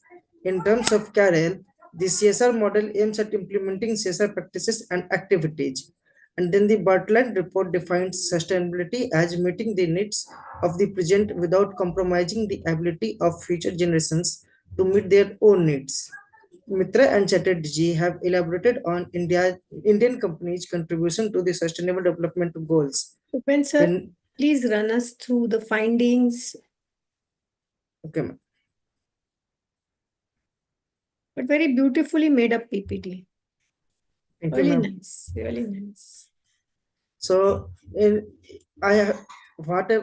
actually my paper is based on the secondary sources, and I have not done any kind of primary data collection, and also whatever the findings are, it is based on the secondary sources which I have referred. So in that CSR practices contributes to the sustainability to a great extent and look to develop a future strategy. CSR and companies and organizations see CSR spending as an enforced burden. They don't want to invest in CSR practices, but they forget that they are dependent on the society, and they should also think about the welfare of the society. Then the connection between sustainability and CSR activities can be used to address the social expectations of the society. Then the environmental impact, such as reducing waste, conserving energy, and utilizing renewable sources, can be minimized by integrating CSR and sustainability. Then effective CSR initiatives will not only benefit people and planet, but also help companies build trust, brand reputation, and create long-term value. Then next is concluding part. So as per my evaluation, I have found out that CSR is a very broad term and it needs to be aligned with a company's purpose and value to operate in a sustainable way. Then CSR and sustainability are both intertwined concepts, and these concepts guide the businesses towards responsible decision making and actions to enable businesses to yield desirable and positive results for present and future generations. Then corporate sustainability due diligence directives, which was adopted in May 2024 by the European Union, aims at achieving a just transition to I think Saurabh, it is sustainability. okay. Okay, Latika ma'am, thank if you permit, can I ask one question? Yes. Go ahead, sir. Please. Okay. Thank you so much, madam. Saurabh Sandesh. Saurabh, sir. your study is very good and you have prepared a very good PPTs, no doubt. And Thank this you, sir. topic is very, very comprehensive and contemporary nowadays. So have you done any study on such kind of CSR strategy or CSR practices, that such kind of company is using such kind of strategy in order to promote consumer demands for sustainability and all? Sir, actually, I'm a research scholar from B.R. Ambedkar Bihar University, That's why I'm Muzaffarpur, asking, and because you are a scholar, so you must my do. thesis topic is also on CSR. Mhm. My topic is on role of ethical leadership and CSR of ITC Limited. So So I ethical can leadership give is you very, very example of important. ITC. Ethical leadership, yeah. So Yeah. whenever we talk about ethical leadership, suppose we have to take example of Starbucks and Coca-Cola. So what kind of ethical CSR initiatives they are following? Sir, I can tell you about ITC because I have been studying about ITC only. I have not gone in. Actually, my thesis is in currently progress only. I have not done I that was just data analysis, asking. but Okay, yeah. good efforts. Thank you, sir.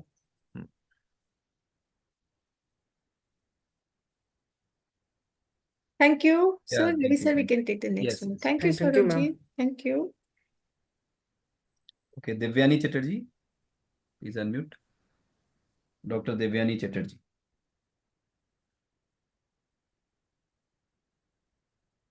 Yes, Tanishka, we can take you. Tanishka, please unmute Tanishka. What is your serial number, Tanishka? Unmute करिए. What is your serial number? 34. 34, okay. You have 3 minutes.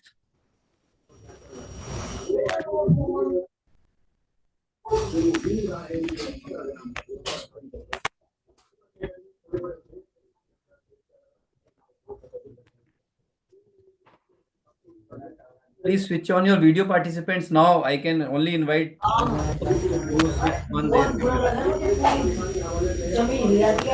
Tanishka, where are you?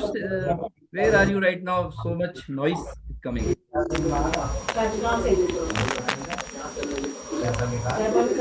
Tanishka, what happened? Yes, sir. Sorry, sir.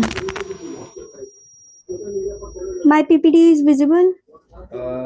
It is not visible, Tanishka. You can do oral presentation also, no problem. Okay, sir. Now it is visible? नहीं Not Tanishka हो नहीं yet. रही visible. आप start कर लीजिए, वैसे ही बोल दीजिए आप, नो प्रॉब्लम. हाँ, अब आ रही है. It Okay, is now sir. visible. Okay, It sir. is now visible, but you already lost 1 minute. Tanishka, you're on the perfect slide of findings. I would like to hear the findings Yes. then going through. Yeah.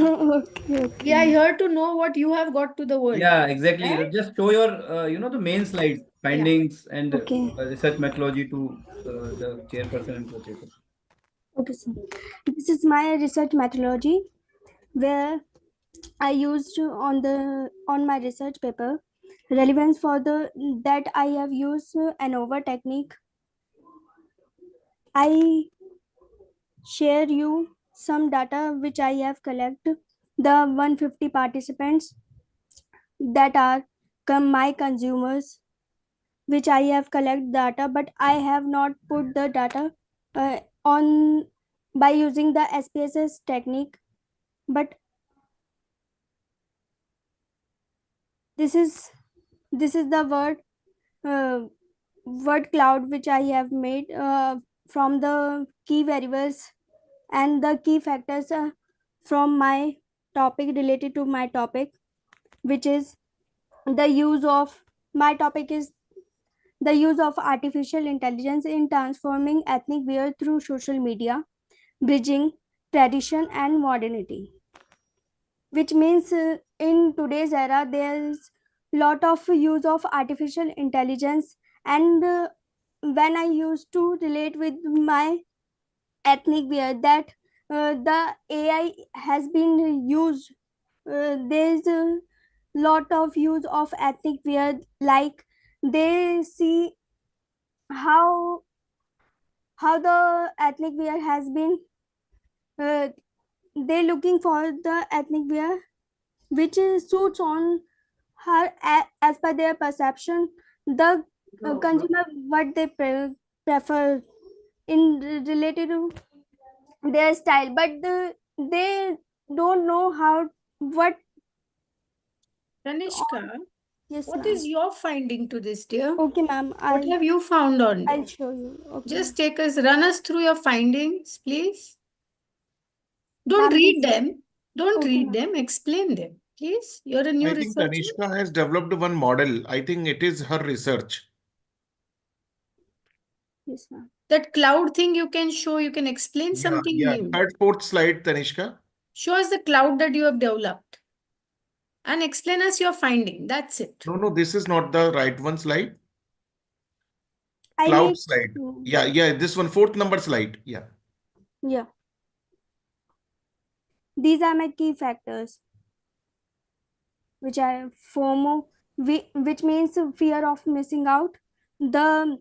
What the consumer expected that they see the post and they think about that one thing is missing, and if the consumer cannot afford it, that what I mean, the fear Okay. of What's your finding, Tanishka? Okay, ma'am. I'll show you. These are my findings. Tanishka, what's your number? Can you please tell me your number? 34, ma'am. Okay. Just explain me 2-3 findings of yours. That should be enough. Okay, ma'am. You can describe without PPT, no problem.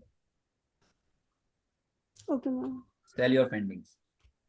Ma'am, my finding is AI related. This shows that when the consumers look as per their preference, the use of artificial intelligence related to ethnic wear, they should prefer the actual what they want, but they are not satisfied in today's era. Okay. We understand what you want to put up. Yes, Thank you, Tanishka. Lovely presentation. Good reading. Keep it up. Thank you, ma'am. Thank you. Thank you so much. Ravi sir, we can take the next Yeah, one. thank you so much. Yeah, thank you. Mr. Granth Butra, please unmute. Mr. Granth. Yes, sir. Yeah. Just a second, sir. Just a second. 72. Please start your video. Yeah. Yes, yes. Am I visible, sir? Yeah, Mr. Granth is a BCom honors student from IITM Delhi. Very good, Mr. Granth. At least you all are attending, you all are attempting. So this is, hats off to even IITM College, the director of IITM, Dr. Rana, and of course, Dr. Bhavna Mukeria, ma'am. So is my screen visible? Yes. Please carry on. Granth, please run us through the introduction, your findings, and conclusion. Yes, ma'am. I'll make it short, ma'am. No problem. Though your topic is very, very, very good. Yeah. Ma'am, can I? Please, Sorry, sir, go just ahead. made the PPT right now, so I'm a bit confused. I'll just start if I get the permission. Can I? Yeah, please go ahead, sir. Thank you, ma'am. Ma'am, my topic is on economic implications and mitigation strategies for the urban heat islands. I would just like to start with the topic urban heat islands. What is it? Urban heat islands is basically the cities facing the urban heat waves, especially during the summer times, right? And the concern getting over it while it affects our economic sector too. Especially, ma'am, in this particular PPT, I would like to share what urban heat islands are causing to the economic background of our industry, right? I'll just change the slide just a second. The causes for the urban heat islands. First is reduction in vegetations and increased improvising surfaces like alpine concrete, which are basically the one that can concentrate, absorb the heat from the day and release it at the night. Heat absorbing buildings, basically infrastructures, roads, which make the environment little warmer, and the transportation even. Human activities such as vehicle use and industrial process like air conditioning and all release additional heat in the atmosphere. Economic impact on energy demand. So, do these higher temperature affect us economically? Yes, they does. I'll further explain through an example. Cities experiences a lot of cooling demands. Like in summers, we used air conditioners and all, right? So they do generate and consume a lot of energy, and which cause more of an energy bill. Cities like New York City sees around 10 billion, I guess, 10 billion annual bills for the air conditioning during the heat waves. And also, in addition, And if you allow me to intrude, you're very well read in what you're speaking. Okay. yes, ma'am. But explain me, how can the microeconomic strategies be employed to mitigate their effects? Sorry, ma'am, pardon me. How can microeconomic strategies be employed to mitigate these effects? Through the policies, ma'am. What are the policies? Okay, ma'am, I'll just shift to the policies. Just a minute, ma'am. I love the way you've presented the data. Very beautifully put up. Slides are very good. Yeah, really nice. Ma'am, I'll move on to the policies where I'll first introduce the initiatives of mitigation measures, right? Offering the subsidies or the tax benefits for the green technologies like reflective surfaces. Ma'am, we know there are roads, right? And roads can be built in a reflective technology, which can just provide us a more little warmer surface and the area, right? And other one is the building codes. Building codes are basically the new upcoming constructions which can be built in a new way and adopting the green technologies and also adding up to the green roofs. Green roofs, ma'am, it was in my earlier slide. Can I just explain it? Like it will take a minute. I think these two are enough. Rest are self-explanatory. You can Okay. go ahead explaining the building codes and then you can conclude. No worries. Building code is all about the new upcoming construction, and there is this public-private partnership.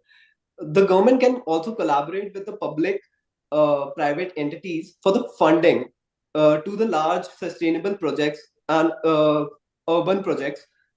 Basically, these policies can help address the challenges we are facing through the urban heat islands in the whole citywide scale, right?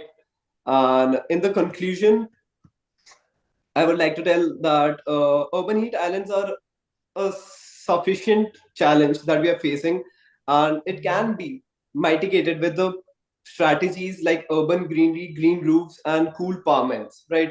Also, by working together. Together, I mean by government, organizations, and citizens, we all can create a city that can be sustainable, livable, and resilient for the Excellent presentation.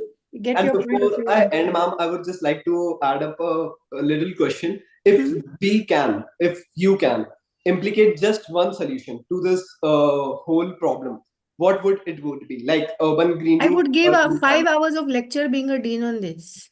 Okay, since I'm having time constraint, I would ma'am, love I to. got Let's that point. conclude a little faster because we have lots that are waiting. Right, ma'am. Okay, thank you, Grant.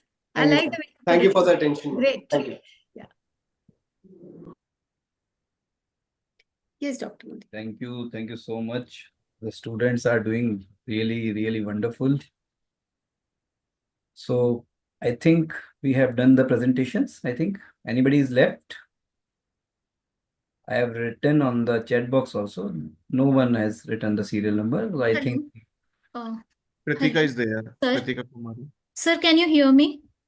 Divyani Chatterjee. Yes, sir. Yes, sir. I called you. I'm so sorry, sir, at that time. Okay. Can I present right now? Yeah. Bye-bye. Bye-bye. Bye-bye. One Kanika is also there, I think so, sir. Yes, we will. Kanika, you are ready with your presentation? Yeah, she's writing in the chat box. So you are the next. Let her present first, then I'll present. No, ma'am, please. You present first. Okay. Now you present first. Desktop पे अच्छा ना? अरे कोणता एर मध्ये कोणता बोला अच्छा हाँ, एटाई होगा. You were not ready, I think. Yes, sir, I'm ready. We would love to learn Bengali. এটা full screen করে দাও. If you can just run us through your objectives, your methodology, Yeah, Yes, mainly your right. findings, please. Yeah. Yeah.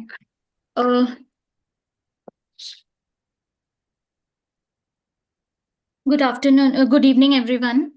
The topic of my research paper is a quantitative analysis of equity mutual fund performance in India, done by me and my colleague Bhumika Ansudaria. Now, Indian mutual fund industry has experienced significant growth over the past decade, driven by increasing financial literacy, regulatory support, and expanding participation from retail and institutional investors. Because of that, I have done this study, and the period of my study is from 2019 to 24. Now, I have done a quantitative approach analyzing the secondary data on AUM, expense ratios, manager experience, portfolio diversification, and fund categories. Now, these statistical tests I have applied. Then these are my literature reviews. The objectives of my study are to evaluate fund performance, to analyze the various determinants, that is AUM, expense ratio, these, to compare risk-adjusted returns, to identify relationships between these variables, to analyze differences among fund categories. Now, my data sources are from AMFI and AMCs, asset management companies. These are my source of my data. Now, the dependent variable trailing returns, 1 year, 3 year, and 5 year. Then my independent variables are, these are my independent variables: AUM, expense ratio, fund managers experience, portfolio diversification, and fund category. Then the population is I understood what you're trying to put up. I would like to know one thing. How have they performed during the period? What's your finding on this? Yeah. The findings are, I'm directly, shall I reach? Move on to your findings, no worries. Yeah. These are my findings, actually. The interpretations are this. They show 1 year, 3 year, or 5 year, they show consistency in performance with large cap funds, yielding relatively stable returns compared to mid and small cap funds. And higher variability in AUM and portfolio size indicates diverse fund sizes and strategies among sample funds. Then correlation analysis is done between these variables. Then interpretations are fund with higher AUM generally deliver better long-term performance, likely due to better resource management and economies of sales. And higher expense ratios have negative impact, as we can see. R is equal to minus 0.2, and managers experience and 3-year return is has a moderate positive correlation. Then regression analysis is done for 5-year return, and the interpretations are AUM is a strong predictor of long-term returns, while expense ratios act as a drag on performance. Managers' experience adds more moderate explanatory power to the regression model for medium-term returns. Then again, this is the correlation. Then t-test. You can conclude, it's okay. Fine, ma'am. These are my conclusions. Large cap funds consistently outperformed mid cap and small cap funds, delivering higher average and risk adjusted returns. Actively managed funds show superior performance compared to passively managed funds. AUM, larger funds demonstrated better long-term performance, likely due to economies of scale, resource allocation, and market stability. Higher expense ratios negatively impacted returns, underscoring the importance of low-cost funds in delivering better net performance. Experienced fund managers contributed positively to medium-term performance, reflecting their ability to navigate market volatility. Then funds with balanced diversification performed better, though over-diversification appeared to limit out performance. And through Sharpe ratio, making them the most efficient investment choice in terms of return per unit of risk and upward trajectory of mutual fund returns during the period, which suggests strong growth opportunity for equity mutual fund in India. Thank you. Thank you so much, Dr. Devyani. Thank you. Thank you. Thank you. Thank you so much, sir. Thank you so much. Thank you, ma'am. Yes, Ms. Kanika. Please unmute. Serial number 71, Kanika from IITM Delhi. Yeah. Good evening, sir. Am I audible? Yes. Yes, Kanika. Yes, Kanika. Kanika is from IIT Delhi? IITM. IITM College, Janakpuri. Okay. Can I start? Yes, yes. Good evening, everyone. My name is Kanika. I am BCom Honors student, third year from IITM Janakpuri. So the topic is ethical consideration in the use of social media influencers in marketing. So this is the introduction. Social media influencers play the very vital role in modern marketing, leverage the authentic connections to promote the brands through the sponsored connects. The ethical concerns are transparency, authenticity, and consumer trust.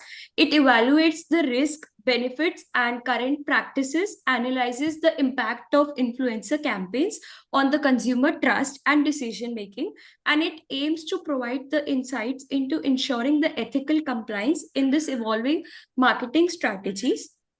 These are the ethical dilemmas, which includes the key concerns.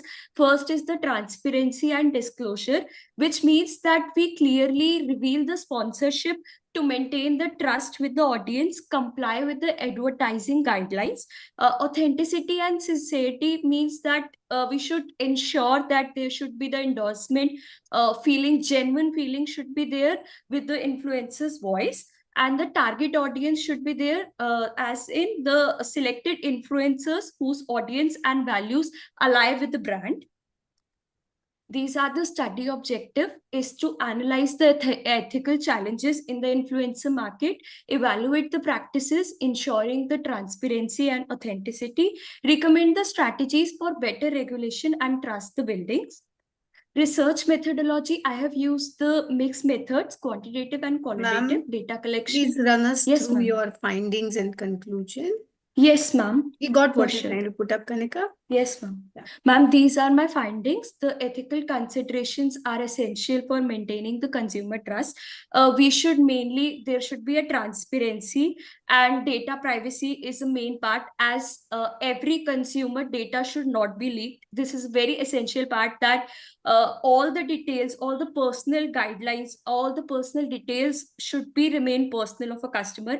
It should not be leaked. And confidentiality has to be maintained. Okay. Yes, ma'am. Social responsibility must be guide for the proportional strategies. These are some recommendations, that there should be transparency, privacy should be there, age gap content should be there, avoid targeting the small younger age groups. It depends on the age groups, and foster the authenticity. And this is the conclusion, that ethical marketing enhances the consumer trust and brand reputation. Collaboration among the influencers, brands, platforms plays a very vital role. Thank you. Very good. Very good. Thank you, Kanika ma'am. Nice. Okay, so PK Bhoiji, you are still here. Okay, unmute. What is your serial number? Sir, good evening, sir. What is your serial number? Serial 37, sir. Okay, okay. You can continue. And then we will... Respected ma'ams, sir, distinguished Please guest. run us through the introduction, findings, recommendation, and conclusion. Yes. I request you. Yes, ma'am. It's my pleasure to present my article over such a great and learned faculties and researchers. My subject is I'm just sharing. Just a minute.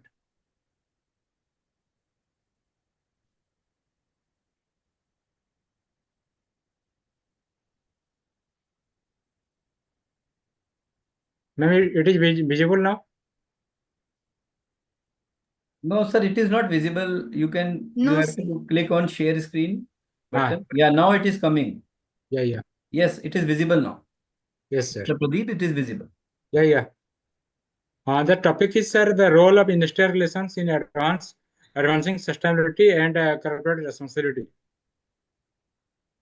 Sir, run us Sir, through your findings, please. Sir, this paper covers the role of what is the role of industrial relations in sustainable business practices and the corporate responsibility. The role of trade unions in sustainability. Then the challenges. What are the challenges in aligning the industrial relations with sustainability and corporate responsibility? And finally, the recommendations to overcome the challenges in industrial relations for sustainability and corporate responsibility. So, what are your recommendations, sir? My recommendation is to incorporate to foster the shareholders collaborations, develop capacity and awareness among the workers, unions, the stakeholders, and promote just transition policies, strengthen the regulatory framework, address power imbalances. If there is any imbalances in power, then that can be addressed. Leverage technology for sustainability from transition from your uh, thermal power plant to, for example, thermal to green energy, your solar plant, your wind energy. That is the transformation from current power to green energy. Then leverage technology for sustainability, promote inclusive practices. That is, take the opinion collaborations with the unions, the employees, and the stakeholders, adopt long-term sustainability goals, and support the grassroots movements. These are my recommendations to overcome the challenges in the industrial relations for sustainability, for sustainable business practices and corporate responsibility. Thank you. Thank you, sir. Thank you so much. Thank Very you, well Mr. Pradeep. represented. Thank you. Thank you, sir. Sir, thank you. So I think we have done the presentation, and still those who left, they can send their PPT and we will it will be deemed as presentations. So don't worry, you all will get the certificates. Yes. Sir, I have sent the paper, sir. Shall I send the PPT? Okay, you can share on the same email ID. Okay. Sir. Thank you. So we have done the presentations. So I would like to invite Dr. Latika for her chairperson's remarks in brief. Dr. Latika, ma'am. Sir, I would really say that I would express my heartfelt gratitude to each and every one of you for joining us. Sorry for the lack of time. It's my sincere apologies. We couldn't hear you much, but your participation and engagement has made this session more successful. As now we're concluding the session, I hope that all of you have gained new insights and inspirations from our distinguished speakers, I would say. And definitely you're carrying the momentum of this conference forward in your research and endeavors. Once again, thank you for being a part of this important conversation, and we are honored to have the chance to share this experience with you, and we look forward to stay connected with you in the future for new researches. Thank you, everyone. Thank you, Dr. Ravi. Thank you, ma'am. Thank you so much. Dr. Sachin, if you would like to say something regarding the presentations. Yeah, sir. So first of all, I would like to take this opportunity to extend my sincere gratitude to all the members of this international conference. My sincere regards to you, sir, for inviting me, Dr. Aarti Chopra, madam, and all the other members of this conference. And literally, the presentations today were very insightful, and I am matlab, highly inspired, and I am honored to have been a part of such a remarkable event and truly appreciate all the efforts and dedication. And Once again, my heartfelt thank you everyone for the kind invitation. And I am very much confident that our such kind of efforts, collective efforts, will definitely lead to meaningful contributions and advancement. And thank you once again, sir. And looking forward to building a strong and lasting partnership with each one of you in near future course of time. Thank you once again. Sure, sir. Thank you so much, sir. Thank you so much. Thank you. Before I invite Dr. Bhavna for the formal vote of thanks on behalf of IITM, and then after Dr. Shruti on behalf of Inspira, I would also like to thank again the today's chairperson, the co-chairperson, the keynote speakers, our today's chief guest, Professor Sanjay Bayani, a guest of honor, Dr. Shweta Singh, the chairperson, Dr. Latika, co-chairperson, Dr. Sachin, keynote speaker, Dr. Albat Ahmed, Ms. Eva Tuba, Professor Rupali, Dr. Kritika Tekwani. And I also would like to thank all the participants, all the presenters who have done really, really wonderful today. I mean, really, the presentations were really wonderful. And we are even thought of, of launching a book on your paper. So I would tell you after some time, if we do this, I will definitely inform you all. So thank you everyone for supporting us. And now I would like to invite Dr. Bhavna Mukeria for the formal vote of thanks on behalf of IITM Janakpuri. Dr. Bhavna Mukeria, organizing convener and assistant professor, IITM Janakpuri. Yes, Dr. Bhavna, please unmute. Thank you so much, sir, for unmute me. I was trying to unmute myself from last 20 minutes. Okay, so you should call me or you should message me. No issues, sir. No issues. So good evening to all. So it is my privilege to extend my vote of thanks on behalf of IITM and Inspira Research Association. First and foremost, I extend my heart welcome gratitude to our esteemed chief guest, Professor Dr. Sanjay Bayani, sir. And after then, the guest of honor, Dr. Shweta Singh, for gracing this event and sharing your valuable insights. Your address truly inspired us all. My deepest appreciation goes to Dr. Rupali Sharma, Associate Professor, Department of Commerce and Management, University of Kota, Rajasthan, Dr. Sachin Gupta, sir, and a special thanks to our distinguished keynote speaker, Dr. Albert Ahmed, sir, Ms. Eva Tuba, Professor Dr. Rupali Sharma, Dr. Kritika Tekwani, for sharing your profound knowledge and research, which have provided a global perspective and enriched the intellectual depth of this conference. And my sincere thanks to all the team, faculty members and volunteers, the students who have worked tirelessly to ensure the seamless execution of this event. Your dedication and hard work behind the scenes are truly recommendable.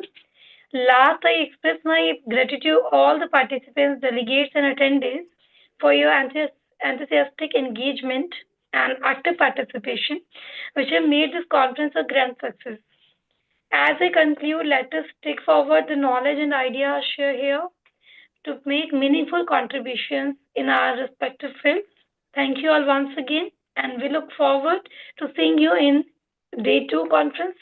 Have a wonderful day, and I have a request with all to just please switch on your video so that we can take a group photograph.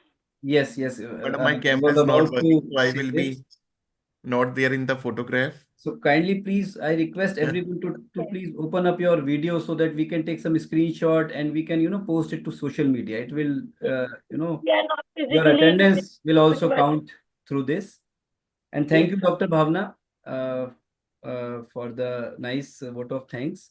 A special thanks to your director, Professor Rachita Rana, who is the great leader of your institute.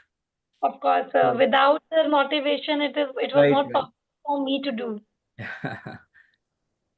So now I would like to invite Dr. Shruti Arora, Modi Institute of Technology and guest faculty, University of Kota, for the formal vote of thanks on behalf of Inspira Research Association. Dr. Shruti Arora.